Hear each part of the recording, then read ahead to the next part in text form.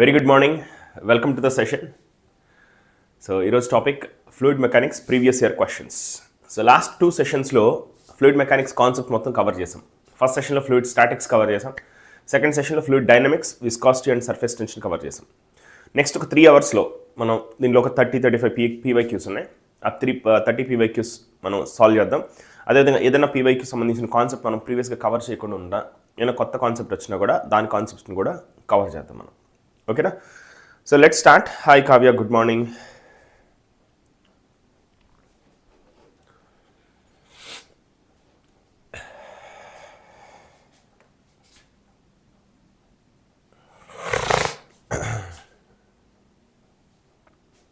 Right, first question.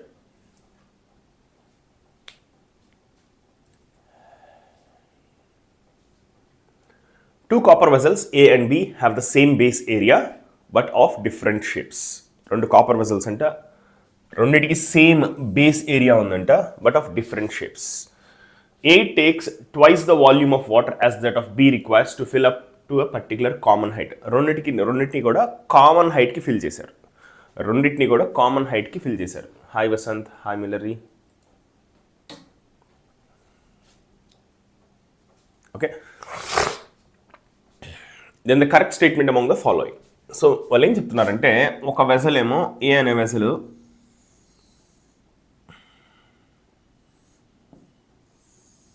ఏదో ఒక different షేప్లో ఉందంటే, ఏ షేప్ అనేది ఎగ్జాక్ట్గా చెప్పలేదు, బట్ గ్రౌండ్కి ఎంత ఏరియా అయితే టచ్ అవుతుందో చూసారు కదా ఈ ఏరియా, అంతే ఏరియా టచ్ అవుతూ ఇంకొక వెసల్ ఉందంట, ఇంకొంచెం వెసల్ సన్నగా ఉంది.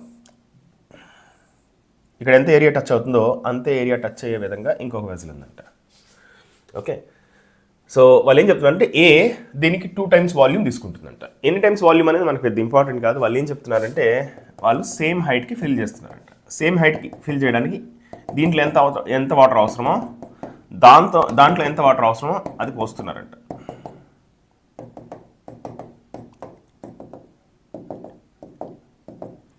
రెండిటి యొక్క height same but quantity of liquid different. ఓకేనా? అర్థమవుతుంది కదా డిఫరెన్స్? క్వశ్చన్ అర్థమైంది కదా? సో అర్థమైతే ఇప్పుడు చూడండి, ఇక ఇది అట్మాస్ఫియర్కి ఎక్స్పోజ్ అయింది కాబట్టి ఇక్కడ ప్రెషర్ ఎంత? Atmospheric pressure P0. ఇక్కడ కూడా అట్మాస్ఫిరిక్ ప్రెషర్ P0. ఓకేనా? So vessel B weighs twice that of A. Vessel B weighs twice that of A. అది ఎట్లా చెప్తాం? ఇది దీంట్లో దీనికన్నా 2 times వాల్యూమ్ ఎక్కువ పట్టినంత మాత్రాన 2 times వెయిట్ చేయాల్సిన అవసరం కూడా లేదు కదా. దాని షేప్ ఎలా అయినా కాంప్లికేటెడ్గా కూడా ఉండొచ్చుగా. దాని షేప్ని బట్టి వెయిట్ డబల్ ఉంటుందని మనం గ్యారంటీగా చెప్పలేం. ఉండొచ్చేమో బట్ గ్యారంటీగా చెప్పలేం. So pressure on the base area of vessels A and B is same. ఇది ఆప్షన్ కరెక్ట్ కాదో చూద్దాం. Pressure at the bottom of the vessels. Pressure at the bottom of the vessels. Okay, so let me say this point is A and this point is B.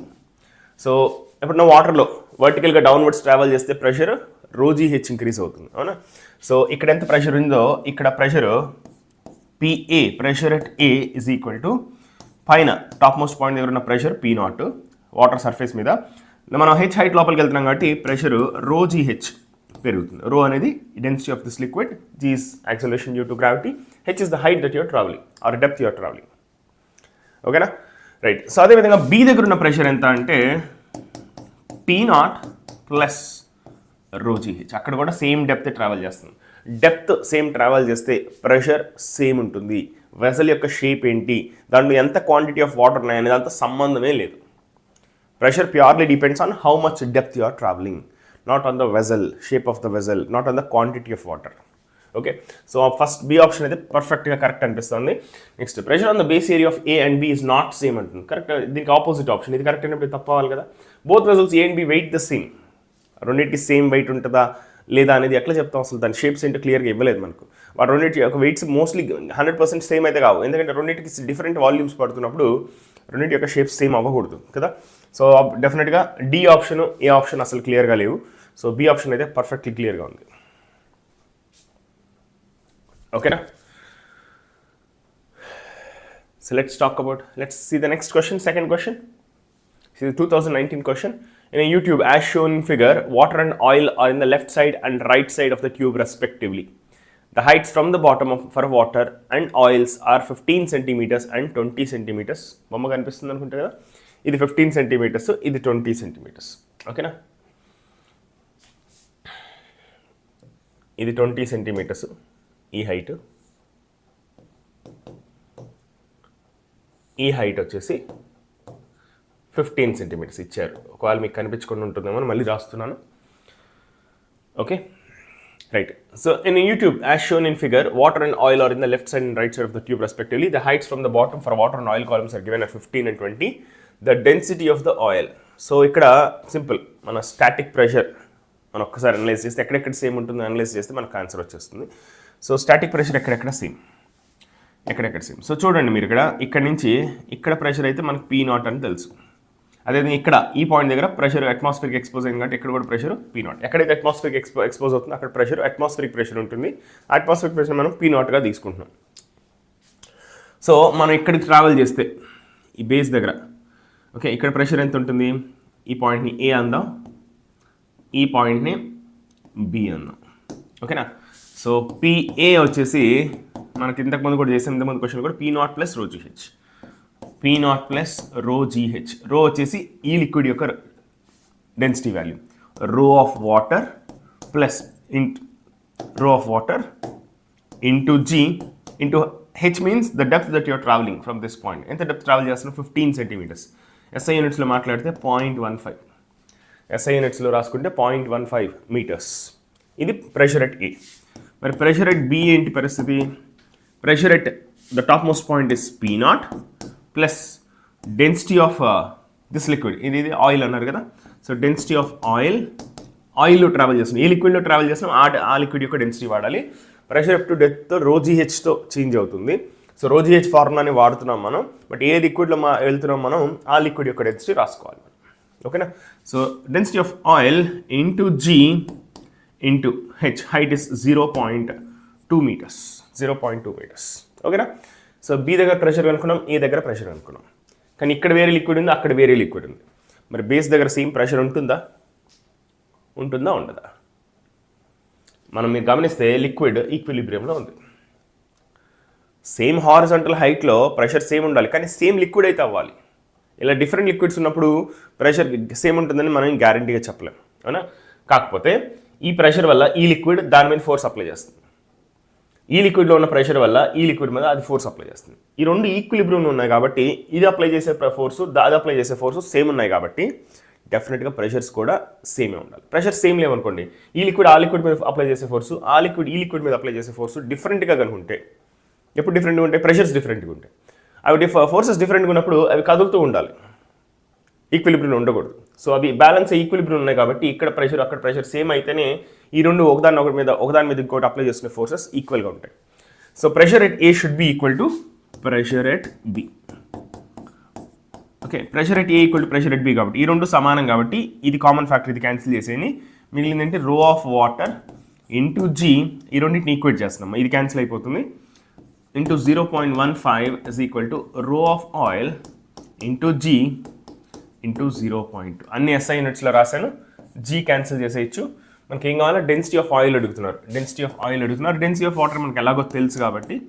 So density of oil is equal to density of water into 0.15 divided by 0.2. This is equal density of water ఎంత 1000, SI యూనిట్స్లో 1000 kg/m³ into 0.15 divided by 0.2 మనం 3/4 లాగా రాసుకోవచ్చు.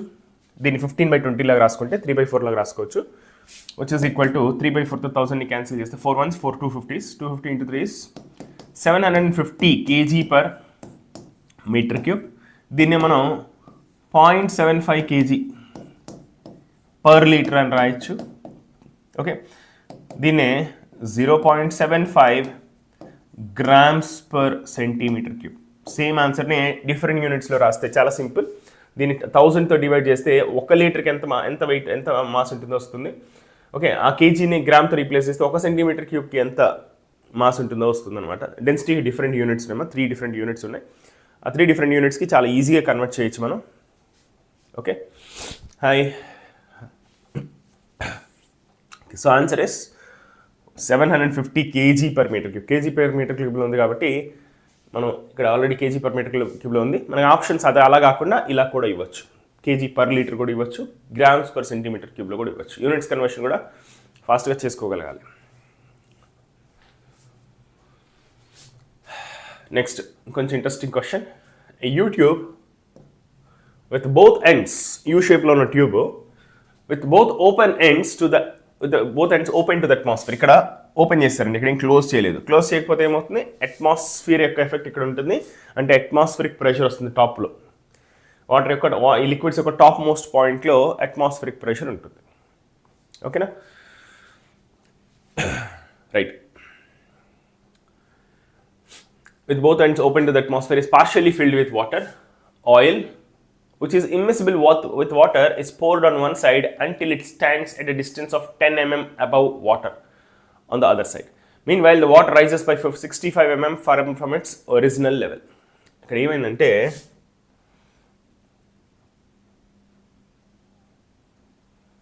First tube ఇలా ఉందంట. Okay, starting water ఎలా ఉందంటే ఈ level అని చూసారా,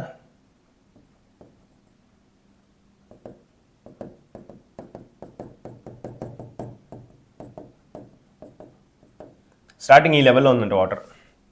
తర్వాత ఇక్కడ ఆయిల్ పోస్తూ వచ్చారంట. ఇక్కడ ఆయిల్ పోస్తూ వచ్చేసరికి ఆయిల్ యొక్క వెయిట్ వల్ల ఏమవుతుంది, ఇది ఇట్లా జరుగుతుందిగా. అలా ఆయిల్ ఎంతసేపు పోసారంటే ఆయిల్ యొక్క హైట్ వాటర్ కన్నా 10 mm ఎక్కువ ఉండేలాగా పోస్తూనే ఉన్నారంట అప్పటిదాకా.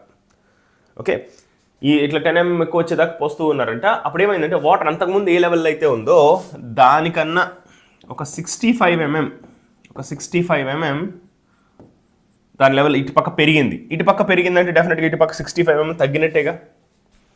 ఇటుపక్క 65 mm పెరిగింది అంటే వాళ్ళు చెప్పారు చూడండి, ఇక్కడ water rises by 65 mm from its original level. అంతకుముందు ఏ లెవెల్లో ఉందో ఇప్పుడు 65 mm పెరిగింది. 65 mm పెరిగి ఇక్కడికి వచ్చిందంటే ఇక్కడి నుంచి ఇక్కడికి వచ్చింది. ఓకే, ఇక్కడి నుంచి ఇక్కడికి వచ్చిందంటే మీనింగ్ ఈ పక్క ఒక 65 mm తగ్గాలి కదా, అవునా?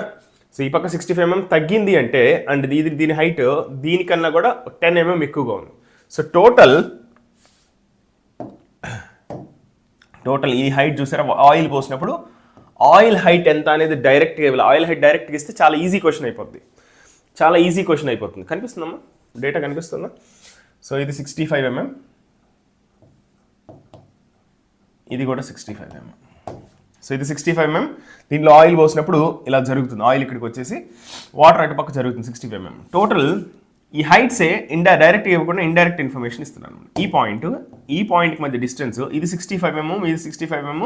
వాళ్ళు ఆల్రెడీ ఆయిల్ దీనికన్నా 10 mm ఎక్కువ హైట్లో ఉందని చెప్తున్నారు. అంటే టోటల్ 65 + 65 ఇస్ 130 + 10 is 140 mm అనే ఇన్ఫర్మేషన్ ఇండైరెక్ట్గా ఇస్తున్నారు అనమాట. టోటల్ లిక్విడ్ యొక్క హైట్ వాళ్ళు ఎంత ఆయిల్ పోర్ చేశారంటే దాని టోటల్ హైట్ 140 mm వచ్చేలాగా పోర్ చేశారు. సో 140 mm వస్తుందని డైరెక్ట్గా చెప్పకుండా ఆ ఇండైరెక్ట్ ఇన్ఫర్మేషన్ ఇలా ఇచ్చారనమాట. ఓకేనా, రైట్. సో ఇది విషయం. సో మీరు ఇక్కడ గమనిస్తే బి పాయింట్ సి పాయింట్ క్లియర్గా వాటరే ఉంది, రెండు పక్కల వాటరే ఉంది, అవునా? సో రెండు సేమ్ హారిజాంటల్ లెవెల్లో ఉన్నాయి. సేమ్ హారిజాంటల్ లెవెల్లో ఉంటే సేమ్ లిక్విడ్లో ప్రెషర్ సేమ్ ఉంటుంది. Okay, simple property of pressure.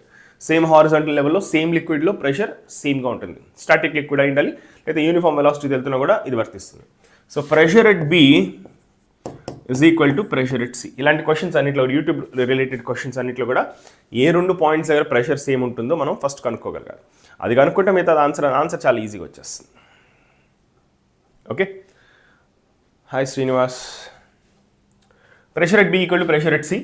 So pressure at B ఎంతమ్మా, స్టార్టింగ్ ఇక్కడ ప్రెషర్ వచ్చేసి అట్మాస్ఫిరిక్ ప్రెషరే P0 plus ρGH formula apply చేయొచ్చు మనం. ఇక్కడ డెన్సిటీ ఆఫ్ ఆయిల్ మనకి ఇవ్వలేదు, మనం కనుక్కోవాలి. Density of oil ρGH formula apply చేస్తున్నా. రో వచ్చేసి ఇక్కడ లిక్విడ్ ఆయిల్లో ట్రావెల్ చేస్తున్నాం కాబట్టి ఆయిల్ యొక్క డెన్సిటీ రాసుకోవాలి. Formula P0 + ρGH. లిక్విడ్లో ట్రావెల్ చేసే కొద్దీ P0 + ρGH అనే ఫార్ములా వాడతాం మనం ప్రెషర్కి. హెచ్ అనేది ఎంత డెప్త్ ట్రావెల్ చేస్తున్నాం, రో అనేది ఆ లిక్విడ్ యొక్క density into G into height. ఎంత హైట్ ట్రావెల్ చేస్తున్నాం, 140 mm. 140 mmని మనం SI యూనిట్స్లో రాసుకుంటే 0.14 మీటర్స్ అని రాసుకోవచ్చు. లేదంటే 140 mm కూడా రాసేసి అక్కడ రెండు పక్కల క్యాన్సిల్ అయిపోతుంది కాబట్టి ప్రాబ్లం ఏం లేదు. 140 mmని 14 సెంటీమీటర్స్ అని రాసుకోవచ్చు మనం. 14 సెంటీమీటర్స్ అని రాసుకోవచ్చు, లేదంటే 0.14 మీటర్స్ అని కూడా రాసుకోవచ్చు. Units conversion. సో ఈ క్వశ్చన్లో అయితే యూనిట్స్ కన్వర్ట్ చేయకపోయినా ఏం కాదు, ఎందుకంటే ఆ పక్క ఈ పక్క సేమ్ వాల్యూస్ ఉన్నాయి కాబట్టి క్యాన్సిలేషన్ జరిగిపోతుంది. బట్ అవసరమైన చోట యూనిట్స్ కన్వర్షన్ చేసుకోవడం రావాలి మనకు. సో ఆ పక్క ఈ పాయింట్ దగ్గర ప్రెషర్ P0, ఎక్కడైతే ఏ పాయింట్ దగ్గర అయితే అట్మాస్ఫియర్కి ఎక్స్పోజ్ అయిందో అక్కడ ప్రెషర్ P0 ప్లస్ రో GH ఫార్ములా అప్లై చేస్తాం, రో of water into G into ఎంత హైట్ ట్రావెల్ చేస్తాం మనం, common pressure point B and C దగ్గర ప్రెషర్ సేమ్ అనుకున్నాం కాబట్టి ఇక్కడ నుంచి ఇక్కడికి రావాలంటే మనం ఎంత ట్రావెల్ చేయాలి, 130 mm ట్రావెల్ చేయాలి. 65 + 60, 65 + 65 is 130 mm. 130 mmని మనం SI యూనిట్స్లో రాసుకుంటే 0.13. ఓకేనా. So P0 cancel, so G cancel అయిపోద్ది, P0 క్యాన్సిల్ అయిన తర్వాత G కూడా క్యాన్సిల్ అయిపోద్ది. So rho of oil is equal to rho of water into 0.13 divided by 0.14. Okay. So rho of water is 1000 into 13 divided by 14. 13 divided by 14. So 13 divided by 14 అంటే ఈ value almost 0.9 కన్నా ఎక్కువ ఉంటుంది, 0.95 లాగా ఉంటుంది. Okay. So 1000కి చాలా దగ్గరలో ఉంటుంది. ఈ ఫ్యాక్టర్ వచ్చి 0.95 రేంజ్లో ఉంటుంది కాబట్టి దాంతో మల్టిప్లై చేస్తే 900 కన్నా ఎక్కువ రావాలి. 900 కన్నా ఎక్కువ ఒక ఆప్షన్ ఉంది మనకు, 928.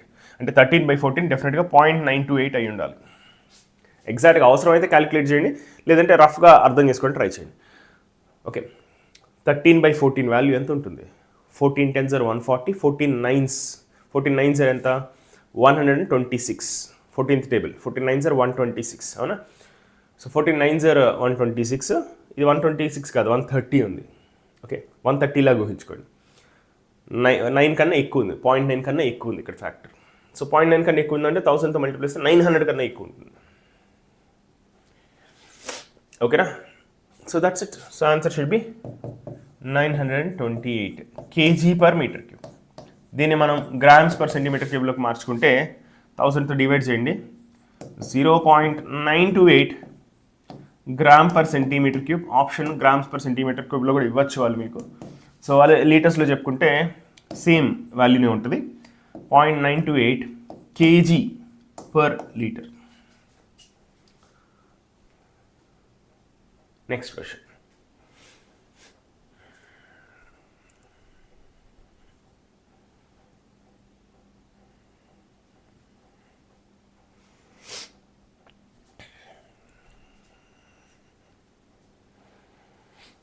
Two non-mixing liquids of densities rho and n rho where n is greater than 1. అంటే ఇక్కడ రెండు లిక్విడ్స్ ఉన్నాయి, ఒకదాని యొక్క డెన్సిటీ రో అంట, రెండో దాని యొక్క డెన్సిటీ ఎంత అంట, రో కన్నా ఎక్కువ అంట. రో కన్నా ఎక్కువ అనే విషయం వాళ్ళు అంటే చెప్పారు, n × రో అని చెప్పారు. n వాల్యూ చెప్పలేదు మనకు, n వాల్యూ 1.5 2 ఏదో ఉంటుంది, కానీ ఎంతో చెప్పలేదు, జస్ట్ 1 కన్నా ఎక్కువ అని చెప్పారు. 1 కన్నా ఎక్కువ అని చెప్పడం ఉద్దేశం ఏంటంటే ఇక్కడ 1 కన్నా ఎక్కువ ఫ్యాక్టర్ ఉందని అర్థం. అంటే సెకండ్ లిక్విడ్ డెన్సిటీ ఎక్కువ అనే ఇన్ఫర్మేషన్ మనకి ఇచ్చారు. Are put in a container, ఒకే కంటైనర్లో పెట్టారండి, యూట్యూబ్లో పెట్టలేదు, ఒకే కంటైనర్లో పెట్టారు. The height of each liquid is h. Height of each liquid is h. A solid cylinder of length L and density D, cylinder యొక్క density D అంట. Okay, is put in this container. The cylinder floats with its axis vertical and length rho L. Sorry, రో కాదు, ఇది PL. P అనే factor 1 కన్నా తక్కువ అంట. P అనే ఫ్యాక్టర్ 1 కన్నా తక్కువ అంట. Okay, so cylinder floats with its axis vertical and length PL in the denser liquid. So ఇప్పుడు ఒకసారి బొమ్మ గీద్దాం. ఒక సిలిండర్లో లిక్విడ్, రెండు రకాల లిక్విడ్స్ ఉన్నాయి.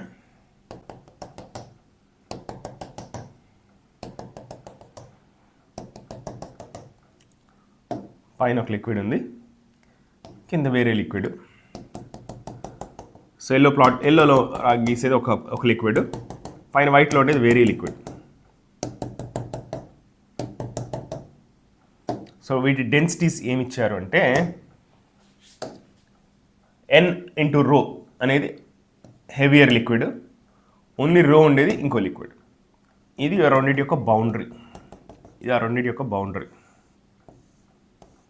ఇది వాటి యొక్క బౌండరీ. ఓకేనా.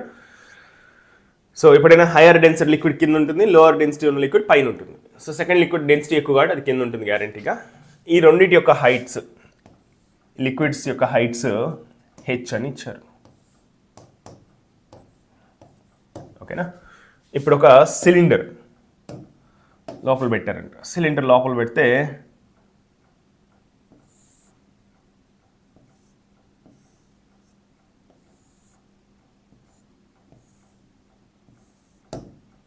సిలిండర్ యొక్క టోటల్ లెంత్ అయితే ఎల్ అంట. టోటల్ లెంత్ అయితే L. Okay. So and length PL in the denser liquid. So ఎంత లెంత్ డెన్సర్ లిక్విడ్లో ఉందంట? రెండింటిలో చెరిసగం లేదంట. ఓకే, నా బొమ్మలో ఒకవేళ చెరిసగం ఉన్నట్టు అనిపిస్తే చెరిసగం లేదు గ్యారంటీగా. వాళ్ళు ఎంత అని చెప్తున్నారు? పి. ఇది పి వేరు, రో వేరమ్మా. ఈ క్వశ్చన్లో కన్ఫ్యూజ్ చేయడానికి ఎందుకు కన్ఫ్యూజ్ చేసేటట్టుగా రెండింటిని సేమ్ షేప్ ఉండేలా ఇచ్చారు వాళ్ళు. ఇది పి, ఇది రో. డెన్సిటీ వచ్చి రో, ఇది పి. రైట్, ఇది పిఎల్ అని ఇచ్చారు. సో టోటల్ లెంత్ ఎంత? ఎల్. మిగిలిన లెంత్ ఎంత మరి? ఇది టోటల్ ఎల్, ఇది కాస్త పిఎల్ అయితే ఇది మిగిలింది ఎంత? ఎల్ మైనస్ పిఎల్ అవుతుంది. పి అనేది జస్ట్ 1 కన్నా తక్కువ ఉన్న ఫ్యాక్టర్. ఓకే, దీన్ని మనం 1 మైనస్ పి ఇంటూ ఎల్ అని రాసుకోవచ్చు. 1 మైనస్ పి ఇంటూ ఎల్ అని రాసుకోవచ్చు. Okay, hi Sivamani.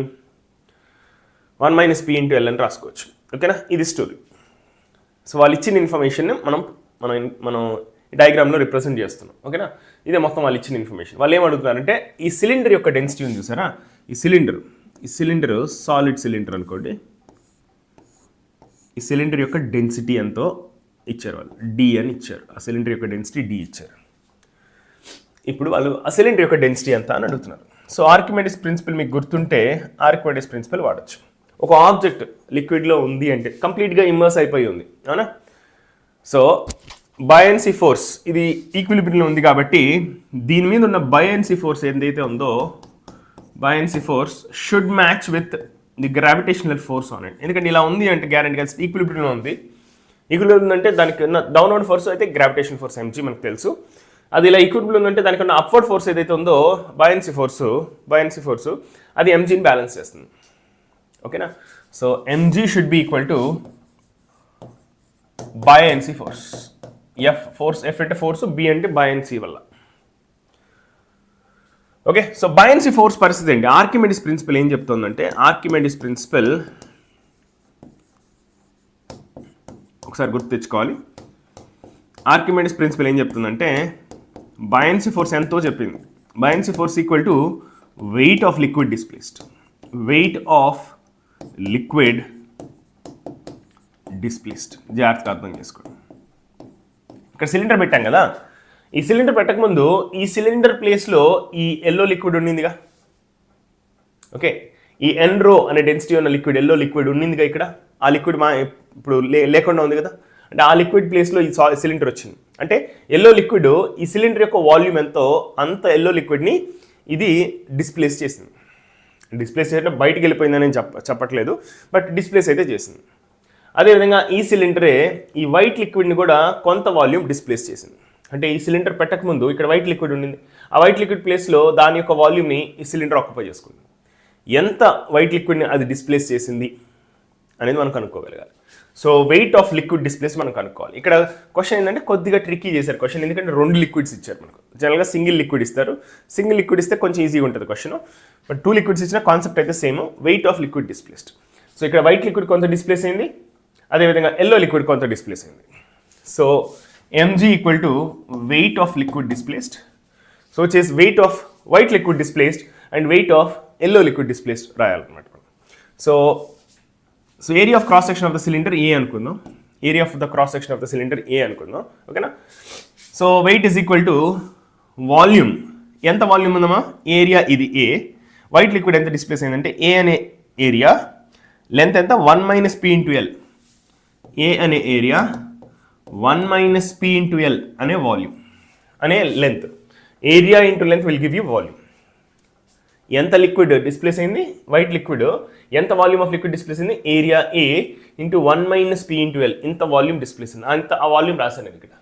వాల్యూమ్ వచ్చేసింది కదా, మరి డెన్సిటీ రాసుకోవచ్చు కదా. What is the density of the liquid? Into rho. ఏం రాశాను నేను ఇప్పుడు ఇక్కడ దాకా? Mass of the white liquid displaced. Volume into density రాసా. Mass of the white liquid displaced వచ్చేసింది. ఇంటూ జీతో మల్టిప్లై చేస్తే మనకు weight of the liquid displaced వచ్చేసింది. Weight of the white liquid displaced plus what is the weight of the yellow liquid displaced. Same concept. Area of the cylinder is a. Area తెలుసు. What is the length of this yellow liquid displaced?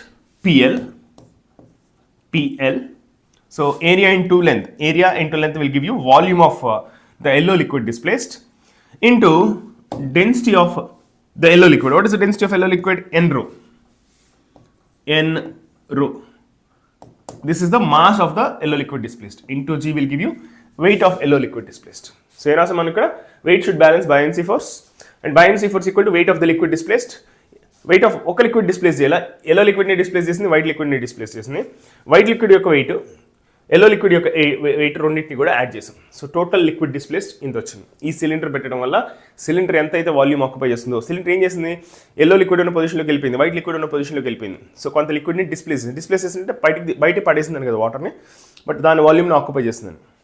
So అది విషయం. So ఈ mass into జీని మనం ఏం రాసుకోవచ్చు? Mass is equal to mass of the cylinder equal to density into volume. So density of the cylinder value D అని ఇచ్చారు మనకు. D into density is D into volume is A into L. Area A into total length L will give you volume of this cylinder into density D will give you the density of the cylinder. Total will give you mass of the cylinder into G. So మీరు గమనిస్తే చాలా factors మనకు cancel అయిపోతాయి. G cancel అయిపోతుంది అన్ని పక్కల, ఓకేనా? అదేవిధంగా ఎల్ క్యాన్సిల్ అయిపోతుంది అన్ని చోట్ల, అదేవిధంగా ఏరియా కూడా క్యాన్సిల్ అయిపోతుంది. సో ఒకసారి జీ క్యాన్సిల్ అయిపోయింది అన్ని చోట్ల. యా, సో ఏం మిగిలింది ఇక్కడ? D is equal to left hand side only D మిగిలింది. రైట్ హ్యాండ్ సైడ్ ఏం మిగిలింది మనకు? 1 మైనస్ పి మిగిలింది. 1 మైనస్ పి ఇంటూ రో మిగిలింది.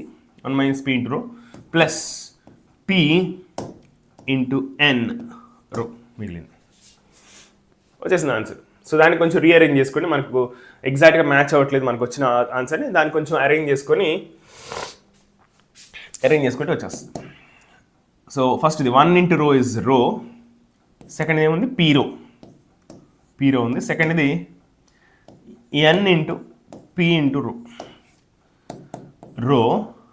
పీరో కామన్ తీసేస్తే ప్లస్ పి ఇంటూ రో కామన్ తీస్తే ఇక్కడ నుంచి -1 వస్తుంది, ఇక్కడ నుంచి n వస్తుంది. సో టోటల్ కలిపి ఇక్కడ నుంచి n, ఇక్కడ నుంచి -1 కలిపితే n-1 వస్తుంది. ఓకే, సో ఐ థింక్ సరిపోయింది అనుకుంటా. 1 ఓకే, ఇక్కడ పర్ఫెక్ట్గా మ్యాచ్ అవట్లా. సో రెండు చోట్ల నుంచి రో కామన్ తీద్దాం. తీసేద్దాం, మనకు మ్యాచ్ అయిపోద్ది ఆన్సర్. రో కామన్ తీస్తే రెండు చోట్ల రో ఉంది కదా, రెండు టర్మ్స్లో rho into 1 plus n-1 into P ఉంది ఇక్కడ.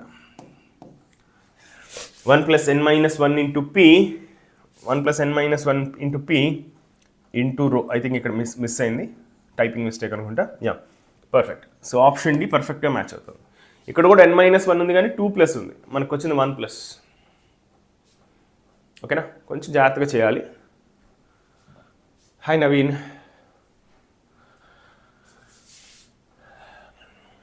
The approximate depth of an ocean is 2,700 meters. The compressibility of water is 45.4 into 10 power minus 11 pascals. And density of water is 10 power 3 kg per meter cube. Okay, what fractional compression of water will be obtained at the bottom of the ocean? ఒక్కసారి దీని concept నేను revise చేస్తాను, ఒకసారి చూడండి. మీకు గుర్తుంటే bulk modulus అనేది గుర్తుంటుంది మనకు. Bulk modulus B is equal to delta P minus delta P divided by delta V divided by V. ఇది సాలిడ్స్లో అయినా లిక్విడ్స్లో అయినా గ్యాసెస్లో అయినా సేమ్ ఫార్ములా వర్తిస్తుంది. ఓకే, బల్క్ మాడ్యులస్ ఏం చెప్తుంది? వాల్యూమెట్రిక్ కంప్రెషన్ గురించి చెప్తుంది. గ్యాస్కైనా సాలిడ్కైనా దేనికైనా సరే. సో సాలిడ్స్ లేదు మనం స్ట్రెస్ బై స్ట్రెయిన్ అని రాసుకున్నాం. ఆ స్ట్రెస్ని ఫోర్స్ పర్ యూనిట్ ఏరియా, దాన్ని మనం pressure or change in pressure రాసుకున్నాం. కింద వాల్యూమెట్రిక్ స్ట్రెస్ బై స్ట్రెయిన్, ఆ స్ట్రెయిన్ వాల్యూమ్ స్ట్రెయిన్ రాసుకుంటాం. జనరల్గా ఇది మీకు తెలిసిన ఫార్ములానే, ఎలాస్టిసిటీలో నేర్చుకుని ఉంటారు. ఇది గ్యాసెస్కి సాలిడ్స్కి కూడా అప్లై అవుతుంది. ఓకే, ఈ బల్క్ మాడ్యులస్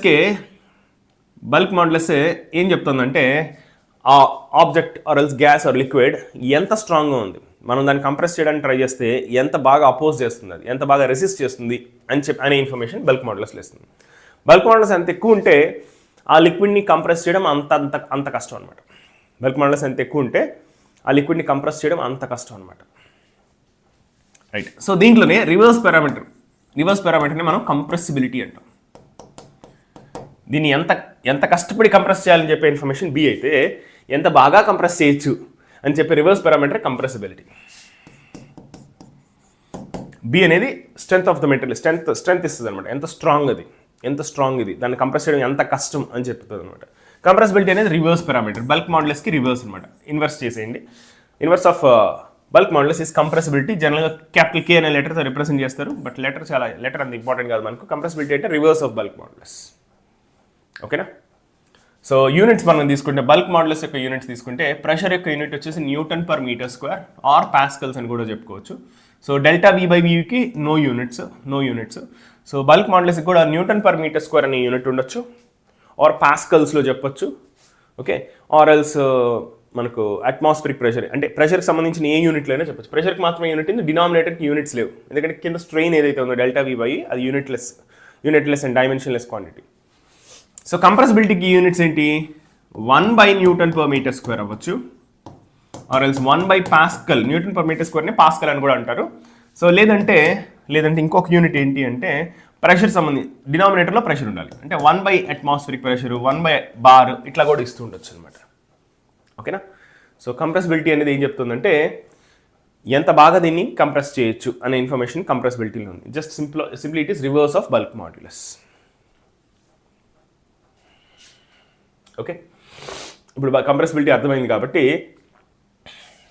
బల్క్ మాడ్యులస్లో రాసుకోండి ఎప్పుడైనా సరే formula minus delta P divided by delta V divided by. ఓకేనా? So what fractional compression of water will be obtained at the bottom of the ocean. Fractional compression అంటే ఏంటి? Delta V by VA కదా, change in volume divided by original. Change by original is always fractional change. దాన్ని 100తో multiply చేస్తే percentage change వస్తుంది, అవునా? So delta V by V into delta V by V is equal to, ఆ పక్కకు మొత్తం తీసుకెళ్ళిపోతే minus delta P divided by B. చూసారా? సో దీన్ని మనం సింపుల్గా minus delta P into 1 by బిని మనం కే అని రాసుకోవచ్చు, కంప్రెసిబిలిటీ కే అని రాసుకోవచ్చు. చూడండి ఎంత సింపుల్ క్వశ్చన్ ఇది. వాళ్ళు ప్రెషర్ ఎంత ఇంక్రీజ్ అయిందో తెలిస్తే దాన్ని కంప్రెసిబిలిటీతో మల్టిప్లై చేస్తే సరిపోద్ది, మనకు ఫ్రాక్షనల్ చేంజ్ ఇన్ వాల్యూమ్ వచ్చేస్తుంది. So right. So compressibility of water ఇచ్చారు. Approximate depth of ocean is 2700 metres. Ocean ఉందంట, ఓషన్ యొక్క బాటమ్ మోస్ట్ పాయింట్ ఎంత దూరంలో ఉందంట? 2700 మీటర్స్ దూరంలో ఉందంట. ఓషన్ యొక్క టాప్లో ప్రెషర్ మనకు తెలుసు. ఈ టాప్ నుంచి లోపలికి వెళ్తే ప్రెషర్ ఎంత చేంజ్ అవుతుంది అనేది ఇంపార్టెంట్ మనకు. Delta P important. ఇక్కడ ప్రెషర్ P0 అయితే ఇక్కడ ప్రెషర్ P0 ప్లస్ ρgh, అవునా? P0 plus ρgh. So what is delta P there? From here to here, A to B వెళ్తుంటే, డెప్త్ ఆఫ్ ద ఓషన్కి వెళ్తే, bottom most point of the ఓషన్కి వెళ్తే delta P as you go from A to B, what is change in pressure? Pressure increase అయింది గ్యారంటీగా, which is equal to ρgh. P0 నుంచి P0 plus ρgh అయింది. Final pressure minus initial pressure తీసేస్తే మనకు ρgh వస్తుంది.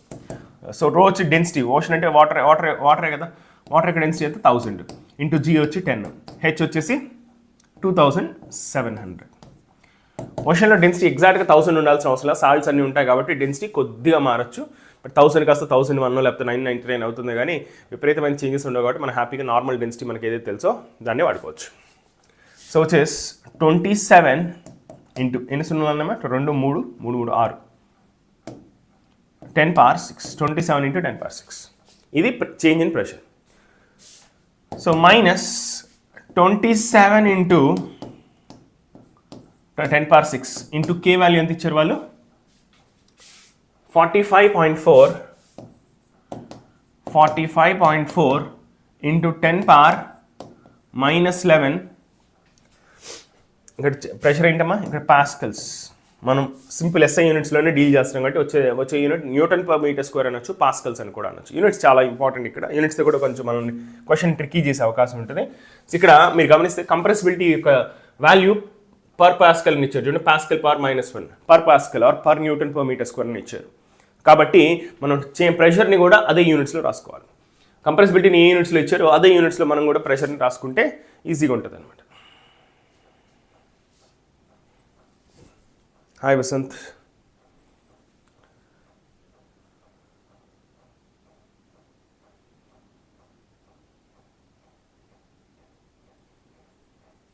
Vasant, Arjuna batch syllabus almost అయిపోయిందమ్మా, 95% అయిపోయింది. Okay, కాకపోతే రికార్డింగ్స్ అయితే ఉంటాయి. నువ్వు రికార్డింగ్స్ని యాక్సెస్ చేసుకోవచ్చు. నాకు మోటివేషన్ ఉంది వినడానికి అనుకుంటే హ్యాపీగా తీసుకోవచ్చు అర్జున బ్యాచ్. కానీ అంత మోటివేషన్ రికార్డెడ్ సెషన్ వినడానికి ఉండకపోవచ్చు కదా. సో ఒకసారి ఆలోచించుకో. కాకపోతే రికార్డింగ్స్ అయితే ఉంటాయి, కొంచెం డీటెయిల్గానే చెప్తారు. సో నీ డెసిషన్. జనరల్గా రికార్డింగ్స్ వినడానికి మోటివేషన్ ఉండదు. ఓకేనా. సో దానికన్నా కూడా కొంచెం ఒక 2 వీక్స్ వెయిట్ చేస్తే నీకు క్రాష్ బ్యాచ్ లాంటిది స్టార్ట్ అవుతుంది. ఓకే, వేదాంతులోనే crash batch, Telugu crash batch start అవుతుంది నీట్కి. సో అది తీసుకున్నావంటే నీకు రోజు లైవ్ క్లాసెస్ ఉంటాయి, వినడానికి బాగుంటుంది. లేదు ఆల్రెడీ నీ ప్రిపరేషన్ బాగుంది అనుకుంటే ఇంకా వేరే బ్యాచెస్ కూడా ఉంటాయి. ఏకలవ్య బ్యాచ్ అని బాగా ప్రిపేర్ అయ్యే వాళ్ళకి, కొంచెం టాపర్స్ లాంటి వాళ్ళకి కొన్ని బ్యాచెస్ ఉన్నాయి స్పెషల్గా. అలాంటి బ్యాచెస్ కూడా నీ ప్రిపరేషన్ లెవెల్ని బట్టి నీకు ఏ బ్యాచ్ సూట్ అవుతుంది. నీ ప్రిపరేషన్ అసలు ఇంకా అవ్వలేదనుకో, ఓకే, నీ ప్రిపరేషన్ అసలు సరిగా అవ్వలేదు అనుకుంటే అప్పుడు క్రాష్ బ్యాచ్ తీసుకో. ఓకేనా. నీ ప్రిపరేషన్ బాగుంది అనుకుంటే అప్పుడు వేరే ఏదైనా బ్యాచ్ ట్రై చేయి. నీ ప్రిపరేషన్ బాగుంటే అసలు ఏ బ్యాచ్ అవసరం లేదు. యూట్యూబ్ క్లాసెస్ విను, కష్టమైన ఇట్లాంటి క్వశ్చన్స్ రిలేటెడ్ క్లాసెస్ ఉంటాయి కదా, PYQ సెషన్స్, ప్రాక్టీస్ సెషన్స్ లాంటివి. అలాంటి లెసన్స్ విను ఒకవేళ నీ ప్రిపరేషన్ బాగుంటే. మళ్ళీ అన్నీ వినాల్సిన అవసరం లేదు. ఒకసారి మనం బాగా ప్రిపేర్ అయిపోయి ఉంటే ప్రాక్టీస్ చేస్తే సరిపోతుంది.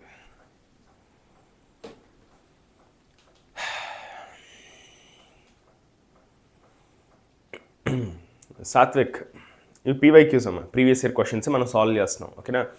ప్రీవియస్ ఇయర్ క్వశ్చన్స్లోనే మనం చాలా ఫైనర్ పాయింట్స్ కూడా మనం డిస్కస్ చేస్తుంటాం. మీరు ఏదైనా క్లాస్ సిన్సియర్గా వింటే డెఫినెట్గా మీకు కావాల్సిన అన్ని ఇంపార్టెంట్ పాయింట్స్ అవచ్చు, దానికి రిలేటెడ్ క్వశ్చన్స్ ఎలా ఉంటాయి అనేది కూడా మేము డిస్కస్ చేస్తాం. ఓకే, ఇంపార్టెంట్ క్వశ్చన్స్ సపరేట్గా అయితే మేము ఆల్రెడీ ప్రొవైడ్ చేస్తాం. ఫ్రీ రిసోర్సెస్ అని ఉంటాయి చూడండి ఒకసారి. ఇప్పుడు ఈ వీడియోలో కూడా మీరు కావాలంటే మోర్ కొట్టండి కింద.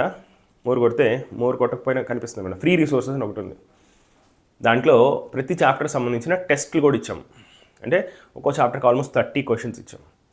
సో మీరు ప్రాక్టీస్ చేసుకోవాలంటే ఫ్రీగా కూడా ప్రాక్టీస్ చేసుకోవచ్చు.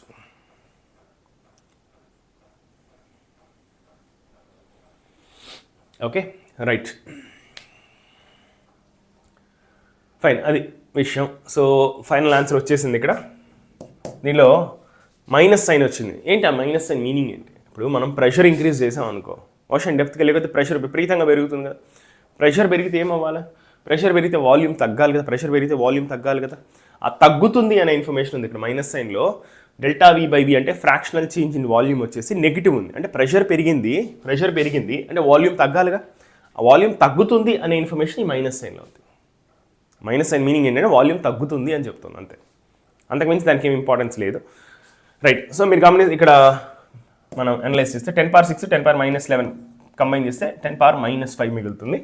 10⁻5 మిగులుతుంది, కానీ 10⁻5 మనకు లేదు. Okay, no issues. 27 × 45 మనం క్యాలిక్యులేట్ చేయాలి. 27 × 45 అప్రాక్సిమేట్గా క్యాలిక్యులేట్ చేయండి, పర్లేదు. సో 45.4 కదా, 45 తీసుకుంటే ఈజీగా ఉండడం కోసం అప్రాక్సిమేషన్స్ తీసుకోవచ్చు, తప్పేం లేదు. 7 5 35, 7 4 28, 31. సో 45 2 90, 5 1 12. ఓకేనా. సో 1215 వచ్చిందన్నమాట. 27 × 45 చేస్తే సో 1215 కన్నా కొంచెం ఎక్కువ ఉండొచ్చు, 0.4 తీసేసా కాబట్టి నేను. సో 10⁻5 మనకు ఆన్సర్ ఆప్షన్స్లో అన్ని 10⁻2 ఉంది. 10⁻2 అంటే ఒక 10⁻3 దీనికి అటాచ్ చేయండి. ఇప్పుడు -1.215 × 10⁻2 అని చెప్పుకోవచ్చు. సో క్లోజెస్ట్ ఆన్సర్, వాళ్ళు కూడా అప్రాక్సిమేట్ ఆన్సర్ ఇచ్చారు, ఎగ్జాక్ట్ ఆన్సర్ ఇవ్వలేదు. సో 1.2 × 10⁻2.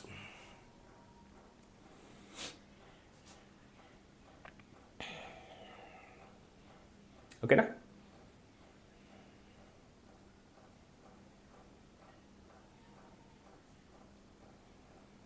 Yeah, perfect.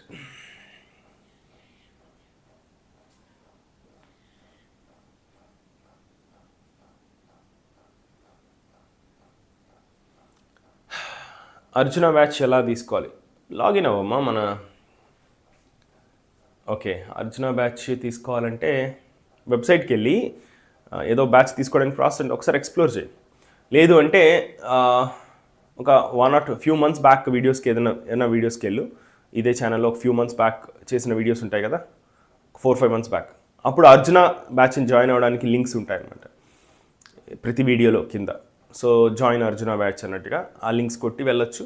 లేదంటే డైరెక్ట్ వెబ్సైట్లోకి వెళ్తే ఏ బ్యాచెస్ అవైలబుల్ ఉన్నాయి తెలుగు లాంగ్వేజ్లో అని చెప్తే కూడా ఈ బ్యాచ్ కనిపించవచ్చు మీకు. ఒకసారి ట్రై చేయండి. లేదంటే కస్టమర్ కేర్ ఆప్షన్ ఉంటుంది, దాన్ని కూడా కొట్టండి, వాళ్ళు కూడా హెల్ప్ చేస్తారు మీకు.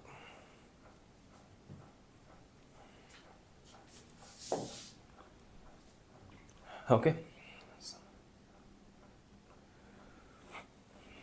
ఫైన్. సో ఇక్కడ ఇంకొక రకమైన క్వశ్చన్ కూడా అడగచ్చు అనమాట. మనకు డెల్టా V/V వచ్చేసింది,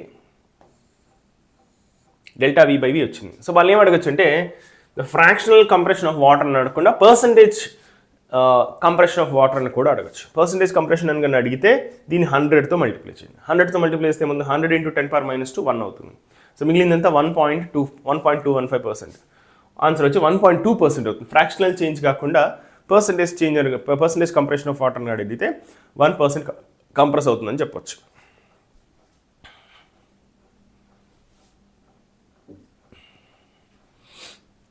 So next question.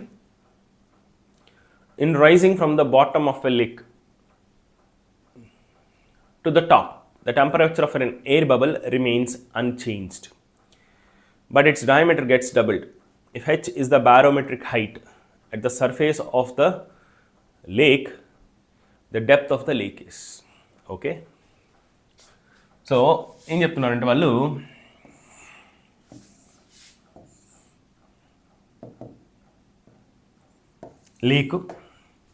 లేక్ పైన వాటర్ ఉంది,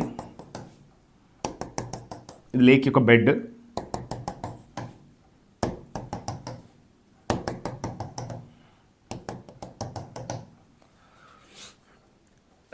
ఒక బబుల్ అంట ఇక్కడ ఉండిందంట. ఓకే, అప్పుడు దాని యొక్క రేడియస్ ఆర్ అనుకుందాం. ఆ బబుల్ అదే బబుల్ ఇక్కడికి వచ్చేసరికి దాని డయామీటర్ డబుల్ అయిపోయిందంట. డయామీటర్ డబుల్ అయిందంటే రేడియస్ కూడా డబుల్ అయిందంట. రేడియస్ ఆర్ తీసుకుంటే ఇక్కడ రేడియస్ 2r, డయామీటర్ డబుల్ అయిందంటే రేడియస్ డబుల్ అయినట్టు. సో అంతే కదా, కామన్ సెన్స్ చెప్పచ్చు కదా మనం. లోపలికి వెళ్ళే కొద్దీ ప్రెషర్ ఎక్కువ ఉంటుంది, ప్రెషర్ ఎక్కువ ఉండే కొద్దీ ఆ బబుల్ని ఎక్కువ కంప్రెస్ చేస్తూ ఉంటుంది, అందువల్ల సైజ్ చిన్నగా ఉంటుంది. పైకి వచ్చేసరికి సైజ్ పెరిగింది. ఓకే, పైకి వచ్చేసరికి బబుల్ గ్యారంటీగా సైజ్ పెరుగుతుంది, అది ఓకే. బట్ ఇంకా ఎక్స్ట్రా ఇన్ఫర్మేషన్ ఇస్తున్నారు వాళ్ళు. ఏమని ఇస్తున్నారు? The temperature of an air bubble remains unchanged. Temperature మారట్లేదంట. సో ఇక్కడ ఈ బబుల్ లోపల ఏముంది? ఎయిరే కదా, అంటే గ్యాసే కదా ఉంది. అంటే గ్యాస్కి సంబంధించిన రిలేషన్స్ మనం వాడాలి. సో గ్యాస్కి సంబంధించి మనకున్న రిలేషన్ ఏంటి? PV = nRT. Ideal gas equation PV = nRT. వాళ్ళు ఏం చెప్తున్నారంటే temperature of air bubble remains unchanged. అంటే ఇది కాన్స్టెంట్గా ఉంది. అంటే రైట్ హ్యాండ్ సైడ్ కాన్స్టెంట్గా ఉంది అంటే PV = కాన్స్టెంట్ అని చెప్పొచ్చు. ఎందుకంటే ఎయిర్ బబుల్ లోపల ఉన్న గ్యాస్ ఏదైతే ఉందో అది అక్కడున్న టెంపరేచర్ అయితే మారలేదంట. అంటే కానీ వాల్యూమ్ మారిందిగా, రేడియస్ మారిందంటే వాల్యూమ్ మారిందిగా. వాల్యూమ్ మారిందంటే ప్రెషర్ కూడా మారినట్టేగా. సో ప్రెషర్ మారినాయి, వాల్యూమ్ మారినాయి, కానీ టెంపరేచర్ మారలేదు. అంటే ప్రోడక్ట్ ఆఫ్ PV మారలేదు అని అర్థం చేసుకోవచ్చు. సో P × V, PV రెండు మారాయి, కానీ PV యొక్క ప్రోడక్ట్ అయితే మారలేదు, ఎందుకంటే టెంపరేచర్ మారలేదు కాబట్టి. So we can say that it is P1V1 = P2V2. ఇక్కడ ప్రెషరు, ఇక్కడ టెంపరేచర్, ఇక్కడ ప్రెషరు, ఇక్కడ టెంపరేచర్. ఓకేనా? Right, fine. సో వాల్యూమ్స్ అయితే మనకు తెలుసు, ప్రెషర్స్ మనం ఫిగర్ అవుట్ చేద్దాం. వాల్యూమ్స్ చూడండి. సో ఇక్కడ ఫస్ట్ పొజిషన్ అనుకుందాం, మీ సెకండ్ పొజిషన్. ఫస్ట్ పొజిషన్ దగ్గర వాల్యూమ్ ఎంత మనకు? 4/3. సో స్పియరికల్ కదా, ఇక్కడ గ్యాస్ స్పియర్లో ఉంది. స్పియర్ యొక్క వాల్యూమ్ 4/3 πr³. ఇక్కడ P2 మనకు తెలియదు, కనుక్కుందాం. 4/3 π, ఇక్కడ వాల్యూమ్ ఎంత? 4/3 πr³ కాకపోతే రేడియస్ వచ్చి 2r హోల్ క్యూబ్. ఓకేనా? సో ప్రెషర్ ఏంటి? ఇక్కడ ప్రెషర్ వచ్చి గ్యాస్ యొక్క ప్రెషర్, లోపల గ్యాస్ ఉంది చూస్తారా, ఆ గ్యాస్ యొక్క ప్రెషర్. ఇక్కడ కొన్ని కాన్సెప్ట్స్ మనం బ్రషప్ చేసుకోవాలి. ఇక్కడ నేను బ్రషప్ చేస్తాను. అదే దీంట్లో కొంచెం డిఫరెంట్ ఇన్ఫర్మేషన్ ఇచ్చారు. h is the barometric height h is the barometric height at the surface of the lake. Barometric height అంటే ఏంటి అనేది ఒకసారి చెప్పుకుందాం. ఇంతకుముందు సెషన్లో కూడా నేను చెప్పాను, మళ్ళీ ఒకసారి ఎక్స్ప్లెయిన్ చేస్తుంది దాన్ని.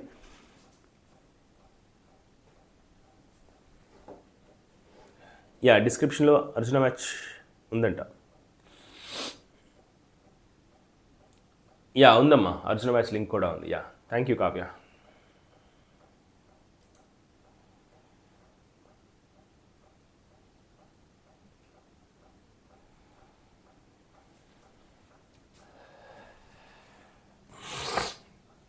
ఓకే, ఇక్కడ ప్రెషర్స్ మనం ఫిగర్ అవుట్ చేయాలి. ఓకేనా, ప్రెషర్ ఫిగర్ అవుట్ చేయాలి. ఎవరి ప్రెషరు? ఇక్కడ పీవీ, ఈ పీవీ ఈక్వల్ టు ఎన్ఆర్టీ అనేది గ్యాస్ యొక్క రిలేషన్. సో పీ అంటే ఏంటి? Pressure of the gas. Pressure in the ocean కాదు, pressure of the gas. So ఈ బబుల్ లోపల ఉన్న గ్యాస్ ఏదైతుందో దాని యొక్క ప్రెషర్ మనం ఫిగర్ అవుట్ చేయాలన్నమాట. సో మీరు ఇక్కడ గమనిస్తే H is the barometric height. అసలు బారోమెట్రిక్ హైట్ అంటే ఏంటో చూద్దాం ఒకసారి. సో మనం ఒక బారోమీటర్నే ఒక సెటప్ ఉందమ్మా, చిన్న సింపుల్ సెటప్ ఉంది. ఏంటంటే అది మనం ప్రెషర్ మెషర్ చేయడానికి ఉపయోగిస్తాం. సో ఆ బారోమెట్రిక్ సెటప్లో మనం ఏం చేస్తామంటే మెర్క్యూరీ వాడతాం. మనం మెర్క్యూరీ అని లిక్విడ్ వాడతాం. మెర్క్యూరీ లిక్విడ్ ఎందుకు వాడతామంటే మెర్క్యూరీ యొక్క డెన్సిటీ చాలా చాలా ఎక్కువగా ఉంటుంది. సో 13,600 kg/మీటర్కి ఉంటుంది. మెర్క్యూరీ యొక్క డెన్సిటీ 13,600 kg/మీటర్కి, అంటే 13.6 టైమ్స్ ఎక్కువగా ఉంటుంది. So density of mercury is 13.6 times more than density of water. Density ఎక్కువ కాబట్టి మెర్క్యూరీని వాడతారు అన్నమాట ఈ బారోమీటర్ అనే సెటప్లో. సో బారోమీటర్లో ఏమవుతుంది తెలుసా? ఒక ఇన్వర్టెడ్ ట్యూబ్ని పెడతారు అనమాట. ఒక ఇన్వర్టెడ్ ట్యూబ్ని పెట్టినప్పుడు ఇక్కడ అట్మాస్ఫియర్ ఏదో ప్రెస్ చేయడానికి ట్రై చేస్తుందో ఇక్కడ అడ్డు రావడం వల్ల ఇక్కడ డైరెక్ట్గా అట్మాస్ఫియర్కి ఎక్స్పోజ్ అవ్వలేదు కాబట్టి ఇక్కడ ప్రెషర్ చాలా చాలా తక్కువ ఉంటుంది, అలా ఆల్మోస్ట్ జీరో ఉంటుంది అనమాట. ఓకే, కానీ ఇక్కడ ప్రెషర్ ఎంత ఉంటుంది? అట్మాస్ఫియరిక్ ప్రెషర్ ఉంటుంది కదా, ఆ ప్రెషర్ వల్ల ఏమవుతుందంటే లిక్విడ్ పైకి పుష్ చేయబడుతుంది అనమాట. పైకి ఇలా పుష్ చేయబడుతుంది. ఎంత హైట్ అది పుష్ చేయబడుతుందో మీరు గమనిస్తే, లెట్స్ ఇది హైట్ హెచ్ అనుకుందాం. ఓకే, ఇక్కడ ప్రెషర్ ఆల్మోస్ట్ జీరో అస్యూమ్ చేసుకోవచ్చు మనం. ఇక్కడ జీరో ప్రెషర్ అస్యూమ్ చేసుకోవచ్చు. The pressure here is zero. అక్కడ ప్రెషర్ జీరో అని అస్యూమ్ చేసుకుంటే ఇక్కడ ప్రెషర్ మీరు గమనిస్తే, let's this point is point A. Point A దగ్గర ప్రెషర్ ఎంత? పాయింట్ ఏ దగ్గర ప్రెషర్ ఇక్కడ జీరో కాబట్టి, ఇక్కడ జీరో కాబట్టి, ఇక్కడ ప్రెషర్ జీరో కాబట్టి zero plus rho GH. Rho వచ్చేసి ఇక్కడ మెర్క్యూరీ వాడుతున్నాం కాబట్టి మెర్క్యూరీ యొక్క density into G into H. ఎంత హైట్? సో ఎక్కడన్నా మనం ప్రెషర్ మెషర్ చేయాలంటే ఈ సెటప్ని తీసుకెళ్తే ఇది ఎంత హైట్ వెళ్ళిందో దాన్ని బట్టి మనం ఇక్కడ ప్రెషర్ చెప్పొచ్చు. ఇక్కడ ప్రెషర్ ఎంత ఉందో ఇక్కడ కూడా అదేగా ప్రెషర్ ఉంటుంది, ఇక్కడ కూడా అదే ప్రెషర్ ఉంటుంది. ఎందుకు? సేమ్ హారిజాంటల్ లెవెల్లో ఉన్నాయి కాబట్టి, సేమ్ లిక్విడ్లో సేమ్ హారిజాంటల్ లెవెల్ కాబట్టి ఏబిసి దగ్గర మూడు పాయింట్స్ దగ్గర కూడా సేమ్ ప్రెషర్ ఉంటుంది. So pressure at A, pressure at B, pressure at C same ఉంటుంది గ్యారంటీగా. ఎంత ఉంటుంది ఆ ప్రెషరు? బి దగ్గర సి దగ్గర అట్మాస్ఫియర్కి ఎక్స్పోజ్ అయింది కాబట్టి అట్మాస్ఫియరిక్ ప్రెషరే ఉంటుంది. ఇది అట్మాస్ఫియర్కి ఎక్స్పోజ్ అవ్వకపోయినా ఏ అనే పాయింట్ ఏబికి హారిజాంటల్ లెవెల్లో ఉంది కాబట్టి ఏ దగ్గర ఉన్న ప్రెషర్ కూడా అట్మాస్ఫియరిక్ ప్రెషరే. So pressure at A is same as pressure at atmospheric pressure. So atmospheric pressure is equal to P naught is equal to PA. PA and P naught are same, which is given by density of mercury into G into H. అసలు యాక్చువల్గా మనం pressure ఎలా measure చేస్తాం? Atmosphere చూడగానే మనకు pressure ఎంత తెలియదు. ఇలాంటి సెటప్ ఏదైనా వాడుకున్నాం అనుకోండి, ఈ హైట్ అది ఎంత లిఫ్ట్ అవుతుందో చూసుకొని దాన్ని బట్టి ఆ హైట్ని మనం ఇక్కడ సబ్స్టిట్యూట్ చేసాం అనుకోండి, అట్మాస్ఫియరిక్ ప్రెషర్ వచ్చేస్తుంది. ఓకేనా? మనం గమనిస్తే మీరు గమనిస్తే barometric pressure 76 centimeters of Hg అని చెప్తూ ఉంటారు జనరల్గా. అట్మాస్ఫియరిక్ ప్రెషర్ ఇస్, మీరు చాలాసార్లు వినే ఉంటారు ఇది, P naught is 76 centimeters of Hg. Hg అంటే మెర్క్యూరీ అవునా? మెర్క్యూరీ అంటే దానికి షార్ట్ కట్లో హెచ్జీ అంటారుగా, మీరు కెమిస్ట్రీలో నేర్చుకుని ఉంటారు.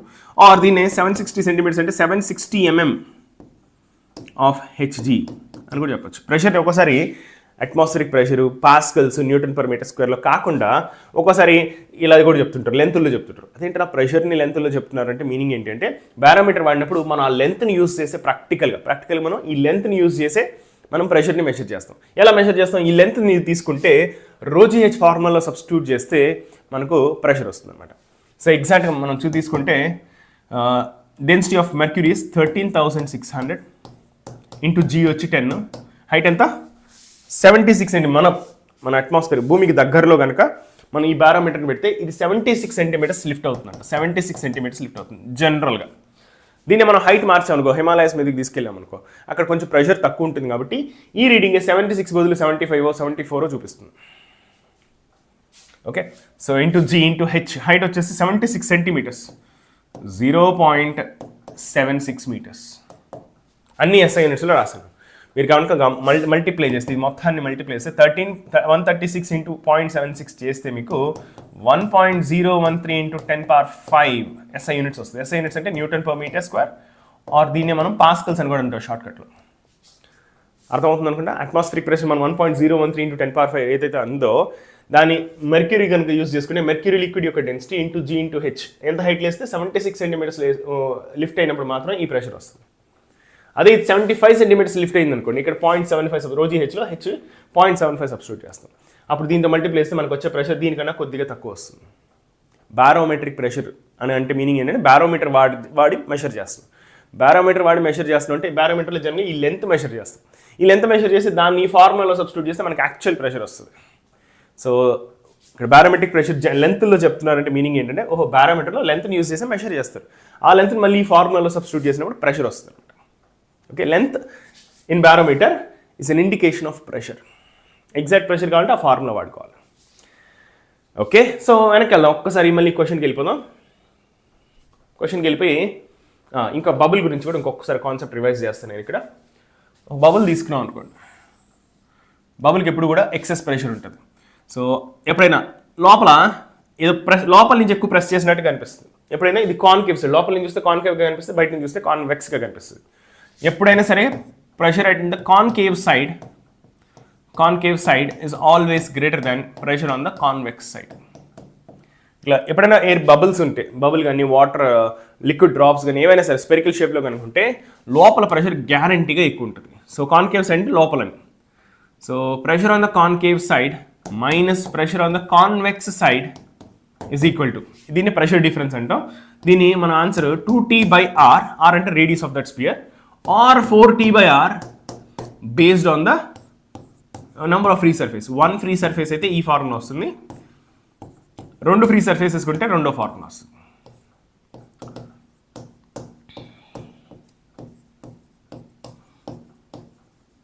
సో వన్ ఫ్రీ సర్ఫేస్ అంటే వాటర్ డ్రాప్ అయినా ఒక సర్ఫేస్ ఉంటుంది, బయట మాత్రమే ఉంటుంది. బయట మాత్రమే ఎయిర్ వాటర్ ఇంటరాక్షన్ ఉంటుంది. ఎన్ని చోట్ల ఎయిర్ వాటర్ ఇంటరాక్షన్ ఉండదు దాన్ని బట్టి వన్ ఫ్రీ సర్ఫేసా టూ ఫ్రీ సర్ఫేసా చెప్తున్నాం. వాటర్ డ్రాప్ తీసుకున్నాం అనుకోండి, లోపల వాటరే ఉంటుంది, సర్ఫేస్ లోపలంతా వాటరే ఉంటుంది, బయట మాత్రమే వాటర్ ఎయిర్ మాలిక్యూల్స్ ఇంటరాక్షన్ ఉంటుంది. అంటే సర్ఫేస్ ఉంటుంది. సర్ఫేస్ అంటే వాటర్కి ఎక్స్పోజ్ అయితేనే కదా సర్ఫేస్ అంటాము. వాటర్ డ్రాప్ అవ్వచ్చు, ఎయిర్ బబుల్ అంటే ఏంటి? ఎయిర్ బబుల్ ఎక్కడ ఉంటుంది? వాటర్ లోపల ఉంటుంది. వాటర్ లోపల బబుల్స్ వస్తుంటాయి కదా, మనకు స్ప్రైట్ థమ్స్అప్ తీసుకున్నాం అనుకోండి, బబుల్స్ వస్తుంటాయి కదా. ఆ బబుల్స్కి బయట లిక్విడ్ ఉంది, కానీ లోపల గ్యాస్ ఉంది. ఆ ప్రతి బబుల్ లోపల కొంత గ్యాస్ ఉంటుంది అవునా, ఆ గ్యాసే కదా బబుల్స్ రూపంలో బయటకు వస్తుంది. సో లోపల మాత్రమే ఎయిర్ లిక్విడ్ ఇంటరాక్షన్ ఉంది, అంటే ఒక సర్ఫేసే ఉంది. వేరే టూ ఫ్రీ సర్ఫేస్ ఉండేది ఏంటి? సోప్ బబుల్ మనకు వాటర్లో ఉండదు. సోప్ బబుల్ గాల్లో ఉంటుంది. సోప్ బబుల్ అంటే బబుల్ లోపల ఎయిర్ లిక్విడ్ ఇంటరాక్షన్ ఉంటుంది. సోప్ బబుల్ బయట కూడా ఎయిర్ అండ్ లిక్విడ్ ఇంటరాక్షన్ ఉంటుంది. రెండు ఫ్రీ సర్ఫేసెస్ ఉన్నాయి, రెండు చోట్ల లోపల సర్ఫేస్ ఉంది, బయట సర్ఫేస్ ఉంది. సర్ఫేస్ అంటే ఏంటి? ఎయిర్కి ఎక్స్పోజ్ అవ్వడం. సో సోప్ బబుల్ అనేది తీసుకుంటే లోపల ఒక surface air liquids interaction surface ఉంది, బయట ఒక సర్ఫేస్, టూ ఫ్రీ సర్ఫేస్ ఉంది. అలాంటి చోట్ల మాత్రమే ప్రెషర్ డిఫరెన్స్ ఎక్కువగా ఉంటుంది. సో 4T/R ఉంటుంది. ఓకేనా? సోప్ బబుల్ అని చెప్పకపోతే బై డిఫాల్ట్ 2T/R తీసేసుకోవచ్చు. సోప్ బబుల్ వాడకుండా మన మాట మాట్లాడుకుంటే ఎప్పుడు కూడా 2T/R జనరల్గా ఉంటుంది ఆన్సర్. ఓకేనా? So pressure inside PI, P out. Pressure inside is equal to minus pressure outside. Pressure inside అంటే pressure on the concave side. P out అంటే pressure on the convex side. ఇలా inside pressure outside pressure రాసుకోవచ్చు, concave pressure అని కూడా రాసుకోవచ్చు. So నేను కాన్కేవ్ని PI అని రాశాను. స్పియర్ ఫామ్ అయిందంటే ఇన్సైడ్ పార్టే కాన్కేవ్ పార్ట్ కదా, విచ్ ఈస్ ఈక్వల్ టు, ఇక్కడ వాళ్ళు ఏం మాట్లాడుతున్నారు ఇంతకుముందు క్వశ్చన్లో వాళ్ళు ఏం మాట్లాడుతున్నారంటే ఎయిర్ బబుల్ అంటే వాటర్లో ఉన్న ఎయిర్ బబుల్ అవునా. ఎన్ని ఫ్రీ సర్ఫేస్లు ఉన్నాయి? ఒకటే కదా. సో మనం 2T/R అని రాసుకోవచ్చు. So inside pressure is equal to P0 plus 2T/R. P0 plus 2T/R అంటే లోపల ప్రెషర్ ఎంత? బయట ప్రెషర్ కన్నా 2T/R ఎక్కువ.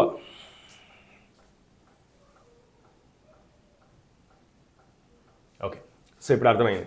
సో ఈ ఫస్ట్ పొజిషన్లో ఇక్కడ ప్రెషర్, అవుట్ సైడ్ ప్రెషరు, ఇక్కడ అవుట్ సైడ్ ప్రెషర్ ఎంతమ్మా? Out side pressure. సో ఇక్కడ P0 అయితే ఇక్కడ P0 అనుకుందాం. ఇక్కడ ప్రెషర్ ఎంత? P0 plus ρGH. P0 plus ρGH, అవునా? ఇక్కడ ప్రెషర్. మరి దీని లోపల ప్రెషర్ ఏంటి పరిస్థితి? ఈ బయట ప్రెషర్ కన్నా లోపల 2T/R ఎక్కువ ఉంటుంది. సో లోపల pressure P inside is equal to P outside.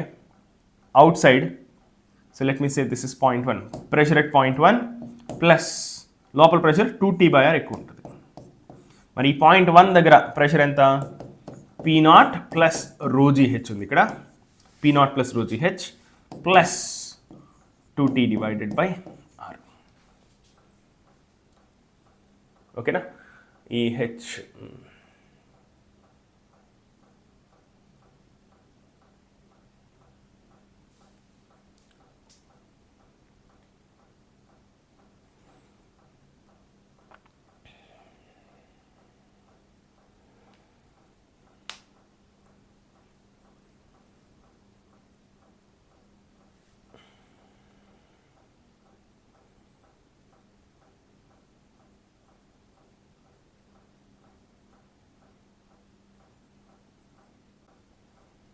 Okay fine.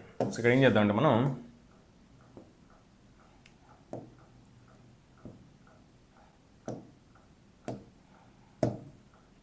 ఇక్కడ కొద్దిగా కాంప్లికేషన్ తగ్గించడం కోసం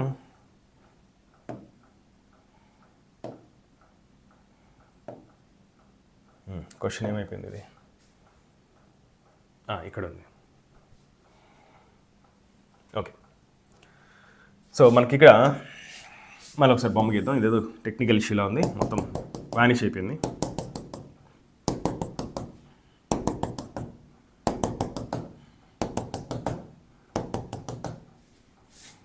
so bottom of the leak దగ్గర ఒక బబుల్ ఉంది. అది పైకి వచ్చిన తర్వాత పెద్ద బబుల్ అయిపోయింది. దాని రేడియస్ డబుల్ అయింది. కింద వచ్చేసి చిన్న బబుల్గా ఉంది. ఓకేనా? సో ఈ లోపల గ్యాస్ ఏదైతే ఉందో గ్యాస్కి equation PV = nRT. So P1 V1 temperature constant అని చెప్పారు కాబట్టి P1 V1 = P2 V2 అని చెప్పొచ్చు. ఇది పొజిషన్ 1 అనుకుందాం, ఇది పొజిషన్ 2 అనుకుందాం. సో సెకండ్ బబుల్ వచ్చేసి సర్ఫేస్ మీదకి వచ్చేసింది. So pressure at the bottom into volume at the bottom ఎంత? గ్యాస్ యొక్క వాల్యూమ్. ఈ బబుల్ లోపల గ్యాసే కదా ఉంది. సో 4/3 πr³ ఉంది. So pressure in the second place which is this place is pressure at the top of the surface into volume is 4/3 pi 2r³. ఓకేనా? So 4/3 pi cancel, r³ cancel అయిపోతుంది. ఓకేనా? So మిగిలింది ఏంటి? Pressure at the bottom is equal to pressure at the top into 8. ఇక్కడ 2³ ఉంది చూసారా, 8. So వాళ్ళు ఏం అడుగుతున్నారంటే డెప్త్ ఆఫ్ ద లేక్ అడుగుతున్నారు. అవునా? సో డెప్త్ ఆఫ్ ద లేక్ని హెచ్ అనే లెటర్ ఆల్రెడీ వాడేశారు మా వాళ్ళు. సో డెప్త్ ఆఫ్ ద లేక్ని మనం H' అనుకుందాం, ఆర్ఎల్స్ క్యాపిటల్ H అనుకుందాం, ఎందుకంటే స్మాల్ హెచ్ ఆల్రెడీ వాడేశారు. ఇంకో విషయం ఏంటంటే H is the barometric height అన్నారు. H is the barometric height అంటే మీనింగ్ ఏంటి ఒకసారి తీసుకుంటాం. బారోమెట్రిక్ హైట్ అంటే ఇది ఇచ్చారు వాళ్ళు. బారోమెట్రిక్ హైట్ ఇస్తే యాక్చువల్ ప్రెషర్ ఎంత? ρm × g × h. Okay, ρm × g × h అనేది బారోమెట్రిక్ హైట్ కనుక ఇస్తే ప్రెషర్ ఎంత అవుతుంది? ρgh అవుతుంది. సో సర్ఫేస్ దగ్గర ఉన్న ప్రెషర్ కొంచెం డిఫరెంట్గా ఇచ్చారనమాట. వీళ్ళు సర్ఫేస్ దగ్గర ఉన్న ప్రెషర్ ఏదైతే ఉందో అది P0 యాక్చువల్గా. మనకు వాల్యూ కూడా తెలుసు, కానీ కొన్ని చోట్ల సేమ్ ప్రెషర్ ఉండాల్సిన అవసరం లేదు కదా. సో వాళ్ళు బారోమెట్రిక్ హైట్ హెచ్ అని ఇచ్చారు. అంటే ఈ P0 వాల్యూనే ρgh అని ఇచ్చారు. ఇండైరెక్ట్ ఇన్ఫర్మేషన్ ఎంత ఇచ్చారు? ρgh అని ఇచ్చారు. పారామెట్రిక్ ప్రెషర్ మనం ఇప్పుడు 1 atmospheric ప్రెషర్ 1.013 × 10⁵ రాసుకోకూడదు, ఎందుకంటే వాళ్ళు హెచ్ అనే వాల్యూ ఇచ్చారు. అప్పుడు మనకు అట్మాస్ఫిరిక్ ప్రెషర్ ఎంత అవుతుంది? ρgh అవుతుంది. సర్ఫేస్ ఆఫ్ ద లేక్ దగ్గర ఎంత ప్రెషర్ ఉందని చెప్తున్నారు. వాల్యూ సబ్స్టిట్యూట్ చేసుకోమని చెప్పట్లా మనకు. దానికి వాల్యూ, దానికి ఏదో హెచ్ అనే లెటర్ ఇచ్చారు, దాన్ని యూజ్ చేసి మనం ప్రెషర్ రాసుకోవాలి. ఓకేనా? అర్థమైంది అనుకుంటే కదా. ఇక్కడ అవుట్ సైడ్ ప్రెషర్ అయితే ఇంత ఉంది. మరి ఇక్కడ బయట ప్రెషర్ ఎంత ఉంటుందమ్మా? ఇది ρgh అయితే ప్లస్ ఎక్స్ట్రా ఎంత ఉంటుంది? ρ of water into g into capital H. Into capital H. అర్థమవుతుంది కదా, ఇది విషయం. Rho of water into G into H. So ఇక్కడున్న ప్రెషర్ అయితే ఇంత, పైన ఉన్న ప్రెషర్ వచ్చేసింది. ఓకేనా. సో లోపల ఉన్న ప్రెషర్ ఎంత? So pressure at the bottom for the bubble, bottom దగ్గర ప్రెషర్ కాదు యాక్చువల్లీ, బాటమ్ దగ్గర ఎయిర్ యొక్క ప్రెషర్ ఎంత? ఇక్కడ అవుట్ సైడ్ ప్రెషర్ ఎంతో దానికన్నా 2T/R ఎక్కువ ఉంటుంది. So rho GH plus density of water ఎంత మనకు తెలుసు కదా, 1000 into G into capital H. ఇదేంటి ప్రెషర్? ఇది బబుల్ యొక్క బయట ప్రెషర్. బబుల్ లోపల ప్రెషర్ ఎంత ఉంటుంది? ఎక్స్ట్రా 2T/R ఉంటుంది. అవునా. సర్ఫేస్ టెన్షన్ ఏమైనా ఇచ్చారు వాళ్ళు మనకు? సర్ఫేస్ టెన్షన్ ఏమీ ఇవ్వలేదు. Okay, 2 × T/R. Okay, maybe surface tension ప్రెషర్ని ఇగ్నోర్ చేశారా? ఓకే, సర్ఫేస్ టెన్షన్ వల్ల వచ్చిన ప్రెషర్ని ఇగ్నోర్ చేసినట్టున్నారు వాళ్ళు, ఎందుకంటే టీ ఇవ్వలేదు కదా వాళ్ళు. సరే, 2T/R తీసుకున్నాం. ఇది యాక్చువల్ ప్రెషర్, ఈ బబుల్ లోపల ఉన్న గ్యాస్ యొక్క pressure. This is equal to 8 ఉంది, ఇక్కడ 8 ఫ్యాక్టర్ ఉంది. ప్రెషర్ ఎట్ ద టాప్ ఎంతమ్మా? రో GH. దానిలో బబుల్ లోపల ప్రెషర్ ఎంత? 2T divided by 2R. 2T divided by 2R. So విషయం ఏంటి అంటే వాళ్ళు సర్ఫేస్ టెన్షన్ ఇవ్వలేదు, ఎందుకంటే సర్ఫేస్ టెన్షన్ టీ జనరల్గా చాలా తక్కువ ఉంటుంది. సో సర్ఫేస్ టెన్షన్ వల్ల వచ్చే ఎక్సెస్ ప్రెషర్ ఏదైతే ఉందో అది కొంచెం తక్కువగానే ఉంటుంది. కాబట్టి వాళ్ళు ఇవ్వలేదంటే ఇన్ఫర్మేషన్, దీన్ని ఇగ్నోర్ చేస్తున్నారని అర్థం చేసుకోవచ్చు మనం. ఆ వాల్యూని వాళ్ళు ఇగ్నోర్ చేస్తున్నారని అర్థం చేసుకోవచ్చు. కొన్ని క్వశ్చన్స్లో ఇగ్నోర్ చేయకుండా కూడా చేస్తుంటారు. బట్ ఈ క్వశ్చన్లో ఎక్కడ టీ ఇవ్వలేదు, సర్ఫేస్ టెన్షన్ ఇవ్వలేదు, ఆన్సర్ కూడా టీలో లేదు, వాల్యూ కూడా ఇవ్వలేదు. కాబట్టి మనం ఇగ్నోర్ చేయొచ్చు ఆ టర్మ్ని. మేబీ అది వీటితో పోలిస్తే చాలా తక్కువ ఉందనేసి ఇగ్నోర్ చేస్తున్నట్టున్నారు, అది విషయం. ఓకేనా, right. So 1000 into G into capital H is equal to, ఈ రో GH అవతలకి వెళ్తే 8 rho GH minus rho GH is 7 rho GH. ఓకేనా. So 7 rho GH. ఇక్కడ డి రో అంటే వాళ్ళు రిలేటివ్ డెన్సిటీని ఇచ్చారు, మనం అర్థం చేసుకోవాలి. ఇక్కడ రో అంటే రిలేటివ్ డెన్సిటీ ఇచ్చారు. సో రిలేటివ్ డెన్సిటీ ఇచ్చారు, డెన్సిటీ ఆఫ్ మెర్క్యూరీ అని రాసుకుందాం. ఇక్కడ డెన్సిటీ ఆఫ్ మెర్క్యూరీ అని రాసుకుందాం. Density of mercury, yeah, fine. So H is equal to, so 7 into density of mercury into G into H divided by 1000. Or else దీన్ని ఇలా కాకుండా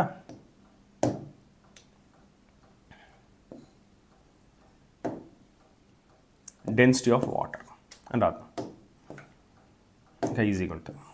so density of water. So density of mercury divided by density of water is nothing but relative density of mercury. ఆ relative density వాళ్ళు ఇచ్చారు. So answer relative డెన్సిటీలో రాయాలి కాబట్టి 7 rho GH వస్తుంది.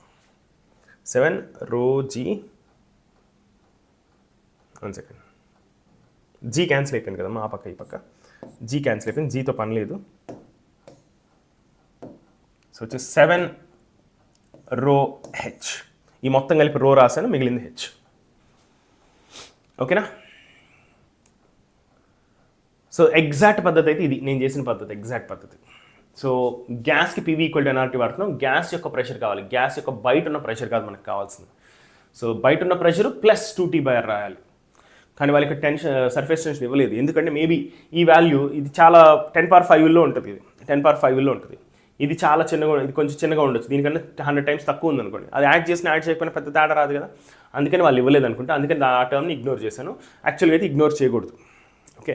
So కొన్ని క్వశ్చన్స్లో ఇగ్నోర్ చేయకుండా కూడా ఆప్షన్స్ ఇస్తుంటారు, అలాంటప్పుడు కొంచెం జాగ్రత్తగా ఉండాలి, అది విషయం. సో వాళ్ళు ఇక్కడ రిలేటివ్ డెన్సిటీ ఇచ్చారు మెర్క్యూరీకి. రిలేటివ్ డెన్సిటీ అంటే మీనింగ్ ఏంటి? Density of mercury divided by density of water. ఇది రిలేటివ్ డెన్సిటీ యొక్క మీనింగ్. ఓకేనా. దీనిలో మల్టిపుల్ కాన్సెప్ట్స్ ఇన్వాల్వ్ అయినాయి. డెప్త్తో ప్రెషర్ చేంజ్ అవుతుంది అన్న విషయం మనం యూజ్ చేయాలి. అదేవిధంగా స్పెరికల్ షేప్లో ఉన్నదానికి ప్రెషర్ డిఫరెన్స్ ఉంటుంది, బయటికి లోపలికి ప్రెషర్ డిఫరెన్స్ ఉంటుంది, ఆ కాన్సెప్ట్ వాడాలి. అదేవిధంగా ఐడియల్ గ్యాస్ ఈక్వేషన్ కూడా వాడాలి. సో మల్టిపుల్ బ్యూటిఫుల్ కాన్సెప్ట్స్ మనం కంబైన్ చేస్తేనే ఈ క్వశ్చన్ని సాల్వ్ చేయగలుగుతాం.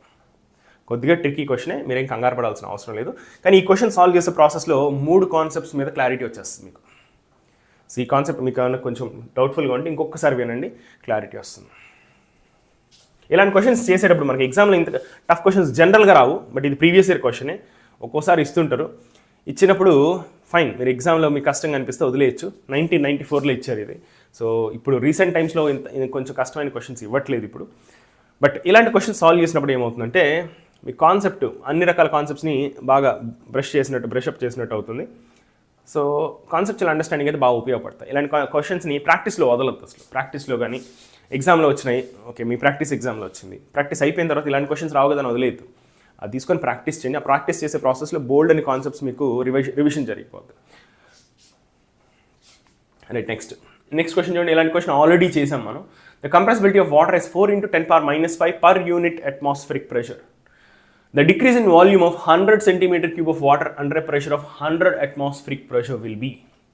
సో వాళ్ళు ఏం చెప్తున్నారంటే కంప్రెసిబిలిటీ ఇచ్చారు. కంప్రెసిబిలిటీ ఇవ్వగానే ఫస్ట్ మీకు మైండ్లో రావాల్సింది ఏంటి? Bulk modulus equal to -ΔP divided by ΔV divided by V. Okay, bulk మాడ్యులస్కి రివర్సే compressibility. So 1/B is equal to compressibility, capital K.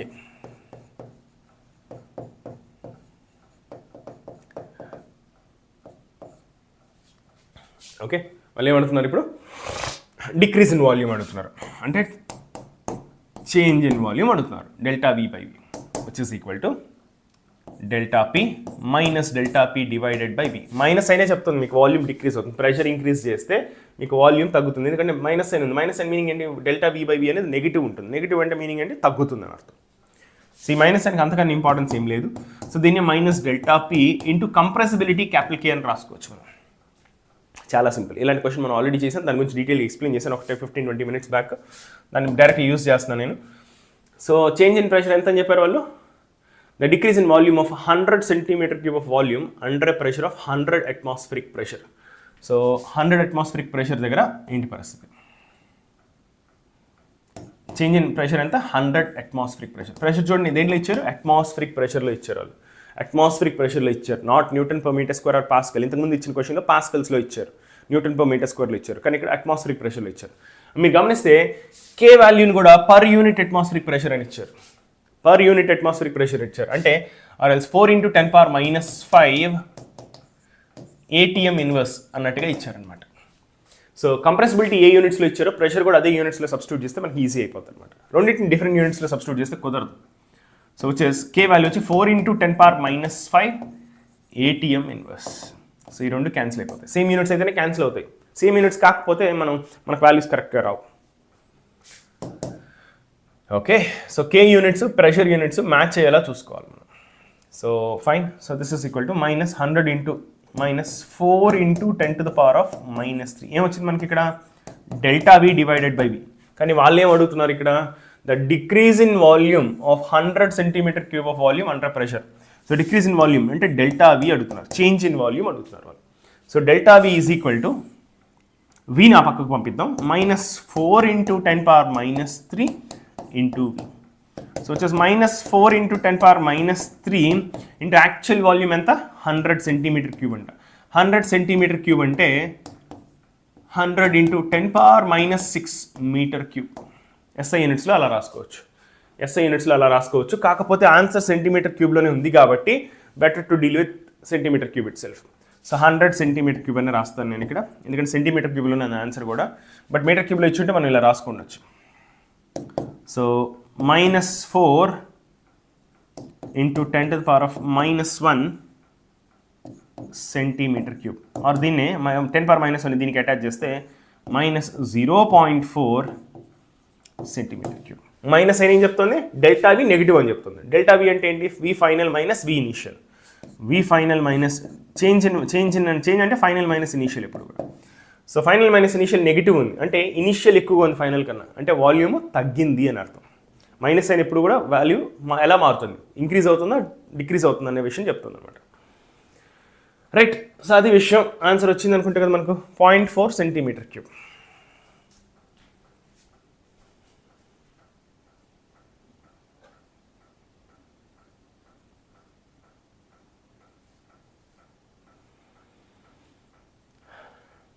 Hi Gangaraju, good morning. Yeah చాలా చలిగా ఉందమ్మా ఈరోజు, అసలు వేయడానికి చాలా కష్టంగా అనిపిస్తుంది నాకు కూడా.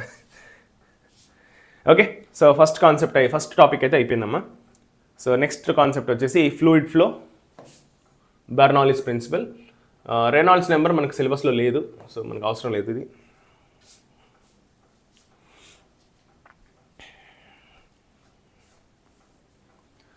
రైట్, వెంచురీ మీటర్ అనేది ఏ ప్రిన్సిపల్ మీద వర్క్ అవుతుంది? First of all venturi meter ఎందుకు పనిచేస్తుంది అంటే, నేను ఇంతకుముందు సెషన్లో దాని గురించి డిస్కస్ చేయలేదు. Venturi meter is use to measure volume rate of flow. Volume rate of flow అంటే ఇప్పుడు ఏదైనా రివర్లో అవ్వచ్చు, లేదంటే పెద్ద పెద్ద పైపుల్లో అవ్వచ్చు. ఓకే, ఎంత ఫాస్ట్గా లిక్విడ్ వెళ్తోంది, ఎంతెంత లిక్విడ్ వెళ్తోంది ప్రతి సెకండ్కి అని మెజర్ చేయాల్సిన అవసరం ఉంటుంది. సపోజ్ దుబాయ్లో అవ్వచ్చు, యూఏలో అవ్వచ్చు, సౌదీ అరేబియాలో అవ్వచ్చు, కావాల్సినంత ఆయిల్ ఉంటుంది. రష్యాలో కూడా ఆయిల్ ఉంటుంది. మీరు తెలిస్తే మీరు న్యూస్ ఫాలో అయితే రష్యా నుంచి యూరోప్కి పైప్ లైన్స్ ఉంటాయి. ఈ ఆయిల్ పైప్ లైన్స్ ఉంటాయి అనమాట. డైరెక్ట్ రోజు లారీల్లో తీసుకెళ్లేదానికన్నా, షిప్పుల్లో తీసుకెళ్లేదానికన్నా పైప్ లైన్ వేసేస్తే ఎంత కావాలంటే అంత పంపించవచ్చు కదా అని పైప్ లైన్స్ వేస్తారనమాట జనరల్గా. రష్యా నుంచి యూరోప్కి ఎప్పుడు కూడా పైప్ లైన్స్ ఉంటాయి. అదేవిధంగా చాలా కంట్రీస్ నుంచి చాలా కంట్రీస్కి పైప్ లైన్స్ ఉంటాయి. సో ఈ పైప్ లైన్స్లో పోతూ ఉంటుంది. ఎంత పోతుందో తెలియదు కదా. ఎంత పోతుందంటే పద్దాక ఓపెన్ చేసి చూడలేం కదా ఆయిల్ని. ఓకే, పద్దాక మనం ఓపెన్ చేయాలి, ఎందుకంటే చాలా చిన్నవి కాదు, చాలా పెద్ద పెద్దవి, చాలా డేంజర్ మనం ఓపెన్ చేయాలన్నా, దాంతో డీల్ చేయాలన్నా. అందుకని కొన్ని డివైజెస్ కావాలి మనకు. ఎంత లిక్విడ్ వెళ్తోంది ప్రతి సెకండ్కి, ఎంత లిక్విడ్ వెళ్తుంది, ఎన్ని లీటర్లు వెళ్తుంది, 1000 లీటర్లు వెళ్తుందా, 10,000 లీటర్లు వెళ్తుందా అనేది మెషర్ చేయాల్సిన అవసరం ఉంటుంది. అట్లా ఎంత లిక్విడ్ ప్రతి సెకండ్కి వెళ్తోంది అని మెషర్ చేసేయడానికి యూజ్ చేసే డివైసే వెంచురీ మీటర్. ఓకేనా? Hi good morning. Okay, so దీన్ని rate of flow, volume rate of ఫ్లోని measure చేయడానికి వాడేదాన్ని వెంచురీ మీటర్ అంటారు. సో అది dV/dtని క్యాలిక్యులేట్ చేస్తుంది. ప్రతి సెకండ్కి ఎన్ని లీటర్స్ని పంపిస్తుంది. దీన్ని మన షార్ట్కట్లో క్యూ అనే లెటర్ కూడా వాడుతుంటారు ఒక్కోసారి. సో మీకు గుర్తుంటే ఈ క్యూని ఆర్ఎల్స్ dV/dtనే మనం సింపుల్గా V అంటే వాల్యూమ్, ఏరియా ఇంటూ స్పీడ్ అని రాసుకోవచ్చు. Area into speed. ఈ V ఈ క్యాపిటల్, ఇది క్యాపిటల్ V వాల్యూమ్, ఈ స్మాల్ v స్పీడ్. ఓకేనా? సో ప్రిన్సిపల్ ఆఫ్ కంటిన్యూటీ ఏం చెప్తుందంటే ఇది కాన్స్టెంట్, ఒక పైప్లో ఇది కాన్స్టెంట్గా ఉంటుంది అని చెప్తుంది అనమాట. Equation of continuity. Right, so venturi meter అంటే ఎలా ఉంటుంది తెలుసా?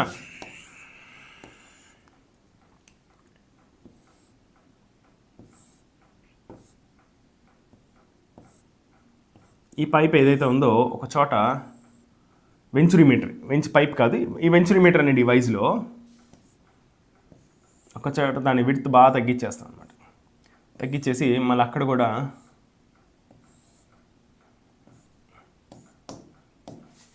ఇది వెంచురీ మీటర్ ఇలా ఉంటుంది అనమాట. సో లిక్విడ్ ఇలా ఫ్లో అవుతూ ఉంటుంది.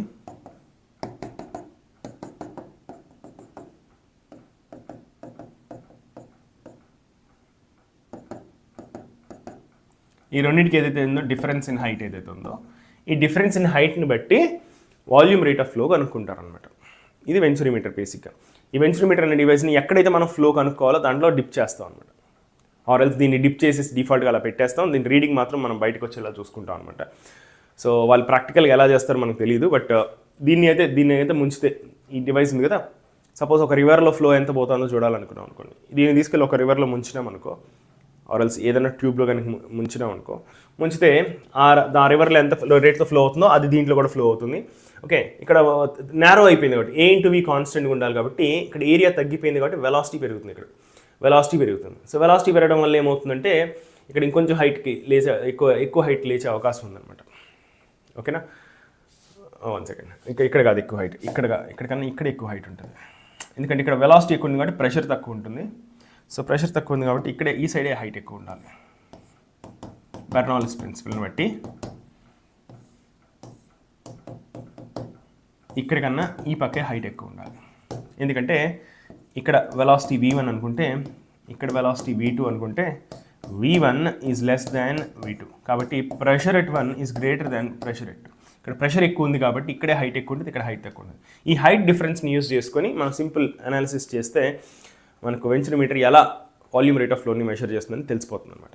సందర్భం వస్తే మనకైనా క్వశ్చన్ వస్తే దాన్ని ఎగ్జాక్ట్గా కూడా సాల్వ్ చేస్తాను నేను. ప్రస్తుతానికైతే ఎంతవరకు అర్థం చేసుకోండి. వెంచురీ మీటర్ అంటే ఇలా ఉంటుంది. దీన్ని ఎందుకు యూజ్ చేస్తారంటే వాల్యూమ్ రేట్ ఆఫ్ ఫ్లో అంటే A ఇంటూ Vని కానీ Qని కానీ మెషర్ చేయడానికి వాడతారనమాట. ఓకే, ఇది ఏ ప్రిన్సిపల్ వర్క్ అవుతుంది ఇక్కడ? బెర్నౌల్లి ప్రిన్సిపల్ ఏం చెప్తుంది? Total energy should be same. Some of total energies of the fluid particles will be same. So ఇక్కడ కైనెటిక్ ఎనర్జీ తక్కువగా ఉంది, ప్రెషర్ ఎక్కువగా ఉంటుంది, ప్రెషర్ ఎనర్జీ ఎక్కువగా ఉంటుంది. ఇక్కడ నేరో అయిపోయింది కాబట్టి వెలాసిటీ ఎక్కువ అవుతుంది. నేరో ట్యూబ్లో ఎప్పుడు కూడా వెలాసిటీ ఎక్కువ ఉంటుందిగా. ఇక్కడ వెలాసిటీ ఎక్కువ ఉంటుంది, అంటే కైనెటిక్ ఎనర్జీ ఎక్కువ ఉంటుంది. కైనెటిక్ ఎనర్జీ ఎక్కువ ఉంటే ప్రెషర్ ఎనర్జీ తక్కువగా ఉంటుంది. ప్రెషర్ తక్కువ ఉంటుంది కాబట్టి లెవెల్ తక్కువ వస్తుంది. ఇక్కడ ప్రెషర్ ఎనర్జీ ఎక్కువ కాబట్టి లెవెల్ ఎక్కువ ఉంటుంది. ఓకేనా? సో ఇది వెంచురీ మీటర్. ఇది బెర్నౌల్లిస్ ప్రిన్సిపల్ మీద బేస్ చేసుకొని డిజైన్ చేశారనమాట. ఈ principle of parallel axis perpendicular axis ఎక్కడ వస్తాయి? మూమెంట్ ఆఫ్ ఇనర్షియాలో వస్తాయి, ఇక్కడ ఎక్కడ రావు. అవునా? హైగెన్స్ ప్రిన్సిపల్ అనేది కంప్లీట్లీ డిఫరెంట్, వేవ్ ఫ్రంట్స్ వేవ్స్కి సంబంధించింది.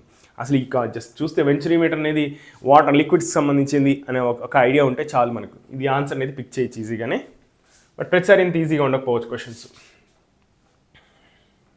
A small hole of area of cross section 2 mm square is present near the bottom of a fully filled open tank of height 2 meters. Okay. The rate of flow of water through the open hole would be nearly. Tank undanta. Tank యొక్క height, tank లో water ఉన్నాయి. ఈ tank యొక్క height వచ్చేసి 2 meters అంట. A small hole of area 2 mm square is present near the bottom of a fully filled tank. చిన్న hole పెట్టారంట కింద, దాని యొక్క ఏరియా 2 mm square. ఓకేనా? The rate of flow of water through the open hole would be. So ఇక్కడ నుంచి water బయటకు వస్తుందిగా, సో వాటర్ బయటకు వస్తుంది. ఎంత వెలాసిటీతో బయటకు వస్తుంది? ఇక్కడ ఎంత హైట్ ఉందో, ఇక్కడ ఎంత హైట్ ఉందో మనకు తెలుసు. ఇది మనం డిస్కస్ చేసిన లాస్ట్ సెషన్లో కూడా క్లియర్గా డిస్కస్ చేశాను. ఈ హైట్ హెచ్ అయితే ఒక ఫ్రీలీ ఫాలింగ్ ఆబ్జెక్ట్కి ఏదైతే ఫార్ములా ఉందో వెలాసిటీకి, అదే formula √2gh. Root of 2gh, in this case it is root of 2 × g వచ్చి 10, హైట్ వచ్చేసి 2 meters అని వాళ్ళు ఇచ్చారు, విచ్ ఇస్ √40 ఆర్ 2√10 అని చెప్పుకోవచ్చు. ఓకేనా? రైట్, అలా వదిలేద్దాం ప్రస్తుతానికి. సో వాళ్ళు ఏమడుగుతున్నారు? వెలాసిటీ తెలిసిపోయింది. వెలాసిటీకి ఫార్ములా చాలా సింపుల్, √2gh. పైన ఎంత హైట్ ఉందో అది మ్యాటర్ అవుతుంది ఇక్కడ హైట్. ఓకేనా? దీనిలో వేరే కాన్సెప్ట్స్ కూడా నేను డిస్కస్ చేశాను ఇంతకుముందు సెషన్లో, అవసరం అయితే మళ్ళీ ఒకసారి రివైజ్ చేస్తాను. Rate of flow of water అంట. Rate of flow of water అంటే ఏంటి? వాల్యూమ్ రేట్ ఆఫ్ ఫ్లో అని అర్థం. వాల్యూమ్ రేట్ ఆఫ్ ఫ్లో అని అర్థం. దాన్ని క్యూ అనే లెటర్తో కూడా రిప్రజెంట్ చేస్తుంటాం. దాన్ని మనం ఏరియా ఇంటూ స్పీడ్ లాగా రాసుకోవచ్చు. సో మరి ఏరియా ఎంత? ఈ హోల్ యొక్క area 2 mm square. 2 mm square answer చూస్తే మీటర్ క్యూబ్లో ఉంది. సో 2 mm square అంటే 2 × 10⁻⁻, 1 second, 10⁻⁻6 అని రాసుకోవచ్చు. 2 mm square అంటే 2 × mm అంటే ఎంత? 10⁻⁻3 meters. 1 mm అంటే 10⁻⁻3 meter హోల్ స్క్వేర్. ఇలా కన్వర్షన్ చేసుకోవచ్చు మీకు ఎప్పుడైనా కన్ఫ్యూషన్ ఉంటే. 2 × 10⁻⁻3 whole square is 10⁻⁻6 meters. 2 × 10⁻⁻6 meters square into speed ఎంత? వాళ్ళు ఆ స్పీడ్ వచ్చి మీటర్స్ పర్ సెకండ్లో చెప్తుంటాం జనరల్గా. మనం సబ్స్టిట్యూట్ చేసినవన్నీ కూడా SI యూనిట్స్లో ఉన్నాయి, హెచ్ కూడా మీటర్స్లోనే ఉంది కాబట్టి సో మనకు ఆన్సర్ మీటర్స్ పర్ సెకండ్లో వస్తుంది. 2√10. So this is 2√10 meters per second. So 2 × 2 is 4√10 into 10⁻⁻6, 10⁻⁻6 meter cube per second. Units కావాలంటే మీరు చూడండి ఆప్షన్స్ అన్ని మీటర్ క్యూబ్ పర్ సెకండ్ ఉంది. అదే యూనిట్స్ మ్యాచ్ అవ్వడం కోసం ఎగ్జాక్ట్గా యూనిట్స్లో కూడా రాశాను నేను. సో 4√10 వచ్చింది మనకు.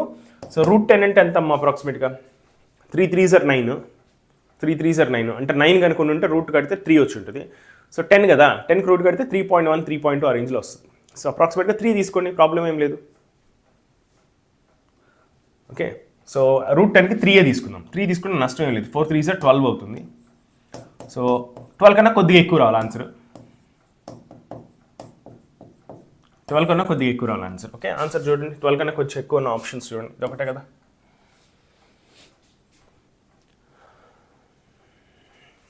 Okay, next. A wind with speed 40 meters per second blows parallel to the roof of a house. The area of the roof is 250 meters square. Assuming that the pressure inside the house is atmospheric pressure, the force exerted by the wind on the roof and the direction of force will be. Okay. ఒక ఇల్లు ఉందంట, ఇంటి పైన roof ఉందంట. ఆ roof ఏ షేప్లో ఉందో మనకేం చెప్పలేదు కాబట్టి ఫ్లాట్ తీసుకుందాం. సో రూఫ్ పైన గాలి, విపరీతమైన గాలులు వచ్చినాయంట. ఎంతతో గాలులు వీస్తున్నాయంట? 40 meters per second. మేబీ అదో సైక్లోన్ అయి ఉండొచ్చు. So wind with speed 40 meters per second is blowing parallel to the roof of the house. Parallel to the roof of the house. So the area of the roof. Roof యొక్క area వచ్చేసి 250 metre square అంట.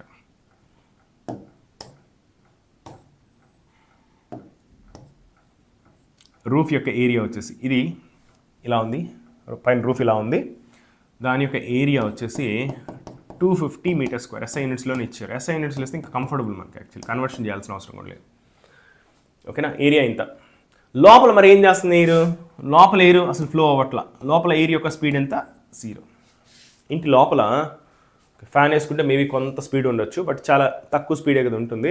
40 metres per second అంత స్పీడ్లో అయితే ఇంటి లోపల అయితే ఉండదు. ఇంట్లో ఆల్మోస్ట్ 0 స్పీడ్తో ఎయిర్ ఫ్లో అవుతూ ఉంటుంది. ఎందుకంటే గోడలు అడ్డం వచ్చేసినాయి కదా, ఫ్లో అవ్వలేదు. సో బయట మాత్రం ఎక్కువ స్పీడ్తో ఫ్లో అవుతుంది. సో బెర్నౌల్లీస్ ప్రిన్సిపల్ మనం అప్లై చేస్తే outside point, inside point, so velocity at the outside is different, velocity inside is different. So బెర్నౌల్లీస్ principle apply చేస్తే మనం 12mv² plus pressure on the outside. So ఇది 12mv², 1 second,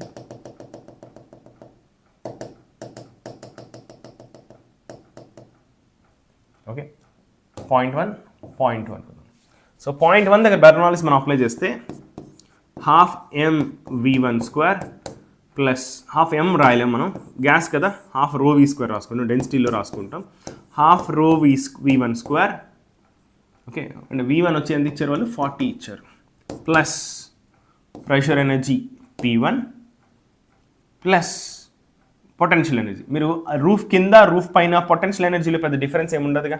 so ఇక్కడ ఎంత potential energy ఉందో ఇక్కడ కూడా అప్రాక్సిమేట్గా same potential energy ఉంటుంది. కాబట్టి ఆ పొటెన్షియల్ ఎనర్జీ తీసుకోకపోయినా నష్టం ఏం లేదు. లేదంటే ఇది రిఫరెన్స్ లెవెల్గా తీసుకోండి, ఈ హైట్ హెచ్ అనుకుంటే, ఓకే, సో ρgh అని కూడా రాసుకోవచ్చు. రో of air into g into H అని రాసుకోవచ్చు. ఓకేనా, నెక్స్ట్ ½ లోపల ఉన్న స్పీడు ప్లస్ లోపల ఉన్న pressure P2 plus rho of air, ఈ పొటెన్షియల్ ఎనర్జీ ఎంత? రో of air into g into H. So బయట లోపల ఉన్న పాయింట్ కూడా ఆల్మోస్ట్ హెచ్ అనే హైట్లోనే ఉంది కాబట్టి దీన్ని కన్సిడర్ చేయాల్సిన అవసరం లేదు. మీకు అర్థం కావడం కోసం రాశాను దాన్ని కూడా. So total energy should be same inside as well as outside. ఒక ఫార్మ్ ఆఫ్ ఎనర్జీ నుంచి ఇంకో ఫార్మ్కి కన్వర్ట్ అవుతుందే కానీ టోటల్ ఎనర్జీ మారకూడదు. So this principle, Bernoulli's principle, which we have written here, is based on the principle of conservation of energy. Right. So ఇప్పుడు చూడండి, లోపల ఉన్న వెలాసిటీ ఎంత? 0. Velocity in the inside at 0.2. Velocity inside is 0. అంటే ఇది ఎంత? ఈ వాల్యూ ఎంత? 0. ఓకే, సో మిగిలింది ఎంత? P2. ఈ P1 నా పక్కకు తీసుకొచ్చేస్తే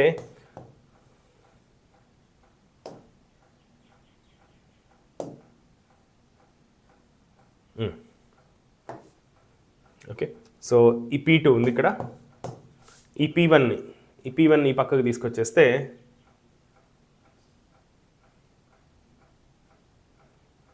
వన్ సెకండ్,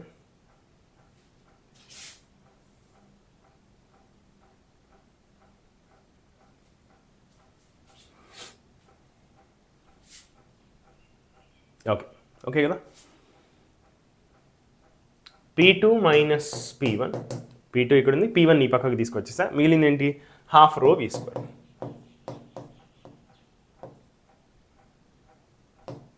సో ఇక్కడ ప్రెషర్ P2, ఇక్కడ ప్రెషర్ P1. ప్రెషర్ డిఫరెన్స్ ఉందా లేదా? ఏది ఎక్కువ ఉంది? ప్రెషర్ P2 ప్రెషర్ ఎక్కువ ఉంది బయట కన్నా. బయట కైనెటిక్ ఎనర్జీ ఎక్కువ ఉంది, pressure energy, atmospheric pressure energy తక్కువగా ఉంది. ఓకే, సో ఇక్కడ లోపల వచ్చేసి కైనెటిక్ ఎనర్జీ 0 ఉంది కాబట్టి ప్రెషర్ ఎనర్జీ ఎక్కువగా ఉంటుంది. సో లోపల ఉన్న ప్రెషర్ వచ్చి అట్మాస్ఫిరిక్ ప్రెషర్. వాళ్ళే చెప్పారు ఇక్కడ, assume the pressure inside the house is atmospheric pressure, force extended by the wind on the roof and the direction of the force will be.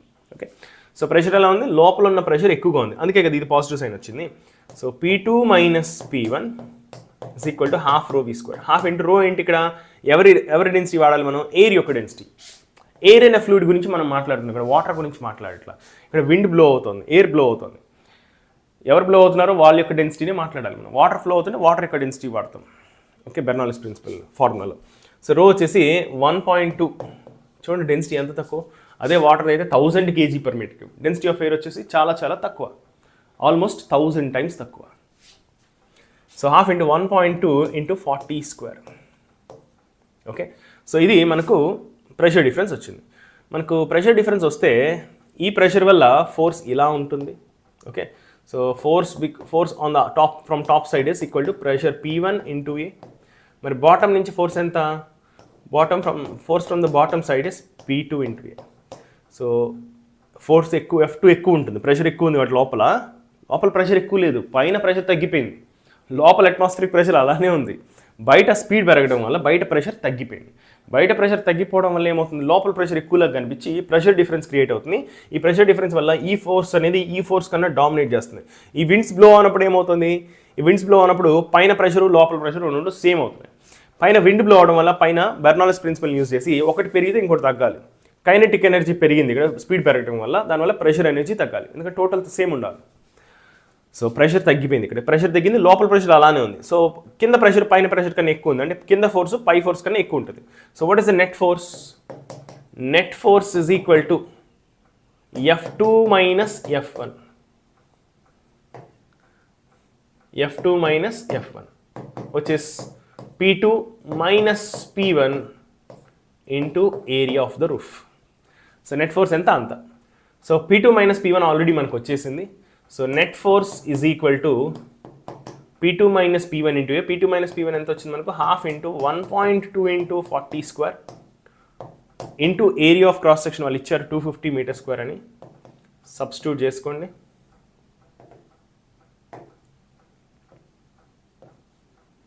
So which is equal to ఎంత వస్తుందమ్మా?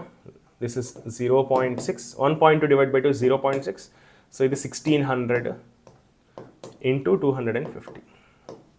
ఓకేనా? 16 into 25 ఎంత? 25 4 sir 100, వచ్చేసి 400. 16 into 25 వచ్చి 400. 400 3 సున్నాలు కలిపితే 4 into 0.6 into 10 power, ఇక్కడ 3 సున్నాలు 16 ఇంటూ 25 చేస్తే 400 వస్తుంది, టోటల్ 10 పవర్ 5 వస్తుంది. సో 4 6 ఆర్ 24, వచ్చేసి 2.4. 4 into 0.6 is 2.4 into 10 power 5 units వచ్చేసి న్యూటన్స్. అన్ని SI యూనిట్స్లో డీల్ చేసాం కాబట్టి అంత రావాలి. So 2.4 into 10 power 5. కాకపోతే రెండు ఆప్షన్స్ ఉన్నాయి, అప్వర్డ్సా డౌన్వర్డ్సా. బయట ప్రెషర్ తగ్గిపోయింది కాబట్టి లోపల ప్రెషర్ డామినేట్ చేస్తుంది, పైకి అప్వర్డ్ ఫోర్స్ డామినేట్ చేస్తుంది. సో రూఫ్ ఎగిరిపోతుంది. మనం చూస్తుంటాం కదా తుఫాన్లప్పుడు కొన్ని రూఫ్లు ఎగిరిపోతుంటాయి. ఎందుకు ఎగిరిపోతాయి? లోపల ప్రెషర్ ఎక్కువ ఉండటం వల్ల, అప్వర్డ్ ఫోర్స్ ఎక్కువ ఉండటం వల్ల ఎగిరిపోతుంటాయి. So it should be upwards.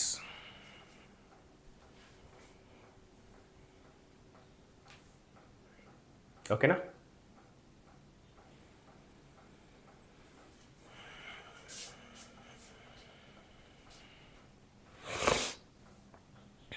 A cylindrical tube of a spray pump has radius capital R, one end of which has n fine holes, each of radius small r. If the speed of the liquid in the tube is V, the speed of ejection of the liquid through the holes is. ఒక pipe ఉందంటమ్మా, పైప్లో liquid పోతా ఉంది.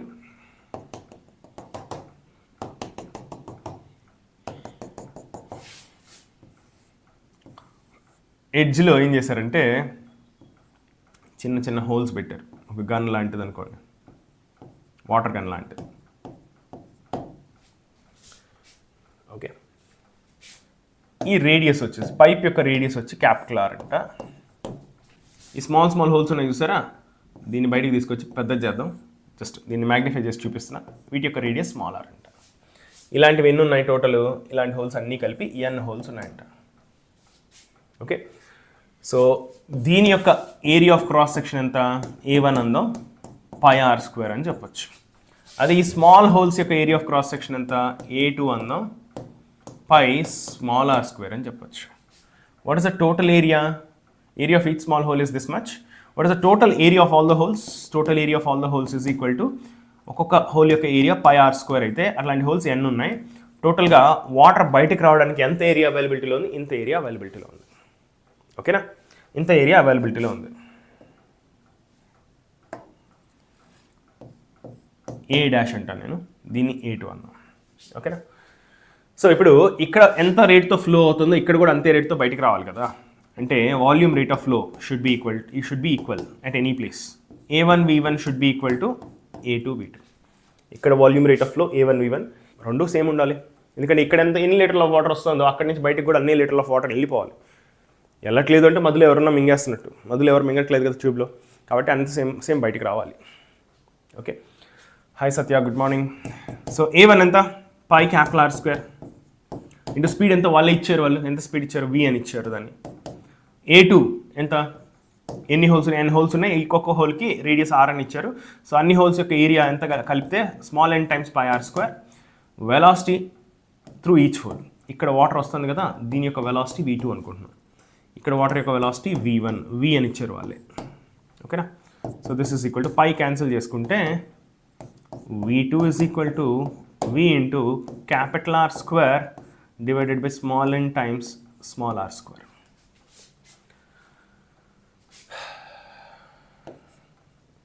V into capital R square by small r square into small n.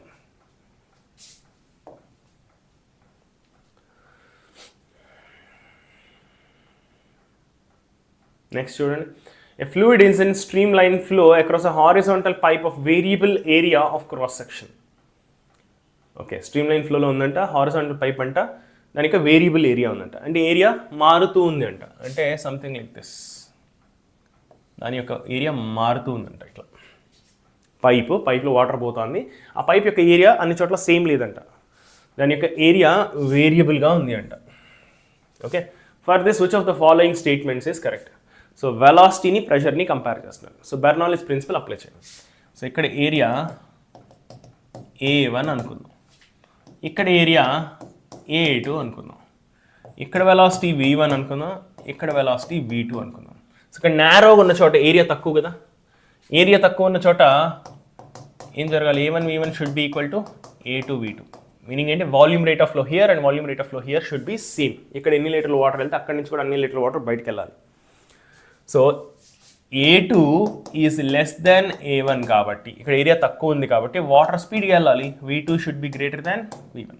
So ఈ relation వాడితే A2 ఎక్కువ ఉందంటే V2 తక్కువ ఉండాలి కదా, A2 తక్కువ ఉంది కాబట్టి V2 ఎక్కువ ఉండాలి.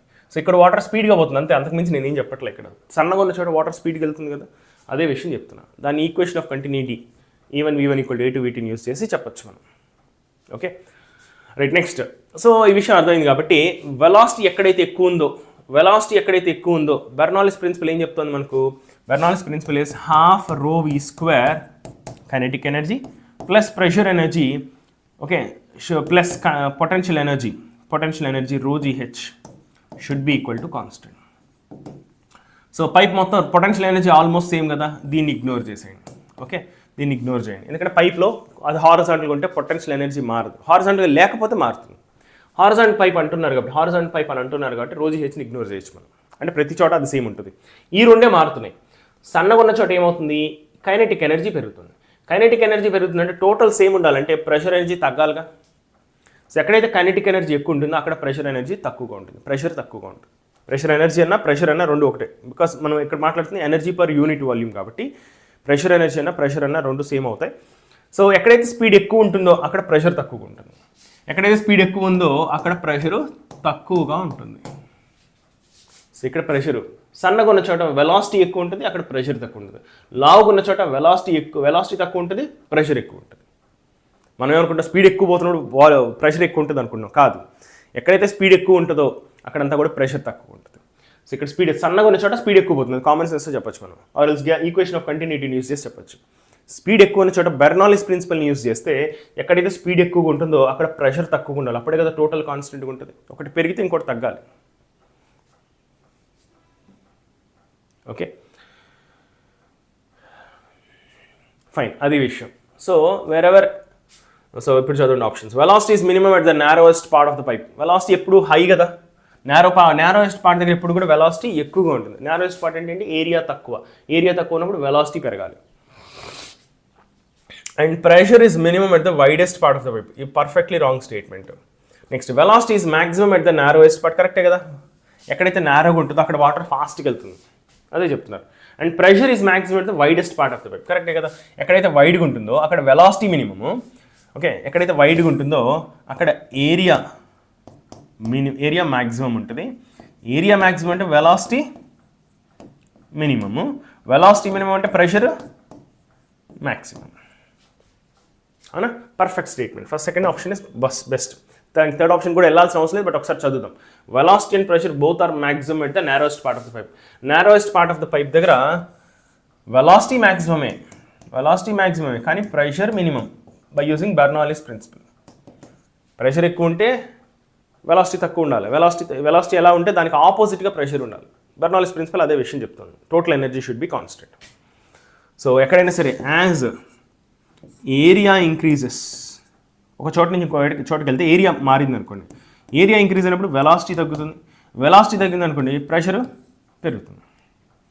ఆర్ఎల్స్ ఎక్కడైతే ఏరియా పెరుగుతుందో అక్కడ ప్రెషర్ కూడా పెరుగుతుంది. ఏరియాకి ప్రెషర్కి సిమిలర్ రిలేషన్, ఒకటి పెరిగితే ఇంకోటి పెరుగుతుంది.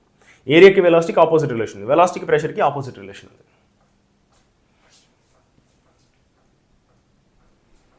నెక్స్ట్ అది 2 టాపిక్స్ అయిపోయినాయి అమ్మా, 2 టాపిక్స్ అయిపోయినాయి. మనం విస్కాసిటీ అండ్ టెర్మినల్ వెలాసిటీ 3వ కాన్సెప్ట్ సంబంధించిన డిస్కషన్ కాసేపు అయిన తర్వాత చేద్దాం. చిన్న బ్రేక్ తీసుకొని ఒక 15 మినిట్స్ తర్వాత మళ్ళీ కలుగుతాం.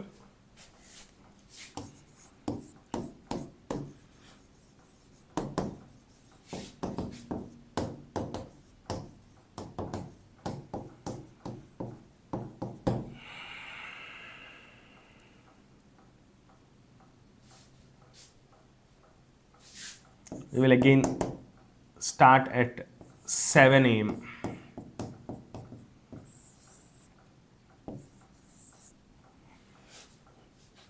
Okay na?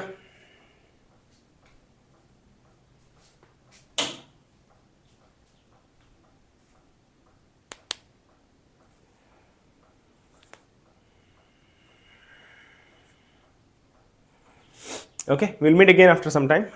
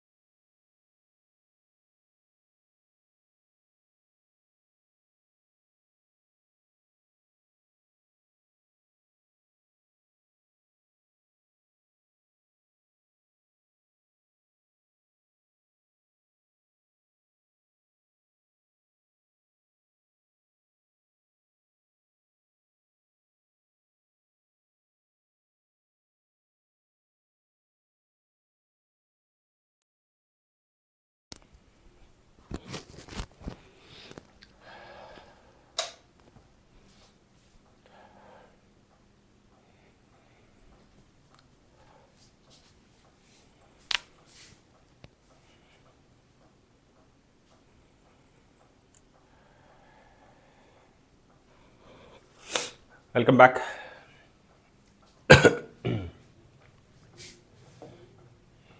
Right, next question. The terminal velocity of a copper ball of radius 5 mm falling through a tank of oil at room temperature is 10 centimeter per second. Okay. If the viscosity of oil at room temperature is 0.9 kg per meter per second, viscous drag force.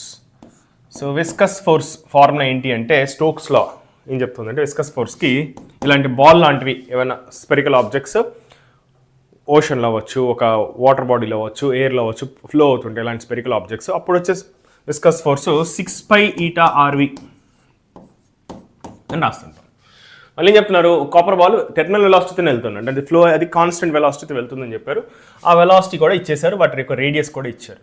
So it is 6π eta value, viscosity ఎంత ఇచ్చారు మనకు 0.9 ఇచ్చారు, SI యూనిట్స్లో అయితే 0.9, okay, into eta రాసాం. So next r radius వచ్చి 5 mm, SI యూనిట్స్లో రాసుకుందాం అన్నీ కూడా. 5 mmని SI యూనిట్స్లో రాస్తే 5 × 10⁻³ మీటర్స్ అని రాసుకోవచ్చు. ఇంటూ వెలాసిటీ వచ్చేసి 10 centimeters per second అంట, 10 centimeters per second. Terminal velocity వచ్చి 10 centimeter per second. సో ఇక్కడ వెలాసిటీ వచ్చి టెర్మినల్ వెలాసిటీ వెళ్తుంది కాబట్టి టెర్మినల్ వెలాసిటీని సబ్స్టిట్యూట్ చేసుకోవచ్చు. సో 10 centimeter అంటే ఎంత, 0.1 మీటర్సే కదా. 10 centimeters అంటే 0.1 మీటర్స్. 100 centimeters 1 మీటర్ కదా, 10 centimeters అంటే 0.1 మీటరే.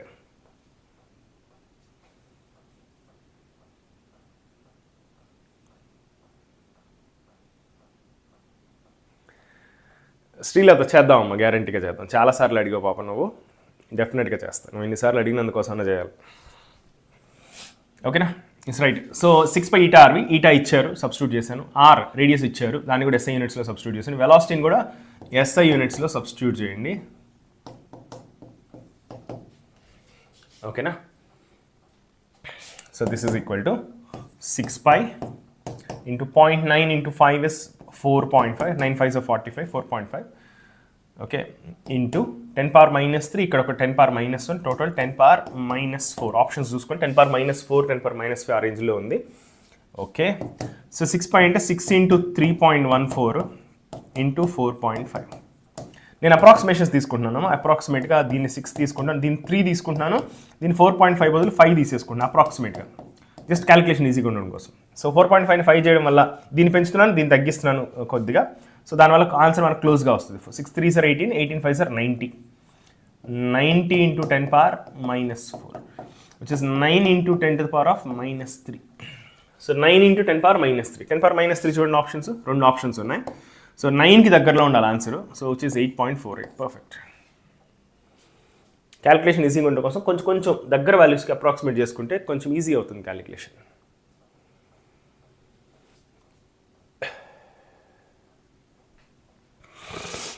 Okay, 13.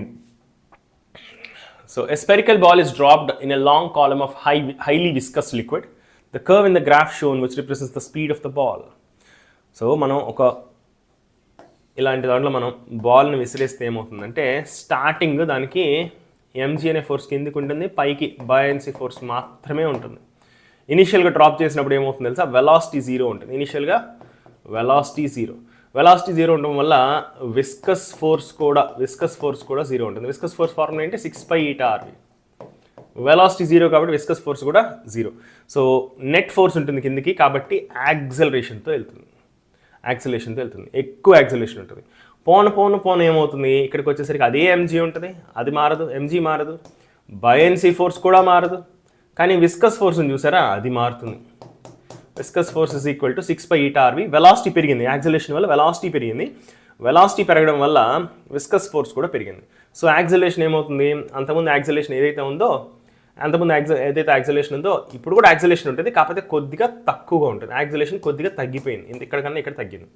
సో అదేవిధంగా ఒక పాయింట్కి వచ్చిన తర్వాత ఏమవుతుంది తెలుసా, ఈ mg ఫోర్సు, ఈ బయాన్సీ ఫోర్సు, ఈ విస్కస్ ఫోర్స్ని చూసారా, ఇది విస్కస్ ఫోర్సు పెరిగి ఈ విస్కస్ ఫోర్స్ బయాన్సీ ఫోర్స్ కలిపి mgని బ్యాలెన్స్ చేసేస్తాయి.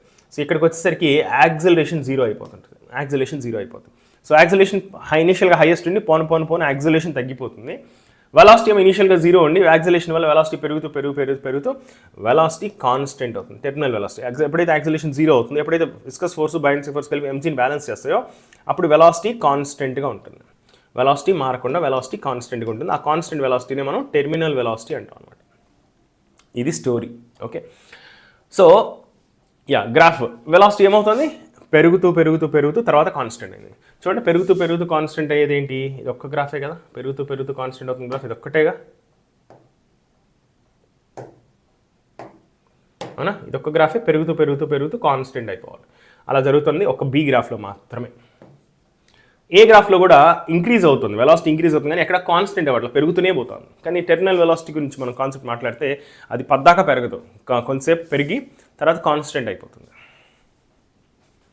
ఓకేనా. యాక్సిలరేషన్ గ్రాఫ్ కూడా అడగచ్చు మనల్ని. ఒకవేళ యాక్సిలరేషన్ గ్రాఫ్ కనుక అడిగితే అది డిక్రీజింగ్ గ్రాఫ్ అవుతుంది. ఇనీషియల్గా ఎక్కువ ఉంటుంది, పోన్ తగ్గిపోయి జీరో అయిపోతుంది. సో గ్రాఫ్ ఒకవేళ యాక్సిలరేషన్ కనుక గ్రాఫ్ గీస్తే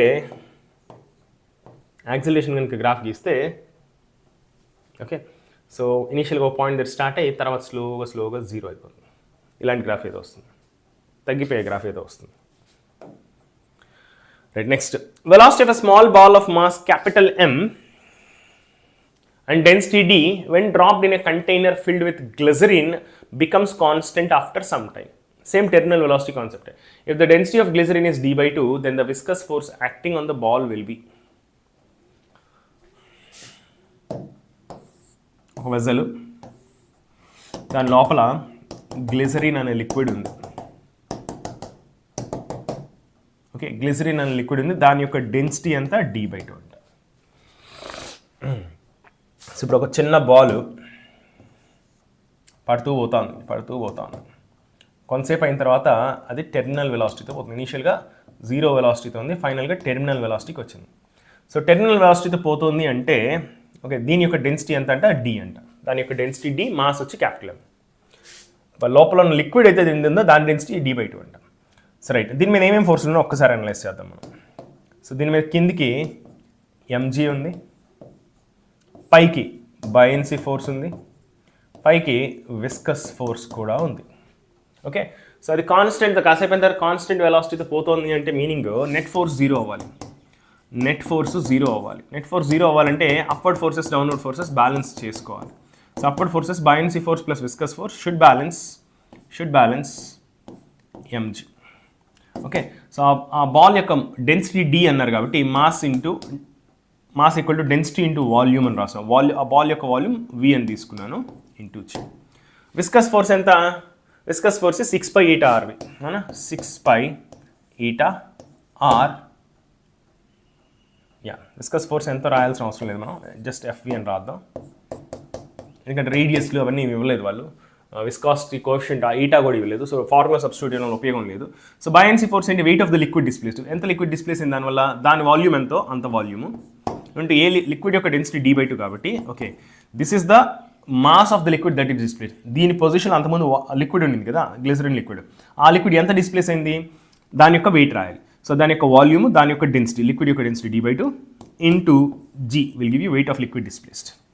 so viscous force is equal to, ఇది నా పక్కకు పంపిస్తే D into dVg minus dVg divided by 2.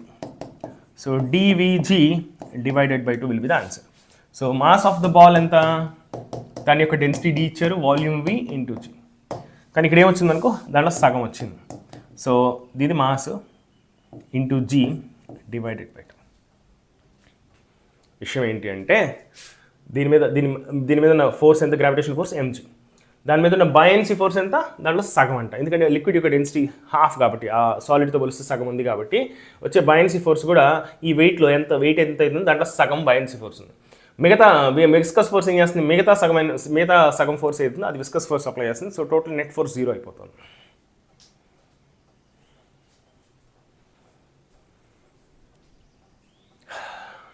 Okay, అది విషయం. So two small spherical metal balls having equal masses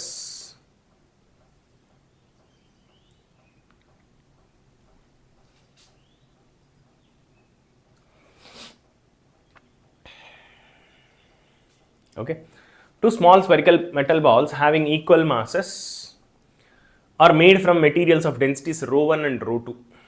okay, 2 metal balls ఉన్నాయంట, వాటికి మాసులు సేమ్ ఉన్నాయంట, కానీ డెన్సిటీలు సేమ్ లేవు. చూడండి ఇక్కడ ఫస్ట్ పాయింట్ నుంచే మనం కొంచెం అర్థం చేసుకోవాలి. ఇక్కడ వాటి యొక్క రేడియస్లు డిఫరెంట్గా ఉన్నాయి. Okay fine.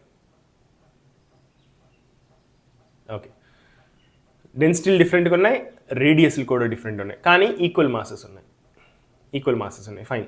So they are made to fall vertically in a viscous medium whose coefficient of viscosity equals to eta and whose density is 0.1 root 2.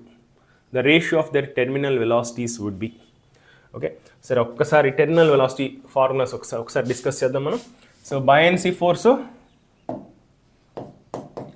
Plus viscous force రెండు పైకి పనిచేస్తుంటాయి, అది ఎంజీతో సమానం అవ్వాలి. ఇలాంటప్పుడే మనకు టెర్మినల్ వెలాసిటీ అచీవ్ అవుతుంది, net force 0 అయినప్పుడు. Ball మీద 2 ఫోర్సులు పైకి ఉన్నాయి, విస్కస్ ఫోర్స్ పైకి ఉంది, అదేవిధంగా బయాన్సీ ఫోర్స్ పైకి ఉంది, కిందికి ఎంజీ ఉంది.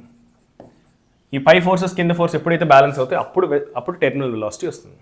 సో మనకు వచ్చే విస్కస్ ఫోర్స్ వచ్చేసి 6π∗r v terminal velocity, 6π∗rv, కానీ టెర్మినల్ వెలాసిటీ అయినప్పుడు ఈ ఈక్వేషన్ బ్యాలెన్స్ అవుతుంది. సో ఇలా రాసుకోవచ్చు. బయాన్సీ ఫోర్స్ని ఏం రాసుకోవచ్చు మనం, మాస్ని వచ్చేసి density of the solid into volume of the solid into g అని రాసుకోవచ్చు. బయాన్సీ ఫోర్స్ని density of the liquid into volume of the solid into g అని రాసుకోవచ్చు. ఓకే, సో దీన్ని మనం 6π∗rvt, ఈ డెరివేషన్ మళ్ళీ చేస్తున్నా, నేను చాలా బాగా ఉపయోగపడుతుంది కాబట్టి మళ్ళీ చేస్తున్నాను నేను. So ρs minus ρl into v into g. Okay, so ρs minus ρl అవసరమైతే ఈ వాల్యూమ్ ప్లేస్లో స్పెరికలే కాబట్టి 4/3πr³ volume of sphere 4/3πr³ into g రాసుకోండి. So 6π∗rvt. So vt is equal to ρs minus ρl divided by pi cancel చేసేద్దాం. Okay, 2 కూడా cancel చేయొచ్చు, 3 2 2s, so 2/9 వస్తుంది. ఈ 3 ఆ పక్కకు పంపిస్తే 3 3 9 అవుతుంది.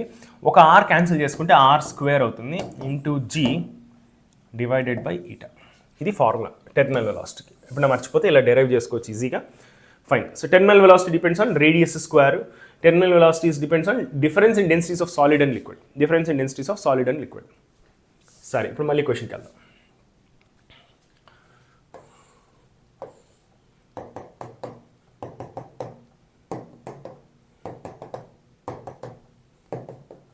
లిక్విడ్ యొక్క డెన్సిటీ ఎంత, 0.1 ρ2 అంట. లిక్విడ్ యొక్క డెన్సిటీ 0.1 టైమ్స్ ఆఫ్ ρ2. ఓకే, ρ2 అంటే సెకండ్ బాల్ పెద్ద బాల్ దాని యొక్క డెన్సిటీ ρ2 అంట. ఓకే, చిన్న బాల్ దాని యొక్క డెన్సిటీ ρ1 అంట. ρ1 వచ్చేసి మనకు ρ1 is 8 times ρ2 అని ఇచ్చారు. ఈ లిక్విడ్ యొక్క డెన్సిటీ ఇంకా తక్కువ, చాలా తక్కువ. ఓకే, సో అన్నిటికన్నా తక్కువ డెన్సిటీ లిక్విడ్కి ఉంది. సెకండ్ బాల్ పెద్ద బాల్కి ఏదైతుందో దానికి డెన్సిటీ తక్కువ ఉంది, ఫస్ట్ చిన్న బాల్కి డెన్సిటీ ఎక్కువగా ఉంది. అవి ఇలా పోతా ఉన్నాయి. ఓకే, సో ఫైనల్గా టెర్మినల్ వెలాసిటీ అక్వైర్ చేస్తుంది. So ratio of terminal velocities దేని మీద డిపెండ్ అవుతాయి. సో మీరు గమనిస్తే వాటి యొక్క రేడియస్లు కూడా సేమ్ కాదు. సో ఒకసారి టెర్మినల్ వెలాసిటీ ఫార్ములా రాద్దాం. Terminal velocity is equal to 2/9 times of density of the solid minus density of the liquid into r² into G divided by eta. So same లిక్విడ్లు వెళ్తున్నాయి కాబట్టి, సేమ్ మీడియం కాబట్టి eta same, అవునా? రేడియస్లు same కాదు, రెండింటికి g సేమే. So terminal velocity of the first ball divided by terminal velocity of second ball is equal to 2/9 times of rho of solid 1 minus rho of liquid into r1 square. Okay, into G divide by అవి cancel అయిపోతాయి. Into G divided by eta రాసుకోండి, కావాలంటే cancel అయిపోతాయి ఎలాగో. Divided by second ball యొక్క terminal velocity ఏంటి, same formula, కానీ second ball యొక్క డెన్సిటీ వేరు, ఇంటూ సెకండ్ బాల్ యొక్క రేడియస్ వేరు, జీ అన్నిటికీ సేమే. ఈటా కూడా సేమ్ లిక్విడ్ కాబట్టి ఇది సేమ్ ఉంటుంది. ఈటా క్యాన్సిల్, జీ క్యాన్సిల్, 2/9 కూడా cancel. So terminal velocity of the first ball divided by terminal velocity of second ball is equal to densities కావాలి. సో ఫస్ట్ బాల్ యొక్క density ఎంత, 8 times ρ2. 8 times ρ2లో నుంచి 0.1 ρ2 తీసేస్తే density of the solid minus density of the liquid which is 7.9 ρ2. చూడండి ఇక్కడ density of the first solid is 8 times ρ2, density of the liquid ఎంత 0.1 ρ2. ఈ రెండింటిని సబ్ట్రాక్ట్ చేద్దాం. 8లో నుంచి 0.1 తీసేస్తే 7.9 ρ2 divided by density of the solid ఇది సెకండ్ సాలిడ్ డెన్సిటీ ఇస్ ρ2, దాని నుంచి 0.1 ρ2 తీసేస్తే 0.9 ρ2 వస్తుంది. ఓకే, ఈ రెండు టర్మ్స్ రాశాను. r1² divided by r2². r1² ఎంత 1 mm హోల్ స్క్వేర్, r2² వచ్చి 2 mm whole square. Units conversion చేసుకోవచ్చు, బట్ ఇక్కడ రెండింటి రేషియోనే కాబట్టి mm క్యాన్సిల్ అయిపోతుంది. సో మనకు పెద్ద ప్రాబ్లం లేదు. సో వచ్చేసి ఈక్వల్ టు 7.9 ρ2 కూడా cancel divided by 0.9 into 8. So it is 7.9 divided by 8 9 72, 7.2. ఇది ratio of terminal velocities. Or else మనకు ఈ ఫామ్లో లేదు. ఓకే, 1 second, ఏమైనా మిస్ చేసాము మనం.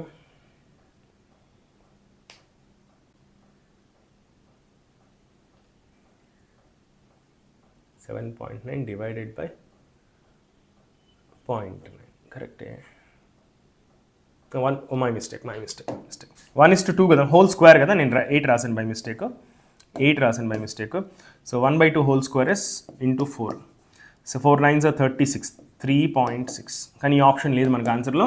సో అన్ని డెసిమల్ పాయింటే లేదు, అంటే 10తో మల్టిప్లికేషన్ న్యూమరేటర్ని డినామినేటర్ని 79 డివైడెడ్ బై 36 వస్తుంది. 79 divided by 36 perfect.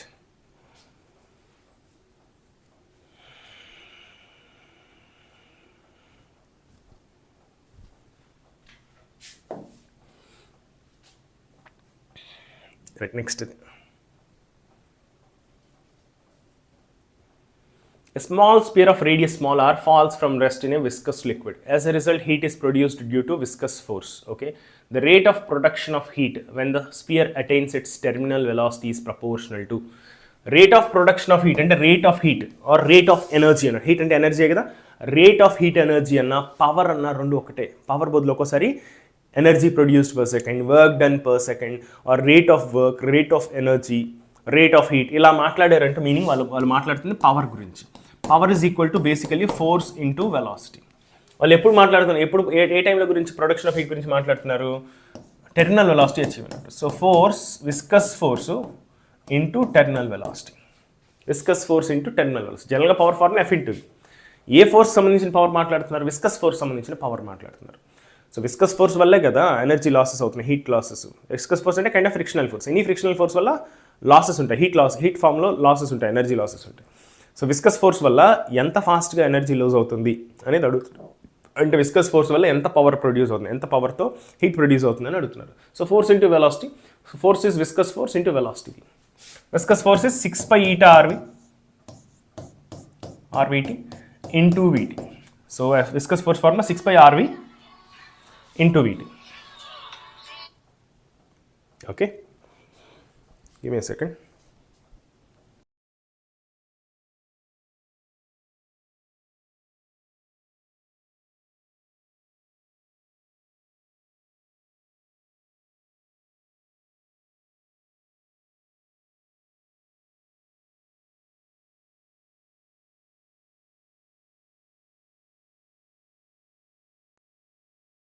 Okay na? Right. So this is the formula. So power is equal to 6π r terminal velocity whole square. మీరు గమనిస్తే టెర్మినల్ వెలాసిటీ ఫార్ములా మీకు గుర్తుంది కదా, 2/9 rho of solid minus rho of liquid divided by eta into r² into g. మీరు substitute చేసుకోవచ్చు ఇక్కడ. So 6π r into terminal velocity is 2/9 eta into ρs minus ρl into r² into g. ఇది terminal velocity formula, దానికి whole square ఉంది మనకు. So కానీ ఇక్కడ వాళ్ళు ఫైనల్గా పవర్ యొక్క ఫార్ములా అడగట్లా. So sphere attains is proportional. దేనికి ప్రపోర్షనల్? ఆప్షన్స్ చూస్తే రేడియస్ గురించి మాత్రమే మాట్లాడుతున్నారు. సో ఓన్లీ రేడియస్ కనుక మనం తీసుకుంటే power is equal to, okay కాబట్టి మొత్తం రాసుకోవచ్చు బట్ ఉపయోగం లేదు మనకు.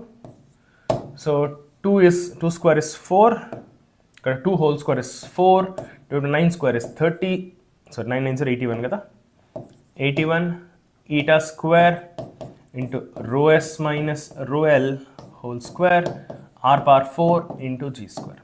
మీరు గమనిస్తే r's power 4 into r. So totally power is proportional to r to the power of 5. నేను ఇదంతా చేయకుండా డైరెక్ట్గా చెప్పేయచ్చు. సో ఫోర్స్ అనేది ఆర్ అనే రేడియస్ మీద డిపెండ్ అవుతుంది, అవునా? ఆర్ అనే రేడియస్ మీద డిపెండ్ అవుతుంది, టెర్మినల్ వెలాసిటీ మీద డిపెండ్ అవుతుంది. సో ఫైనల్గా ఫోర్స్ అనేది ఆర్ మీద డిపెండ్ అవుతుంది, టెర్మినల్ వెలాసిటీ హోల్ స్క్వేర్ మీద డిపెండ్ అవుతుంది. మనం గమనిస్తే టెర్మినల్ వెలాసిటీ అనేది ఆర్ స్క్వేర్ మీద డిపెండ్ అవుతుంది. టెర్మినల్ వెలాసిటీ ఆర్ స్క్వేర్ మీద డిపెండ్ అయితే terminal velocity whole square R power 4 మీద డిపెండ్ అవుతుంది. R power 4 into R will be R power 5. అలా డైరెక్ట్గా కూడా చెప్పొచ్చు, మొత్తం సాల్వ్ చేసినా కూడా అదే వస్తుంది. So answer is R power 5.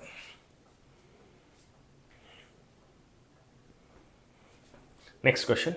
The terminal velocity Vr of a small steel ball of radius small r falling through gravity through a column of a viscous liquid of coefficient of viscosity eta depends on mass of the ball.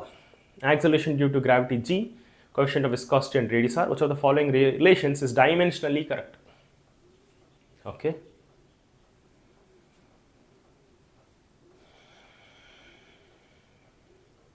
Okay. So viscous force plus buoyancy force is equal to mg, right? So viscous force వచ్చేసి 6 pi eta rv plus buoyancy force is equal to mg. So terminal velocity గురించి అడుగుతున్నారు, వాళ్ళు terminal వెలాసిటీని VR అని తీసుకున్నారు. So మనం కూడా అలానే తీసుకుందాం.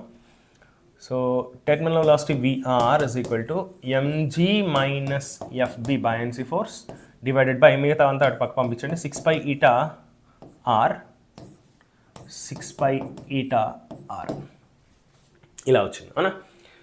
సో మీరు గమనిస్తే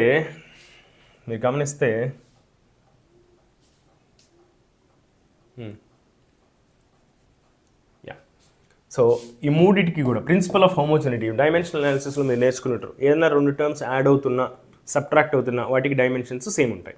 సో దీనికి డైమెన్షన్స్ సేమ్ ఉంటాయి. అదేవిధంగా లెఫ్ట్ హ్యాండ్ సైడ్కి రైట్ హ్యాండ్ సైడ్కి డెఫినెట్గా సేమ్ డైమెన్షన్సే ఉండాలి. So dimensions of VR should be same as the dimensions of MG divided by 6 pi eta r. 6 pi అనేది కాన్స్టెంట్, 6 piకి ఏమి డైమెన్షన్స్ ఉండవు కాబట్టి ఎంజీ బై eta rకి ఏదైతే డైమెన్షన్స్ ఉంటాయో వాళ్ళ టెర్మినల్ వెలాసిటీ కూడా అదే డైమెన్షన్స్ ఉంటాయి. సో మీరు గమనిస్తే ఆ డైమెన్షన్ అనాలిసిస్ వాళ్ళు ఏమడుతున్నారు, ఎగ్జాక్ట్ రిలేషన్ అవసరం వాళ్ళకి. Which of the following relations is dimensionally correct. ఎగ్జాక్ట్గా కరెక్ట్ అవ్వాల్సిన అవసరం, డైమెన్షనల్లీ కరెక్ట్ అయితే చాలు. ఎగ్జాక్ట్ రిలేషన్ అయితే ఇది, ఈ మొత్తం సెకండ్ టర్మ్ కూడా ఉంది. డైమెన్షనల్ పరంగా చూసుకుంటే ఈ రెండింటికి సేమ్ డైమెన్షన్స్ ఉంటాయి, ఈ రెండింటికి సేమ్, ఈ రెండింటికి కూడా సేమ్ డైమెన్షన్స్ ఉంటాయి.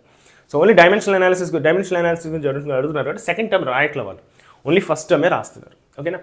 So mg divided by eta r, mg divided by eta r. So ఏ ఆప్షన్లో ఉంది? ఫస్ట్ ఆప్షన్ కాదు, థర్డ్ ఆప్షన్ కూడా కాదు, ఫోర్త్ ఆప్షన్ కూడా కాదు, అవునా? I think second option mg by అనుకుంటా, ఎంజీ బై ఈటా ఆర్ అనుకుంటా. So answer is mg by velocity. Dimensionally speaking it is proportional to mg divided by eta into r. 6 pi అనేది constant, దానికి dimensions ఉంటాయి కాబట్టి dimensional correct అవ్వాలి కాబట్టి 6 pi తీసేసేయండి. So 6 pi రాసుకున్న పర్లేదు, ఆప్షన్స్ లేదు కాబట్టి 6 pi తీసేస్తున్నా, mg by eta r. So it should be proportional to mg by eta r. I think second option అనుకుంటా, స్లాష్ మర్చిపోయినట్టున్నాం టైప్ చేయడంలో, ఎంజీ బై ఈటా ఆర్ అయి ఉంటుంది, ఓకేనా? యా.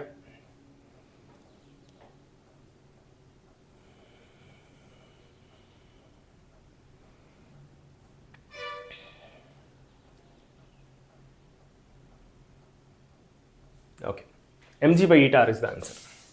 స్లాష్ లేదు టైప్ చేసిన దాంట్లో, స్లాష్ ఉండాలి.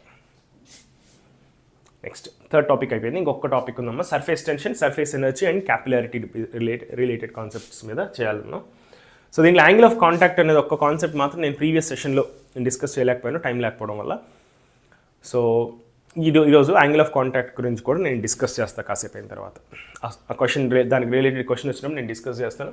The amount of energy required to form a soap bubble of radius 2 centimeters from soap solution is nearly. Okay, soap bubble అంట. సోప్ బబుల్ ఫామ్ అయితే soap bubble యొక్క రేడియస్ ఎంత ఉంది? Are అనుకుందాం.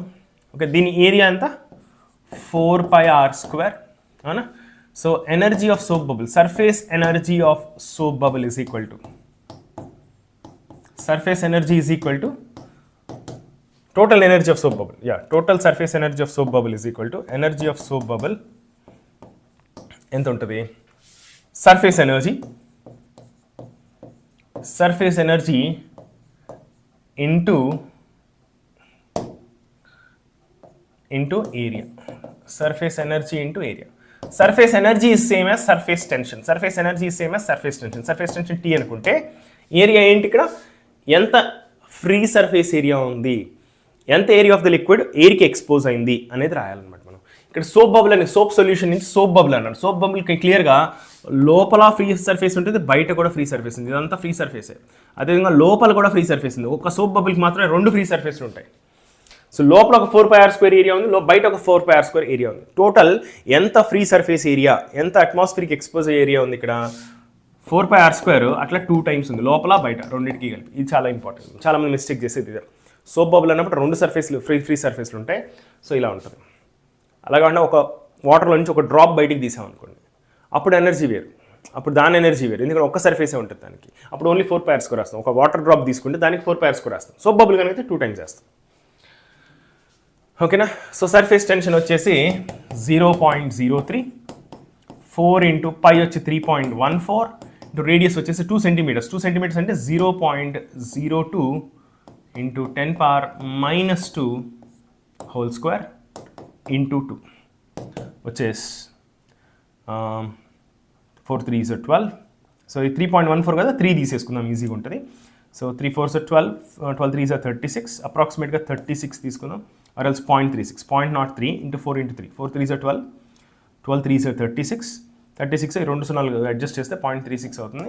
ఇంటూ మిగిలిందంటే ఇక్కడ 2 సెంటీమీటర్స్. వన్ సెకండ్ నేను చిన్న mistake రాశాను ఇక్కడ. 2 సెంటీమీటర్స్ అంటే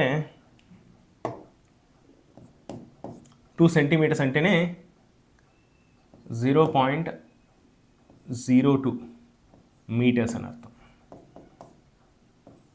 నేను 0.02 మీటర్స్ అన్న రాయొచ్చు, లేదా 2 into 10⁻² మీటర్స్ అన్న రాసుకోవచ్చు. సో ఈ రెండింటిని మల్టిప్లై చేస్తే ఇది 2 2s are 4, 4 into 10⁻⁴ అవుతుంది. ఓకే, ఆర్ 0.0004 అని కూడా రాసుకోవచ్చు, into 2. So 4 2s are 8 into 0.36, 4 2s are 8 into 10⁻⁴, 36 into 8 అప్రాక్సిమేట్గా ఎంత అవుతుంది? 8 3 is 24, 36 into 8 అమ్మా. అప్రాక్సిమేషన్ ఆల్రెడీ అప్రాక్సిమేషన్ కొంత చేశాను. So 8 6 48, 8 3 is 24, 28. సో 0.36 into 8 వచ్చేసి 2.88 వస్తుంది అప్రాక్సిమేట్గా. 2.88 దగ్గరలో ఉంటే అది చూస్ చేసుకోవచ్చు మన ఆప్షన్. ఇది కూడా మ్యాచ్ అవ్వాలి, 10⁻⁴ కూడా మ్యాచ్ అవ్వాలి. సో అన్నిట్లోనే 10⁻⁴ ఉంది. మనకు 2.88 దగ్గరలో ఏముంది? 3.00 ఉంది. ఎందుకు 3.01 వచ్చింది? ఎగ్జాక్ట్ ఆన్సర్ ఎందుకు రాలేదంటే ఇక్కడ నేను 3.14 అని చూసారా, దాని వల్ల 3 తీసుకున్నా క్యాలిక్యులేషన్ ఈజీగా ఉండే కోసం. ఈ 3 తీసుకున్నా. 3 4s are 12, 4 3s are 12, 12 3s are 36 చేశాను. సో ఇక్కడ 3.14 బదులు 3 తీసుకున్నాం కాబట్టి మనకు వచ్చిన ఆన్సర్ రావాల్సిన దానికన్నా కొంచెం తక్కువగా వస్తుంది. సో 2.88 వచ్చింది, which is very close to this option. ఓకేనా? Next, if a soap bubble expands, the pressure inside the bubble. Soap bubble ki pressure inside minus pressure outside is equal to 4T/R. Okay na? As the soap bubble expands, it expands, as bubble expands, radius is increasing. As radius is increasing, pressure inside minus pressure outside is decreasing. R increases, denominator increases, total value తగ్గాలి. So pressure difference తగ్గుతుంది. బయట pressure same ఉంటుందిగా. Bubble ఏం చేసినా బయట pressure ఏం same ఉంటుంది. లోపల ఉన్న గాలికి ప్రెషర్ మారుతుంది. లోపల బబుల్ లోపల ఉన్న ఎయిర్ ఏదైతే ఉందో దాని యొక్క ప్రెషర్ మారుతుంది, కానీ బయట యొక్క ప్రెషర్ ఏం మారదు. So outside pressure P0, inside pressure PI. Okay, so PI minus P0 తగ్గుతోంది అంటే ఇన్సైడ్ ప్రెషర్ డెఫినెట్గా తగ్గుతున్నట్టేగా. So pressure inside the bubble definitely decreases. Pressure difference depends on radius and surface tension. So radius మారుతున్న కొద్దీ pressure difference కూడా మారుతుంది. Bubble యొక్క బయట ప్రెషర్ మారదు, అది అట్మాస్ఫియర్కి ఎక్స్పోజ్ అయింది కాబట్టి అట్మాస్ఫియరిక్ ప్రెషరే ఉంటుంది. లోపల ఉన్న ప్రెషరు బబుల్ యొక్క రేడియస్ మారే కొద్దీ లోపల ఉన్న ప్రెషర్ మారుతుంది గ్యారెంటీగా. ఎందుకంటే టోటల్ ప్రెషర్ డిఫరెన్స్ తగ్గాలి కాబట్టి లోపల ప్రెషర్ తగ్గాలి.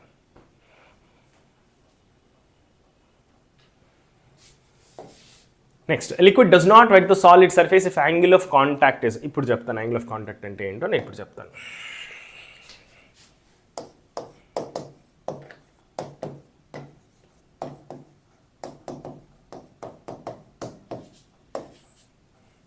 ఓకే, సపోజ్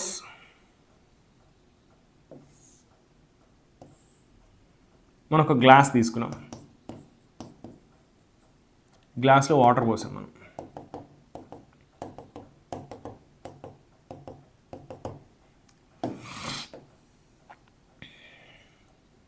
ఓకే, గ్లాస్లో వాటర్ పోస్తే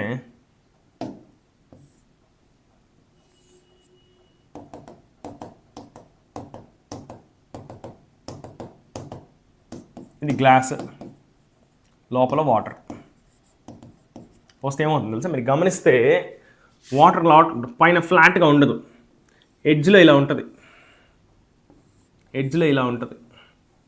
అంటే ఏమవుతుందంటే వాటర్ గ్లాస్ని క్రాల్ చేస్తుంది, వాటర్ గ్లాస్ని క్రాల్ చేస్తుంది. ఎందుకంటే ఇక్కడ కోహసివ్ ఫోర్సెస్, అదెసివ్ ఫోర్సెస్ మీకు గుర్తుంటే, కోహసివ్ ఫోర్స్ అంటే సేమ్ మాలిక్యూల్స్ మధ్యన ఫోర్సెస్ని కోహసివ్ ఫోర్స్ అంటాం, వేరే వేరే మాలిక్యూల్స్ మధ్యన ఫోర్సెస్ని అదెసివ్ ఫోర్సెస్ అంటాం.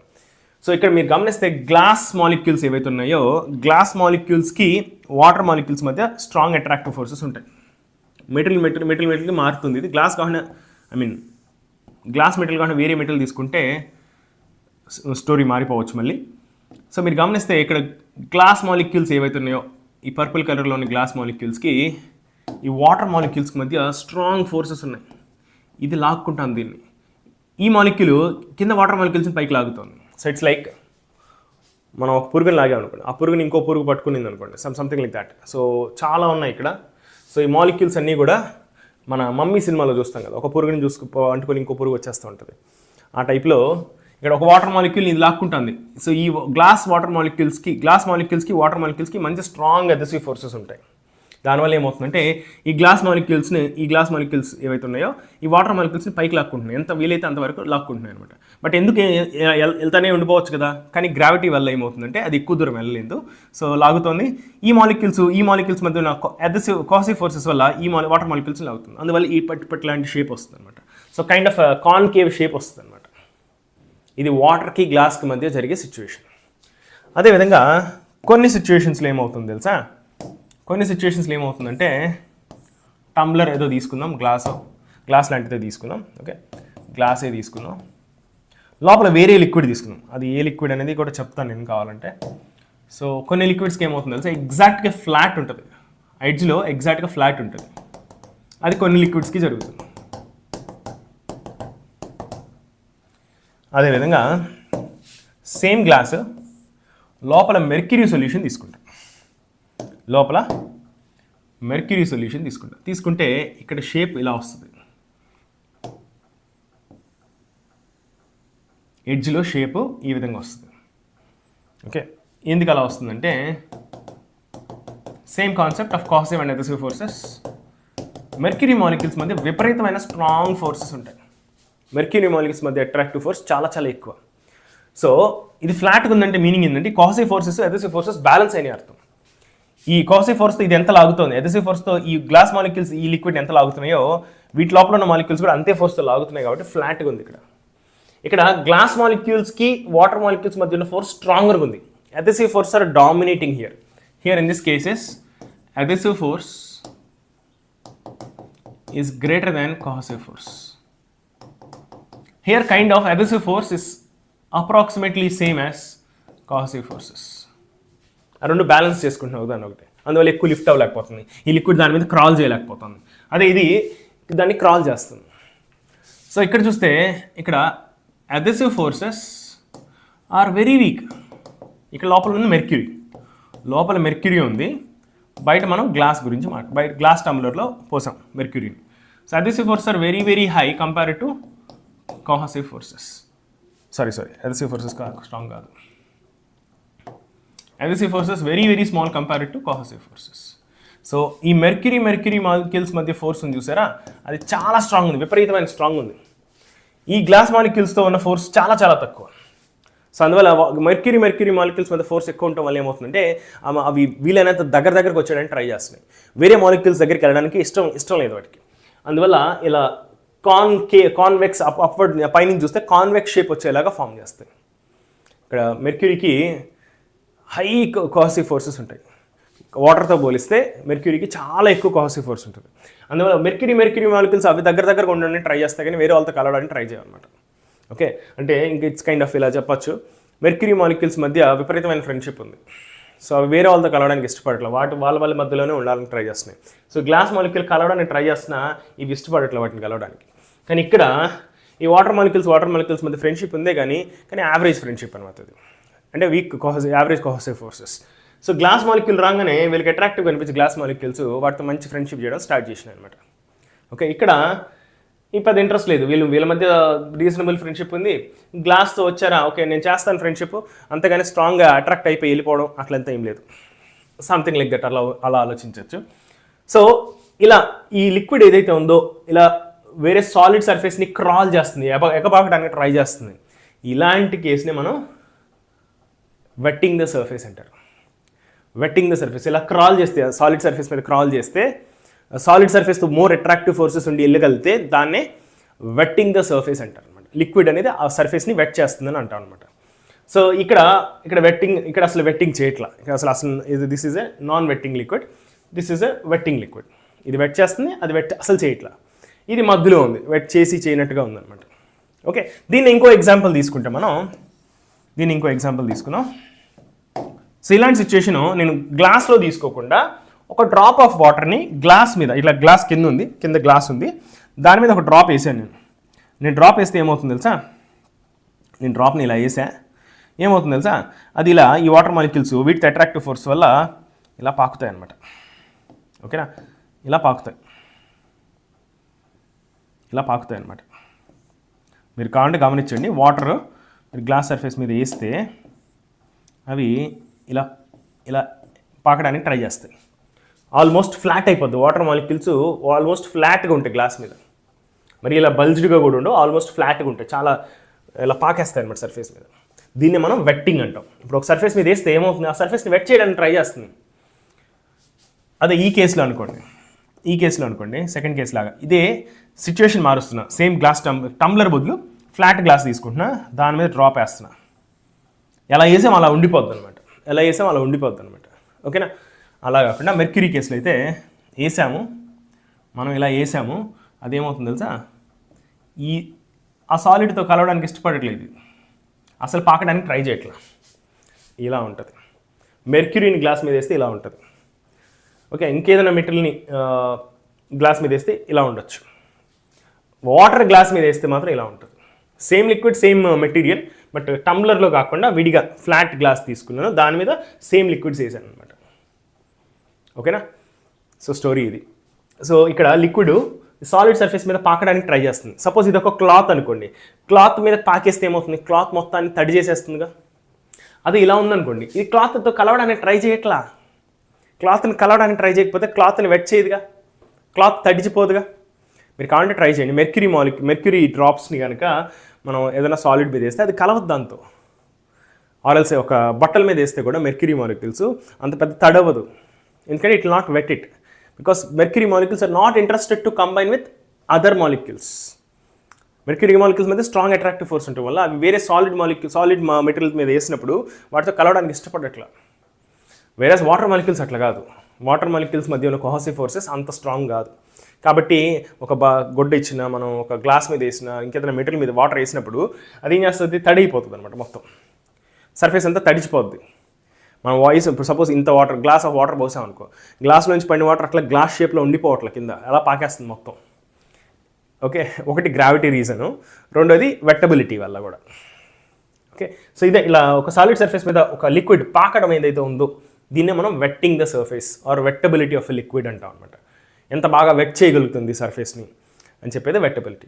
సో గ్లాస్కి మంచి వెట్టబిలిటీ ఉంది, so water is a wetting liquid, versus mercury is a non wetting liquid, అసలు వెట్ చేయదు అనమాట సర్ఫేస్ని. మెర్క్యూరీని ఎంత పోసినా మీరు ఆ సర్ఫేస్ని తడపదు, ఉంటుంది సర్ఫేస్ మీద ఉంటుందే కానీ దాన్ని తడపదు అనమాట, సంథింగ్ లైక్ దాట్. సో ఇక్కడ యాంగిల్ ఆఫ్ కాంటాక్ట్ గురించి మాట్లాడుకుందాం మనం. యాంగిల్ ఆఫ్ కాంటాక్ట్ అంటే ఏంటి అంటే, సో ఎప్పుడైనా సరే మీరు ఏం చేస్తారంటే ఎడ్జ్ని చూసారా, ఇక్కడ కార్నర్, ఎయిర్ వాటర్ సాలిడ్ కలుస్తున్న ప్లేస్, అది మీ reference point. Air water solid, water air solid మూడు కలుస్తున్న ప్లేస్ ఇది. దాని నుంచి వాటర్ సాలిడ్కి మధ్య బౌండరీ ఉంది చూసారా, దానికి ఒక లైన్ గీసుకోండి.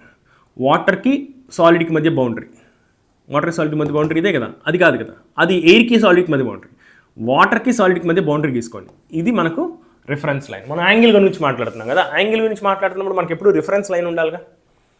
మామూలుగా మనం ఏం చేస్తాం, ఎక్స్ యాక్సిస్ వై యాక్సిస్లో పాజిటివ్ ఎక్స్ యాక్సిస్ని రిఫరెన్స్ లైన్గా తీసుకొని యాంగిల్ మెషర్ చేస్తాం. సో ఎప్పుడైనా యాంగిల్ మెషర్ చేయాలంటే రెండు లైన్స్ మధ్య మెషర్ చేస్తాం. ఒకటి రిఫరెన్స్ లైన్, ఇంకోటి మనకు కావాల్సిన లైన్. సో ఇక్కడ రిఫరెన్స్ లైన్ వచ్చేసి ఈ సాలిడ్ సర్ఫేస్కి లిక్విడ్ సర్ఫేస్ మధ్య బౌండరీని చూసారా, ఆ లైనే మనకు రిఫరెన్స్ లైన్. నెక్స్ట్ ఇంకొక లైన్ ఏంటి, ఇక్కడ షేప్, లిక్విడ్ షేప్ ఏదైతే ఉందో దానికి ట్యాంజెంట్ కట్టండి. లిక్విడ్ షేప్ ఏదైతే ఉందో దానికి ట్యాంజెంట్ కట్టండి. లిక్విడ్ షేప్ ఏదైతే ఉందో దానికి ట్యాంజెంట్ కట్టండి. ఇక్కడ ట్యాంజెంట్ గీసాను నేను. ఈ యాంగిల్ ఏదైతే ఉందో దీన్నే మనం యాంగిల్ ఆఫ్ కాంటాక్ట్ అంటాం. యాంగిల్ ఆఫ్ కాంటాక్ట్ అంటాం. సో అదే యాంగిల్ ఆఫ్ కాంటాక్ట్ ఇక్కడ చూద్దామా. ఇక్కడ రిఫరెన్స్ లైన్ ఇది, ఓకేనా. ఇక్కడ కూడా అదేవిధంగా సాలిడ్కి లిక్విడ్ సర్ఫేస్ మధ్య బౌండరీ, ఇది reference line. Okay, reference line. So ఇప్పుడు ఇక్కడ ట్యాంజెంట్ గీస్తే, ఈ సర్ఫేస్కి ట్యాంజెంట్ గీస్తే ఏమొచ్చింది, ఇక్కడ ఇలా వచ్చింది. So what is the angle of contact, 90 degrees. So ఇక్కడ చూడండి, ఇక్కడ వెట్టు చేయట్లా, నాన్ వెట్టు కాదు, ఇది వెట్టింగ్ లిక్విడ్ కాదు, నాన్ వెట్టింగ్ లిక్విడ్ కాదు, మధ్యలో ఉంది, intermediate kind of liquid. So ఇక్కడ ట్యాంజెంట్ గీస్తే మనకి ఇలా వస్తుంది. సో ఇక్కడ ట్యాంజెంట్ గీస్తే ఇలా వస్తుంది. So this is the angle of contact, this is the angle of contact. So ఇది వెట్టింగ్ లిక్విడ్, ఇక్కడ ఇది wetting case, this is wetting liquid, ఇది non wetting liquid. Non wetting అంటే ఏంటి, సాలిడ్ మీద పాకడానికి అసలు ఇంట్రెస్ట్ లేదు దానికి. లిక్విడ్ దాని మాలిక్యూల్స్ అది హ్యాపీగా ఉంది, దాని మీద అట్రాక్టివ్ ఫోర్స్ స్ట్రాంగ్ ఉంది. సో సాలిడ్తో అట్రాక్టివ్ ఫోర్స్ చాలా వీక్గా ఉండడం వల్ల లిక్విడ్ మాలిక్యూల్స్ వాటికి దగ్గరగా ఉండడానికి ట్రై చేస్తున్నాయి, వేరే వాళ్ళతో కలవడానికి ఇష్టపడట్లేదు. ఓకే, సో వెట్టింగ్ లిక్విడ్ ఏంటి, ఈ సాలిడ్ మాలిక్యూల్స్ మీద లిక్విడ్ మాలిక్యూల్స్ ఇంట్రెస్ట్ ఎక్కువ అయిపోయింది. సో వాటి మీద పాకడానికి ట్రై చేస్తున్నాయి అనమాట. ఇలాంటి దాన్ని వెట్టింగ్ లిక్విడ్స్ అంటాం. సో ఇక్కడ మీరు గమనిస్తే ఇక్కడ కూడా సేమ్ అదే స్టోరీ మనం గమనించవచ్చు. ఇది రిఫరెన్స్ లైన్, సాలిడ్ లిక్విడ్స్ మధ్య సర్ఫేస్, సాలిడ్ లిక్విడ్ మధ్య ఇంటర్ఫేస్. సో ఇక్కడ ట్యాంజెంట్ గీస్తే మనకి ఇలా వస్తుంది. So angle of contact, same angle of contact ఇక్కడ ఎంత వస్తుంది, ఇక్కడ కూడా అంతే వస్తుంది. సేమ్ మెటీరియల్స్ ఇన్వాల్వ్ అయినాయి, తర్వాత షేప్ మార్చాం. ఇక్కడ గ్లాస్ టంబ్లర్ లాంటిది తీసుకున్నాం, గ్లాస్ బౌల్ లాంటిది తీసుకున్నాం, ఇక్కడ గ్లాస్ ఫ్లాట్ గ్లాస్ తీసుకున్నాం. సో స్టోరీ అది, యాంగిల్ ఆఫ్ కాంటాక్ట్ ఆ సిచ్యువేషన్ అండ్ ఈ సిచ్యువేషన్ ఒకటే ఉంటుంది. ఇది రిఫరెన్స్ లైన్, ఇక్కడ ట్యాంజెంట్ గీస్తే ఇది, సో ఇది 90 degrees వస్తుంది. అదే ఇక్కడ కూడా ఇది reference line, solid liquid surface, అదేవిధంగా ట్యాంజెంట్ కడితే ఆబ్ట్యూస్ యాంగిల్ వస్తుంది. సో వెట్టింగ్ లిక్విడ్ అని ఎప్పుడు అంటామంటే, if angle of contact is less than 90 degrees or 0 to 90 ఉంటే, 0 కన్నా తక్కువ ఉంటుంది angle of contact. So 0 to 90 కనుకుంటే దాన్ని వెట్టింగ్ లిక్విడ్ అంటాం. 90 కన్నా ఎంత తక్కువ ఉంటే అంటే, ఆర్ఎల్స్ 0కి ఎంత దగ్గరగా ఉంటే అంత బాగా వెట్ చేస్తుందని చెప్పొచ్చు, అంత బాగా తడిపేస్తుంది ఆ సర్ఫేస్ని. అదేవిధంగా 90 కన్నా ఎక్కువ ఉంటే దాన్ని నాన్ వెట్టింగ్ లిక్విడ్ అంటాం. ఓకేనా, అంటే అబ్ట్యూస్ యాంగిల్ ఆఫ్ కాంటాక్ట్ కనుకుంటే నాన్ వెట్టింగ్ లిక్విడ్ అని, అక్యూట్ యాంగిల్ కనుకుంటే వెట్టింగ్ లిక్విడ్ అని చెప్తాం అనమాట. సో యాంగిల్ ఎంత తక్కువ ఉంటే అంత బాగా వెట్ చేస్తుంది, యాంగిల్ ఎంత ఎక్కువ ఉంటే అంత బాగా అసలు వెట్ చేయదు, అసలు వెట్ చేయదు. ఓకేనా, ఇది story of angle of contact. అర్థమైంది అనుకుంటే అందరికీ. సో యాంగిల్ ఆఫ్ కాంటాక్ట్ గ్లాస్కి ప్యూర్ వాటర్ కనుక అయితే, గ్లాస్ అండ్ ప్యూర్ వాటర్కి 0 degrees ఉంటుంది. గ్లాస్ అండ్ నార్మల్ వాటర్ కనుక అయితే యాంగిల్ ఆఫ్ కాంటాక్ట్ చాలా తక్కువ ఉంటుంది, గ్లాస్ని పాకుతుంది వాటర్, ఇలాంటి వాటర్నే పాకుతుంది. కానీ ప్యూర్ వాటర్ కనుక తీసుకుంటే, లైక్ రెయిన్ వాటర్ లాంటిది ప్యూర్ వాటర్ కనుక తీసుకుంటే అది బాగా ఎక్కువ వెట్ చేస్తుంది. అంటే యాంగిల్ ఆఫ్ కాంటాక్ట్ ఇక్కడ చూసారు, ఇక్కడ ట్యాంజెంట్ గీస్తే ఫ్లాట్ స్ట్రైట్ లైన్ వస్తుంది, ఇక్కడ ట్యాంజెంట్ గీస్తే మనకు ఇక్కడ ఇది ఆల్మోస్ట్ హెమిస్పెరికల్ షేప్ వచ్చేస్తుంది ఇక్కడ. సో ఇక్కడ ట్యాంజెంట్ గీస్తే ఇక్కడ ఫ్లాట్గా ఇలా వస్తుంది, యాంగిల్ ఆఫ్ కాంటాక్ట్ 0 అవుతుంది. So angle of contact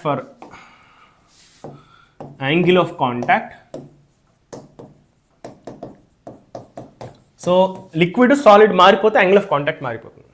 liquid సాలిడ్లో ఏదో ఒకటి మారినా కూడా యాంగిల్ ఆఫ్ కాంటాక్ట్ మారుతుంది. For glass and pure water is 0 degrees. ఇదే యాంగిల్ ఆఫ్ కాంటాక్ట్. గ్లాస్కి జస్ట్ నార్మల్ వాటర్కి అయితే 0 అయితే ఉండదు, some degrees, some exact number గుర్తులేదు నాకు, 5 degrees 10 degrees ఎంతో ఉంటుంది. ఒకసారి చూద్దాం.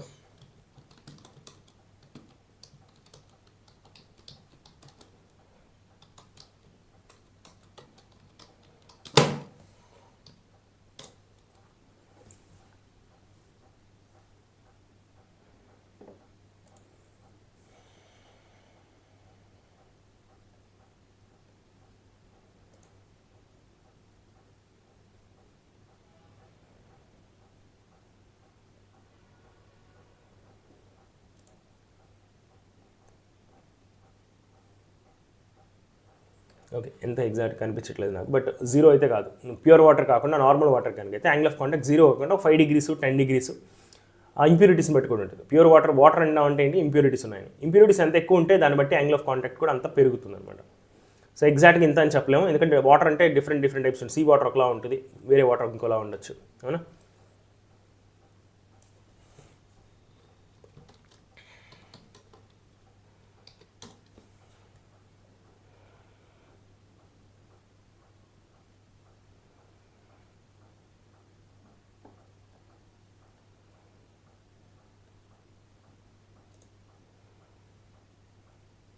ఓకే, సో దీనికి ఎగ్జాంపుల్ వచ్చేసి angle of contact between glass బదులు సిల్వర్ తీసుకోండి, సిల్వర్ మెటీరియల్ తీసుకోండి, and water, pure water. Silver material and pure వాటర్కి అయితే మనకి యాంగిల్ ఆఫ్ కాంటాక్ట్ 90 degrees ఉంటుంది. సో ఇక్కడ వచ్చేసి ఇది గ్లాస్ మెటీరియల్ కాకుండా సిల్వర్ తీసుకోండి. అదేవిధంగా లిక్విడ్ వచ్చేసి silver with water, pure water. Silver and water తీసుకుంటే మీకు యాంగిల్ ఆఫ్ కాంటాక్ట్ పర్ఫెక్ట్గా 90 degrees వస్తుంది. అదేవిధంగా angle of contact between glass and mercury, ఇది కూడా నేను గుర్తుపెట్టుకోవాల్సిన అవసరం లేదు, బట్ స్టిల్ అప్రాక్సిమేట్లీ 135 అంట. Angle of contact between glass and mercury is approximately around 135 degrees. Okay, so let's go. అయిపోయింది, యాంగిల్ ఆఫ్ కాంటాక్ట్ డిస్కస్ చేసాం. So liquid does not wet the solid surface if the angle of contact is, wetting చేయకూడదు అంటే angle ఎలా ఉండాలి, up to use ఉండాలి, అవునా. So anything greater than 90 degrees we call it as up to use angle of contact, or it means angle of contact is greater than 90 means it is a non-wetting liquid.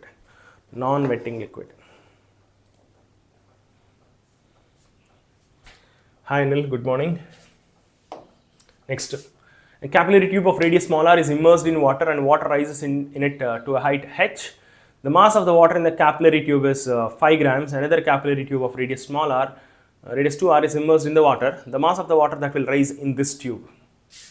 So మీకు గుర్తుంటే ρgh is equal to 2t/r అని నేర్చుకున్నాం మనం capillary యాక్షన్లో, అవునా. So ఒక tumbler ఉంది, ఇట్లా water పోసాం. So దాంట్లో 2 ట్యూబ్స్ పెట్టాం. ఒక ట్యూబ్ యొక్క రేడియస్ ఆర్ కనుక అయితే, ఇంకొక tube another capillary tube of radius 2r అంట, దానికన్నా డబల్ రేడియస్ ఉండేది ట్యూబ్ పెట్టాం, రేడియస్ 2r ఉందంట. ఓకే, దీంట్లో వాటర్ ఒక హెచ్ అనే హైట్కి రైజ్ అయితే, మీరు గమనిస్తే H is inversely proportional to R. So ఇక్కడ రేడియస్ డబల్ అయింది కాబట్టి ఎంత హైట్ రైజ్ అవుతుంది, సగం హైటే రైజ్ అవుతుంది. కరెక్టేనా. ఇది హైట్ హెచ్ రైజ్ అయితే ఇది ఓన్లీ h/2 హైటే రైజ్ అవుతుంది, ఎందుకంటే డబల్ రేడియస్ కాబట్టి సగం హైటే రైజ్ అవుతుంది. ఇది idea, because H is inversely proportional to radius of the capillary tube. 1 second, 2t/r కాదమ్మా, 2t/ capital R, radius of curvature. దీన్నే మనం ఏం రాసుకుంటామంటే 2t divided by small R, 2t cos θ divided by small R, ఇలా రాసుకుంటాం. Small R అనేది radius of the capillary tube. Capital R అనేది ఏంటి, ఇక్కడ మెనిస్కస్ ఉంటుంది కదా, దీన్ని మెనిస్కస్ అంటాం. ఇక్కడ షేప్ ఏదైతే వస్తుందో దాన్ని మనం లిక్విడ్ మెనిస్కస్ అంటాం. దాని షేప్ కాన్కేవ్ ఉంటుంది అప్వర్డ్స్. సో జనరల్గా వాటర్కి అయితే, అదే మెర్క్యూరీకి అయితే కాన్కేవ్ డౌన్వర్డ్స్ ఉంటుంది. ఓకే, సో ఇది విషయం. సో అక్కడ సగం హైట్ వస్తుందని చెప్పుకున్నాం కదా. సో దీంట్లో ఈ వాటర్ ఏదైతే ఉందో ఇది 5 grams అంట, దీని మాస్ 5 grams అంట. మరి దీని మాస్ ఎంత అని అడుగుతున్నారు, రెండిట్లో liquids same density, because same ట్యూబ్లో సేమ్ బౌల్లో పెట్టాం. సో కానీ రెండింటి యొక్క హైట్స్ డిఫరెంట్ ఉన్నాయి, ఏరియా ఆఫ్ క్రాస్ సెక్షన్స్ కూడా డిఫరెంట్ ఉన్నాయి, ఓకేనా. So volume of the water, ఇది ఫస్ట్ కేసులో ఇక్కడ వాల్యూమ్ ఏదైతే ఉందో అది వాల్యూమ్ V1 అనుకుందాం. ఇక్కడ ఎక్సెస్ వాల్యూమ్ ఏదైతే ఉందో అది V1, ఈ వాల్యూమ్ V2 అనుకుందాం. సో V1 వచ్చేసి ఇక్కడ ఏరియా ఆఫ్ క్రాస్ సెక్షన్ ఎంత, area into height h. Area వచ్చేసి pi R square into height H. Volume of the second one ఎంత, area into height, area into height, area వచ్చేసి pi, radius వచ్చి 2r కదా, 2r whole square into height వచ్చేసి h/2. So మొత్తం కలిపితే 2 square is 4, 4/2 is 2, 2πr square H. So ఇక్కడ ఎంత volume ఉందో, ఇక్కడ ఎంత వాల్యూమ్ ఉంది, ఇక్కడ డబుల్ వాల్యూమ్ ఉంది, తక్కువ హైటే ఉంది కానీ ఏరియా 4 టైమ్స్ ఉంది. దీనికన్నా దానికి ఏరియా రేడియస్ 2 టైమ్స్ ఉంది, అంటే ఏరియా 4 టైమ్స్ ఉంది. దో సగం హైటే ఉన్నా కూడా దీంట్లో పట్టే వాల్యూమ్ కన్నా డబుల్ ఉంది.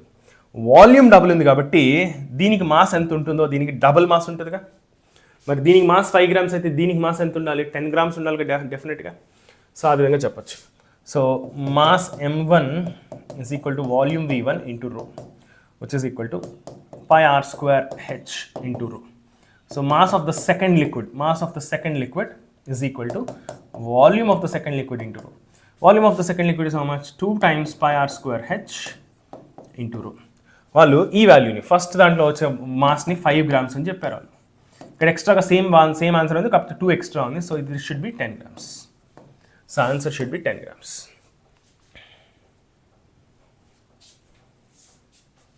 Next, a soap bubble having radius 1 mm is blown from a detergent solution having surface tension of 2.5 into 10 power minus 2. The pressure inside the bubble equals at a point Z0 below the free surface of water in a container. Okay, at a point Z0 below the free surface. So pressure inside the bubble equals at a point Z0 below the, okay, water Z0 అనే height లోపలికి వెళ్తే మనం Z0 అనే height లోపలికి వెళ్తే ఎంత, ఇక్కడ pressure ఎంత ఉంది, P0. Z0 లోపలికి వెళ్తే ప్రెషర్ ఎంత ఉంటుంది, P0 ప్లస్ ρgh. హెచ్ బదులే వాళ్ళు ఏమి ఇచ్చారు, Z0 అనే హైట్ ఇచ్చారు. Z0 అక్కడ ప్రెషర్ అంత ఉందంట. అయితే సోప్ బబుల్ ఉంది, pressure inside the bubble equals to, okay, ఇక్కడ ప్రెషర్ ఎంత, inside the pressure inside is equal to ఎంతమ్మా, inside pressure outside pressure కన్నా Pi minus P0 is equal to 4T/R. Soap bubble కాబట్టి 4T/R. అదే normal bubble కాకుండా water drop కానీ air bubble కనుక అయితే 2T/R రాసుకుంటాం. సోప్ బబుల్ అని క్లియర్గా మెన్షన్ చేశారు కాబట్టి 4T/R రాసుకుంటున్నాం. So pressure inside is equal to P0 plus 4T/R. అవునా? సో మీరు గమనిస్తే ఇక్కడ పాయింట్ Z0 అనే డెప్త్లో ఎంతైతే ప్రెషర్ ఉందో సోప్ బబుల్లో కూడా అంతే ప్రెషర్ ఉందంట. అంటే ఈ రెండు సమానం అని చెప్తున్నారు. రెండింటిలో P0 కామన్గా ఉంది. సో 4T/R ఇక్కడ ఎంతైతే ఉందో అక్కడ 4T డివైడెడ్ బై R. రెండింటిలో ప్రెషర్ సేమ్. ఈ పాయింట్ దగ్గర ఈ సోప్ బబుల్ లోపల ప్రెషర్ సేమ్ అవ్వాలి అంటే ఈ ఫ్యాక్టర్ ఏదైతే ఉందో 4T/R ఏదైతే ఉందో అది ρg Z0కి సమానం అవ్వాలి. అవునా? వాళ్ళు ఏమడుతున్నారు ఇక్కడ, Z0 అడుగుతున్నారు. So Z0 is equal to 4T divided by R divided by rho into G. So 4 into T value ఎంత, 2.5 into 10 power minus 2 divided by radius 1 mm కదా, radius 1 mm అంటే 10 power minus 3 meters into density వచ్చేసి 1000. Water soap solution కదా. So soap solution density of water, density of water, రో అంటే density కదా. So density is 1000 into gravity is G is 10. So మొత్తం mix చేస్తే ఈ 10 power 3 10 power minus 3 పోతుంది. So 4 into 2.5 is ఎంత, 2.5 into 4 is 10. 10 into 10 power minus 2 divided by కింద ఒక 10 మిగిలింది, 10 తీసేస్తే so 10 power minus 2 meters, 10 power minus 2 meters అంట. 10 power minus 2 మీటర్ అంటే 1 సెంటీమీటర్ అని అర్థం చేసుకోవచ్చు. So it should be 1 centimeter.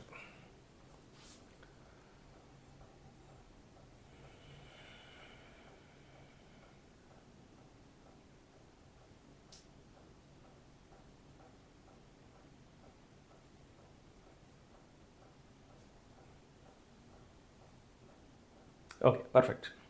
1 centimeter.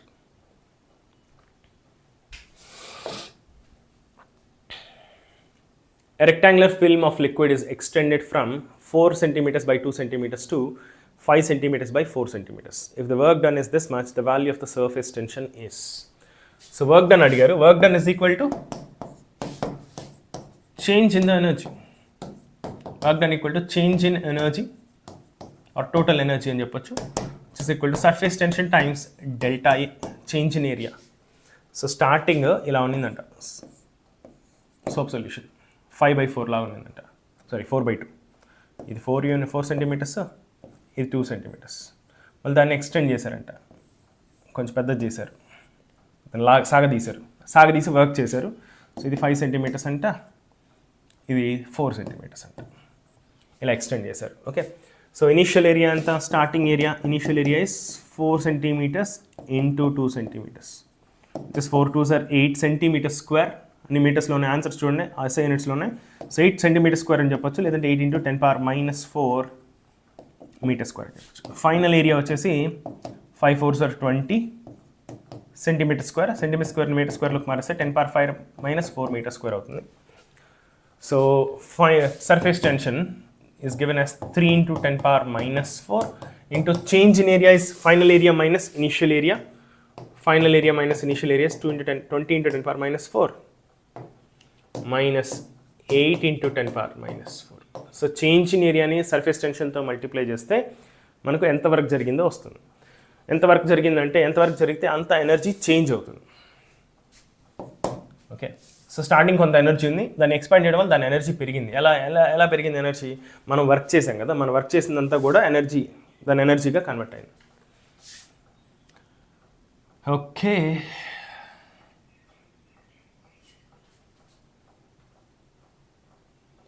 Then value of surface tension of the liquid. Okay, surface tension ఇవ్వలేదమ్మా, sorry my mistake. Surface tension వాళ్ళు ఇవ్వలేదు మనకు, surface tension ఇవ్వలేదు, మనమే కనుక్కోవాలి. వర్క్ డన్ ఇచ్చారు. సో వర్క్ డన్ ఎంత? 3 × 10⁻⁴ అని ఇచ్చారు. సో 10⁻⁴ క్యాన్సిల్ చేసేయచ్చు అన్ని చోట్ల. Okay, so this implies surface tension is equal to, ఈ పక్క 3 ఉంది, ఆ పక్క 20 - 8 is 12. 12ని ఈ పక్కకు తీసుకొచ్చేయండి. So 3/12 is 1/4, which is 0.25. 0.25. Decimal point దగ్గర 0 ఉన్నా లేకపోయినా నష్టం ఏమి లేదు.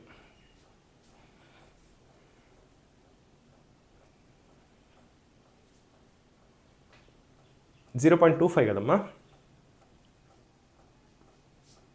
1/8 అయితే 0.125 వస్తుంది. 1/4 కదా వచ్చింది మనకు. Right, water rises to a height h in a capillary tube if the length of the capillary tube above the surface of the water is made less than h, then what happens? జనరల్గా ఏమవుతుందంటే, ఈ concept నేను ఒకసారి explain చేస్తా చూడండి.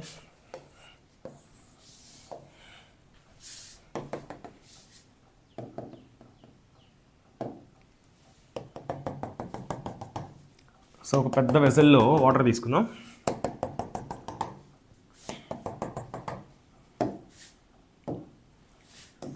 Capillary tube తీసుకుందాం. Next ఏం చేస్తానంటే, సేమ్ విడ్త్ క్యాపిలరీ ట్యూబే, కాకపోతే కొద్దిగా చిన్నది తీసుకుంటా, ఇంకా చిన్నది తీసుకుందాం, ఇంకా చిన్నది.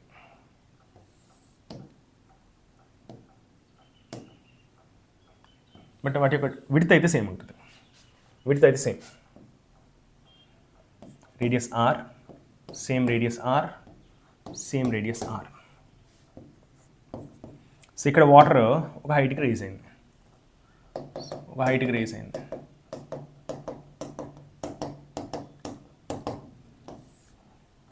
హెచ్ అనే హైట్కి రేజ్ అయింది. సో ఇక్కడ ఏం జరుగుతుందంటే, ρgh is equal to 2t divided by capital R into cos theta. Sorry, 2t divided by small r into cos theta. Small r అంటే క్యాపిలరీ ట్యూబ్ యొక్క radius. So angle of contact theta ఉంది చూసారా, angle of contact కూడా matter అవుతుంది ఇక్కడ. ఇలాంటి కేసెస్లో angle of contact కూడా మ్యాటర్ అవుతుంది. సో లెంత్ ఎక్కువ ఉన్న ట్యూబ్ కానీ తీసుకుంటే ఒక హైట్ హెచ్ రేజ్ అవుతుంది. కానీ మనం ఇచ్చే ట్యూబే కొంచెం తక్కువ లెంత్ ఉంది, వాటర్ బయట తక్కువ లెంత్ ఉంది. మనం ఎంత హైట్కి అయితే రేజ్ అవ్వగలుగుతుంది, దానికన్నా తక్కువ హైట్ కనుక పెట్టామనుకో, మనం ఏం ఎక్స్పెక్ట్ చేస్తాం? వాటర్ ఓవర్ఫ్లో అవ్వాలని ఎక్స్పెక్ట్ చేస్తాం. అలా ఓవర్ఫ్లో హైట్ అయితే ట్యూబ్ పెట్టగానే వాటర్ అన్ని బయటకు వచ్చేయాలిగా, మరి అలా జరగదుగా. సో ఏం జరుగుతుందంటే, జనరల్గా ఏం జరుగుతుందంటే, వాటర్ ప్యూర్ గ్లాస్ కనుక తీసుకుంటే స్టార్టింగ్ ఏమవుతుందంటే, ఇక్కడ హెమీస్పెరికల్ వస్తుంది. హెమీస్పెరికల్ వస్తుంది. అంటే యాంగిల్ ఆఫ్ కాంటాక్ట్ ఇక్కడ యాంగిల్ ఆఫ్ కాంటాక్ట్ 0 ఉంటుంది, అంత హైట్ లేదు కాబట్టి.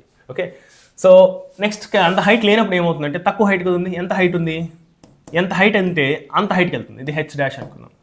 సో సెకండ్ కేసులో అంత హైట్ లేదు కాబట్టి తక్కువ హైట్ వస్తుంది గ్యారంటీగా. రోజీ H dash is equal to 2t, radius of the capillary by మారట్లా, సేమ్ కంట్రోల్ అవ్వాలి ఇక్కడ, కాస్ టీటా కంట్రోల్ అవ్వాలి, కాస్ టీటా కంట్రోల్ అవ్వాలి. సో హెచ్ తగ్గిపోయింది కాబట్టి, తక్కువ హైట్ ఉంది కాబట్టి, తక్కువ హైట్ రావాలంటే కాస్ టీటా కూడా తగ్గాలి. కాస్ టీటా తగ్గాలంటే టీటా పెరగాలి, యాంగిల్ ఆఫ్ కాంటాక్ట్ పెరగాలి. సో ఇక్కడ యాంగిల్ ఆఫ్ కాంటాక్ట్ ఒకసారి చూద్దాం. స్టార్టింగ్ జనరల్గా యాంగిల్ ఆఫ్ కాంటాక్ట్ వచ్చేసి ఇది రిఫరెన్స్ లైన్. సో ఇది హెమీస్పెరికల్ కనుకుంటే యాంగిల్ ఆఫ్ కాంటాక్ట్ 0 ఉంటుంది, యాంగిల్ ఆఫ్ కాంటాక్ట్ 0 ఉంటుంది. సో ఇక్కడ ఏం జరుగుతుంది తెలుసా, ఇక్కడ లిక్విడ్ హెమీస్పెరికల్ కాకుండా కొంచెం కర్వ్డ్ అవుతుంది. సో ఇక్కడ మనం కన్స్ట్రక్ట్ చేస్తే స్పియర్ ఇక్కడే ఫామ్ అయిపోతుంది. సో ఇక్కడ అలా కాదు, స్పియర్ ఇక్కడ వస్తుంది. సో యాంగిల్ ఆఫ్ కాంటాక్ట్ వచ్చేసి ఇక్కడ స్లైట్గా పెరుగుతుంది అనమాట, కొంచెం హైట్ కొంచెం తగ్గించాం కాబట్టి. సో ఇక్కడ ట్యాంజెంట్ గీస్తే మనం యాంగిల్ ఆఫ్ కాంటాక్ట్ కొద్దిగా పెరిగింది. హైట్ని ఇంకా తగ్గించేసాం అనుకో, హెచ్ని ఇంకా తగ్గించేసాం అనుకో, సో దీన్ని θ1 అన్నాను, ఇది θ1 అంటున్నాను నేను. ఓకే, వాటర్ ఇక్కడ దాకా రేజ్ అయింది. సో ఎంత హైట్ ఉంటే వాటర్ అంతే రైజ్ అవుతుంది, ఓవర్ఫ్లో అయితే అవ్వదు. తక్కువ హైట్ ఇచ్చామంటే ఆ తక్కువ హైట్కే రేజ్ అవుతుంది, కాకపోతే ఒక్క పారామీటర్లో చేంజ్ వస్తుంది. యాంగిల్ ఆఫ్ కాంటాక్ట్ మనం ఎక్స్పెక్ట్ చేసినంత ఉండదు, యాంగిల్ ఆఫ్ కాంటాక్ట్ కొంచెం ఎక్కువగా ఉంటుంది. సో ఇక్కడ కూడా అంతే. ఓకే, సెకండ్ కేసులో దీన్ని నేను హెచ్ డబల్ డాష్ అంటున్నాను, దీన్ని నేను హెచ్ ట్రిపుల్ డాష్ అంటున్నాను. సో సెకండ్ కేసులో రోజీ H double dash is equal to 2t/r into cos θ2. అదేవిధంగా థర్డ్ కేసులో ఇంకా చిన్న హైట్ తీసుకున్నాం, అప్పుడు ఏమవుతుంది, ఎంత హైట్ ఉందో అంత హైట్ దాకే వెళ్తుంది, ఓవర్ఫ్లో అయితే అవ్వదు. గుర్తుపెట్టుకోండి ఎప్పుడైనా సరే, ఓవర్ఫ్లో అవ్వదు. ఎంత హైట్ ఉంటే అంత హైట్ వరకు వెళ్తుంది. ఇంకా పెద్ద హైట్ ఇచ్చామనుకో, పెద్ద హైట్ దాకా వెళ్ళదు. దానికి ఒకటి ఉంటుంది కదా, రోజీ H equal to 2t/r cos θ ఏదో ఉంటుంది కదా, అది బ్యాలెన్స్ అయ్యే హైట్ ఏదైతే ఆ హైట్ దాకా వెళ్తుంది. దానిపైన ఏదైతే ఎక్సెస్ హైట్ ఉందో అక్కడ ఎక్సెస్ హైట్కి వెళ్ళదు అనమాట. సపోజ్ దీని హైట్ ఇక్కడ దాకా ఉంది, సో అంత హైట్ వెళ్ళదు, అది ఎక్కడ దాకా వెళ్ళగలుగుతుంది అక్కడ దాకా వెళ్తుంది. బట్ వెళ్ళాల్సిన హైట్ కన్నా తక్కువ పెట్టామనుకోండి, ఎంత హైట్కి వెళ్ళాలో అక్కడ దాకా వెళ్ళి అక్కడ యాంగిల్ ఆఫ్ కాంటాక్ట్ దాని షేప్ని మార్చుకుంటే, షేప్ ఆఫ్ ద మెనిస్కస్ అంతకుముందు హెమీస్పెరికల్ షేప్ ఉండింది, ఇప్పుడు కొంచెం వైడర్ షేప్ చేసుకొని అక్కడే నిలిచిపోతుంది అనమాట. సో ఇక్కడ ఇంకొంచెం వైడర్ షేప్ అయింది, కొంచెం వైడర్ షేప్ అయింది.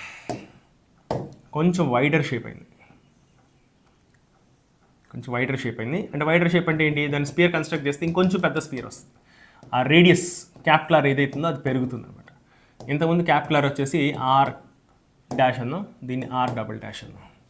రేడియస్ ఆఫ్ ద కర్వేచర్ పెరుగుతుంది అనమాట. మెనిస్కస్ యొక్క radius of curvature curved shape కదా, కర్వ్డ్ ఎంత ఎక్కువ కర్వీగా ఉంటే అంత రేడియస్ ఆఫ్ కర్వేచర్ తక్కువ ఉన్నట్టు. ఇక్కడ రేడియస్ ఆఫ్ కర్వేచర్ తక్కువగా ఉంది, రేడియస్ ఆఫ్ కర్వేచర్ కొద్దిగా పెరుగుతుంది. ఎంత హైట్ తగ్గిస్తే అంత రేడియస్ ఆఫ్ కర్వేచర్ పెరుగుతుంది. సో ఇక్కడ θ, ఇక్కడ యాంగిల్ ఆఫ్ కాంటాక్ట్ ఏదైతే వస్తుందో చూడండి, ఇక్కడ యాంగిల్ ఆఫ్ కాంటాక్ట్ పెరిగింది. So this is θ2 the second case. H double dash ఇది తక్కువ కాబట్టి కాస్ θ2 కూడా తక్కువ ఉండాలి. కాస్ θ2 తక్కువ ఉండాలంటే θ2 పెరగాలి. అదేవిధంగా ఇక్కడ ఇంకా ఫ్లాట్ అయిపోద్ది. థర్డ్ కేసులో ఇక్కడ ఇంకా ఫ్లాట్ అయిపోవాలి. సో యాంగిల్ ఆఫ్ కాంటాక్ట్ ఇంకా పెరిగిపోవాలి. సో ఇక్కడ ఇంకా ఫ్లాట్ అయిపోవాలన్నమాట. సో మనం కన్స్ట్రక్ట్ చేస్తే ఇంకా పెద్ద స్పియర్ వస్తుంది, దాని రేడియస్ ఆఫ్ కర్వేచర్ ఇంకా పెరిగిపోతుంది. అర్థమవుతుందా? మనం ఇవ్వాల్సిన దానికన్నా తక్కువ హైట్ ఇచ్చే కొద్దీ అది ఇక్కడ లిక్విడ్ షేప్ ఏదైతుందో అంతకుముందు స్పెరికల్ షేప్ ఉంది, హెమీస్పెరికల్ షేప్ ఉంది, పోను ఫ్లాట్ అయిపోతుంది అనమాట. ఎంత హైట్ తగ్గిస్తే అంత ఫ్లాట్ అయిపోతుంది. ఓకే, అది విషయం. సో యాంగిల్ ఆఫ్ కాంటాక్ట్ ఇక్కడ మనం ఎప్పుడైతే హైట్ ఇవ్వాల్సిన దానికన్నా తక్కువ ఇచ్చామో, మనం ఏదైతే నేర్చుకున్నాం angle of contact between glass and water 0 degrees లేదా 0 కన్నా కొంచెం ఎక్కువ ఉంటుంది అనుకున్నా, అంత యాంగిల్ ఆఫ్ కాంటాక్ట్ ఉంది. యాంగిల్ ఆఫ్ కాంటాక్ట్ పెరిగిపోతూ ఉంటుంది అనమాట, irrespective of actual angle of contact between glass and water. Height తగ్గించే కొద్ది యాంగిల్ ఆఫ్ ఇక్కడ యాంగిల్ ఎంతైతే మేక్ చేస్తుంది, ఇక్కడ షేప్ ఆఫ్ ద మెనిస్కస్ ఏదైతుందో అది మారిపోతూ ఉంటుంది. చాలా ఇంట్రెస్టింగ్ కాన్సెప్ట్ అది. Certain number of spherical drops of liquid of radius R, small R, coalesce అంటే కంబైన్ అవడం to form single drop of radius capital R and volume V. Single drop of radius capital R and volume. Single drop యొక్క radius ఎంత అంట, radius క్యాపిలార్ అన్నారు, volume ఎంత 4/3 పై క్యాపిలార్ cube ఏదైతుందో అది capital వి అని ఇచ్చారు వాళ్ళు. If T is the surface tension of the liquid then energy released. So చిన్న డ్రాప్స్ బోల్డ్ అని కంబైన్ అయినాయి అంటమ్మా. Certain number of spherical drops, చిన్న డ్రాప్స్ బోల్డ్ ఉన్నాయి. వీటినన్నింటినీ దగ్గరికి తీసుకొస్తే చాలా అవే కలిసిపోతాయి. వాటి మంది ఉన్న కాసీ ఫోర్సెస్ వల్ల అవే కంబైన్ అయిపోతాయి. మనం పెద్ద శ్రమ పెట్టాల్సిన అవసరం లేదు. సో వీటినన్నింటినీ కంబైన్ చేస్తే ఒక పెద్ద డ్రాప్ వచ్చిందంట. ఇలాంటి డ్రాప్స్ ఎన్ని కంబైన్ చేశారు ఎన్నో చెప్పలేదు వాళ్ళు. Certain number of spherical drops certain number అన్నారు కానీ ఎన్నని చెప్పలా. Okay fine. కానీ వాటి యొక్క రేడియస్లు ఇచ్చారు. దీని యొక్క రేడియస్ ఆర్ అని ఇచ్చారు. ఈ పెద్ద డ్రాప్ యొక్క రేడియస్ క్యాపిలర్ అని ఇచ్చారు. మనకు తెలుసు కదా ఈ రెండింటి మధ్య రిలేషన్. సెలెక్ట్స్ ఇవి ఎన్ డ్రాప్స్ అన్నారు. ఎన్ డ్రాప్స్ అనుకుందాం, వాళ్ళు ఇవ్వలేదు. ఎన్ అనే నెంబర్ వాళ్ళు ఇవ్వలేదు, మనం అనుకుందాం. సో స్మాల్ ఆరు క్యాపిలర్ ఎన్కి మధ్య రిలేషన్ ఉంటుంది. ఏంటి ఆ రిలేషన్ అంటే వాల్యూమ్ మారదు. లిక్విడ్ డ్రాప్స్ ఇండివిజువల్ డ్రాప్స్కి పెద్ద డ్రాప్కి మధ్య వాల్యూమ్ మారదు, మాసు మారదు. సో వాల్యూమ్ కాన్స్టెంట్గా ఉంటుంది. ఏరియా మారిపోవచ్చు బట్ వాల్యూమ్ మారదు. ఓకే సో మాస్ కన్సర్వ్ అవ్వాలి కదా. మాస్ కన్సర్వ్ అవ్వాలంటే వాల్యూమ్ కూడా సేమ్ ఉండాలి. సో ఇనిషియల్ వాల్యూమ్ ఎంత, ఎన్ డ్రాప్స్ ఉన్నాయి, వాటి యొక్క వాల్యూమ్ 4/3 πr3. స్మాల్ డ్రాప్స్ యొక్క వాల్యూమ్ ఇంత, అన్ని డ్రాప్స్ కలిపి ఇంత వాల్యూమ్ ఉంది. పెద్ద డ్రాప్లో ఇక్కడ ఎంత లిక్విడ్ ఉందో అంత లిక్విడ్ దాంట్లో కూడా ఉంది. సో దాని యొక్క వాల్యూమ్ ఎంత 4/3 π క్యాపిలర్కి. 4/3 π క్యాన్సిల్ చేసేస్తే capital R is equal to n⁻1/3 into small R. ఇది రిలేషన్. ఈ మూడు ఇన్ఫర్మేషన్స్ ఏవో రెండు ఇన్ఫర్మేషన్స్ ఇస్తారు. క్యాపిలర్ స్మాల్ ఆర్ ఇస్తారు, ఎన్ మనకు కనుక్కోవాల్సిన అవసరం ఉండొచ్చు. లేదంటే క్యాపిలర్ స్మాల్ అని ఇవ్వచ్చు, స్మాల్ ఆర్ అడగచ్చు. లేదంటే ఈ రెండు ఇచ్చి ఇది అడగచ్చు. ఏదైనా క్వశ్చన్లో ఈ మూడు ఇన్ఫర్మేషన్స్ క్యాపిలర్ స్మాల్ ఆర్ ఎన్లో రెండు ఇన్ఫర్మేషన్స్ ఇస్తారు. ఈ క్వశ్చన్లో వాళ్ళు స్మాల్ ఆర్ క్యాపిలర్ ఇచ్చారు, ఎన్ గురించి వాళ్ళు చెప్పాల. సో ఎన్ ఎక్కడ వచ్చినా క్యాపిలర్ స్మాల్ ఆర్ రిలేషన్స్ని మనం సబ్స్టిట్యూట్ చేసుకోవాల్సి వస్తుంది. మన అనాలిసిస్ ఈజీగా ఉండడం కోసం ఎన్ డ్రాప్స్ అని చెప్తున్నా. ఫైనల్ ఆన్సర్లో ఎన్ లేకుండా చూసుకోవాలి అంతే. రైట్. సో సర్ఫేస్ ఏరియా ఏమవుతుంది తెలుసా? చిన్న డ్రాప్స్ కన్నిటికి కలిపిన సర్ఫేస్ ఏరియా కొంచెం ఎక్కువగా ఉంటుంది పెద్ద డ్రాప్ కన్నా. సో సర్ఫేస్ ఏరియా ఏమవుతుంది ఇక్కడ ఉన్న స్టార్టింగ్ ఉన్న సర్ఫేస్ ఏరియా కన్నా ఫైనల్గా ఉన్న సర్ఫేస్ ఏరియా తగ్గుతుంది. సర్ఫేస్ ఏరియా తగ్గితే ఎనర్జీ తగ్గాలి. ఎనర్జీ తగ్గితే తగ్గిపోయిన ఎనర్జీ అంతా ఏమైపోయింది, ఎనర్జీ రిలీజ్ అయిపోతుంది అనమాట. హీట్ ఫామ్లో రిలీజ్ అవ్వచ్చు, మోస్ట్లీ హీట్ ఫామ్లో రిలీజ్ అవుతుంది. సో ఎనర్జీ ఏం జరగాలి, రిలీజ్ అవ్వాలి గ్యారెంటీగా. చిన్న డ్రాప్స్ పెద్ద డ్రాప్ అయినప్పుడు ఎప్పుడు కూడా ఎనర్జీ రిలీజ్ అవ్వాలి. పెద్ద డ్రాప్ చిన్న డ్రాప్స్ అయ్యాలండి. పెద్ద డ్రాప్ చిన్న డ్రాప్ అవ్వాలంటే మనం వర్క్ చేయాలి, మనం దాన్ని కట్ చేయాలి, సంథింగ్ లైక్ మనం సపరేట్ చేయాలి. సో మనం వర్క్ చేసి సపరేట్ చేయాలి కాబట్టి మనం ఇచ్చిన వర్క్ అంతా కూడా ఎనర్జీని అబ్జర్వ్ చేసుకుంటుంది. పెద్ద డ్రాప్ చిన్న డ్రాప్ అవ్వాలంటే ఎనర్జీని అబ్జర్వ్ చేసుకోవాలి. చిన్న డ్రాప్స్ పెద్ద డ్రాప్గా కంబైన్ అయితే ఆటోమేటిక్గా ఎనర్జీ రిలీజ్ అవుతుంది. ఓకే ఎనర్జీ అయితే రిలీజ్ అవుతుంది. Released option A option C ఉన్నాయి. ఓకే సో దాంట్లో ఏది కరెక్టో చూద్దాం. So energy released is equal to work done. Okay, so work done or energy released equal to surface tension, surface energy or energy per unit area into change in area. ఎంత area change అయిందో అది రాసేస్తే సరిపోతుంది. Surface tension multiplied with change in area will give you work done. Work done is same as energy released. So surface tension T into change in area ఎంతమ్మా? So change in area ఎంత area నుంచి ఎంత ఏరియాకి change అయింది? Small n times 4πr². ఇది వీటన్నిటికి సంబంధించిన area. 4πr² ఒక్కొక్క దానికి ఏరియా, అన్నిటికి కలిపి n times minus area final area అంతా 4π క్యాపిటల్ R². ఓకేనా? So which is equal to T into 4π బయటపడేయచ్చు. ఓకే 4π. ఓకే 4π ఆన్సర్స్ మనం గమనిస్తే లోపల 1/r అంతా ఉన్నాయి. సో నేనేం చేస్తానంటే small R okay capital 4π capital R క్యూబ్ని బయటపడేస్తాను. క్యాపిటల్ R క్యూబ్ని బయటపడేస్తే ఇక్కడ క్యాపిటల్ R క్యూబ్ లేదు కదా, అందువల్ల n into small r² divided by capital R cube minus ఇక్కడ 4π బయటపడేసాం, క్యాపిటల్ R క్యూబ్ తీసాం బయటికి, కానీ R² ఉంది కాబట్టి 1/r మిగులుతుంది. ఓకేనా? సో ఇక్కడ 4/3 πr³ కదా, 4/3 πr³ అయితే వాల్యూమ్తో సబ్స్టిట్యూట్ చేయొచ్చు. 3 లేదు, అందుకే నేను డివైడ్ చేసి మల్టిప్లై చేస్తున్నా. So 3 into T, this is volume V, వాళ్ళు ఇచ్చిన వాల్యూమ్ V. సో 3VT అని చెప్పొచ్చు. మిగిలిందేంటి? సో ఇదంతా కూడా small nr² divided by R³ అనేది మనకు ఆప్షన్స్ చూస్తే అర్థమైపోతుంది. 1/r రాసుకోవచ్చు అని, minus 1/R. So 3VT into 1/r minus 1/r minus 1/R. So ఇది 1/r వస్తుందని నేను అజ్యూమ్ చేసుకున్నా. అది కరెక్ట్, అది గ్యారంటీగా అవుతుంది. మనం ఒకసారి వెరిఫై చేద్దాం దాన్ని. Small nr² divided by R³. వీటన్నిటిని కూడా స్మాల్ rలోకి మార్చాలి. Small nr² divided by R³ ప్లేస్లో ఏం రాసుకోవచ్చు మనం? R³ is equal to n into R³. Capital R³ is equal to small n into small R³. So R square cancel అయిపోద్ది, N cancel అయిపోద్ది, ఒక ఆర్ మిగులుతుంది. అలా వచ్చింది. Next, wettability of a surface by liquid depends primarily on, wettability అనేది దేని మీద depend అవుతుంది? యాంగిల్ ఆఫ్ కాంటాక్ట్ మీద డిపెండ్ అవుతుంది, అవునా? Angle of contact between the surface and the liquid.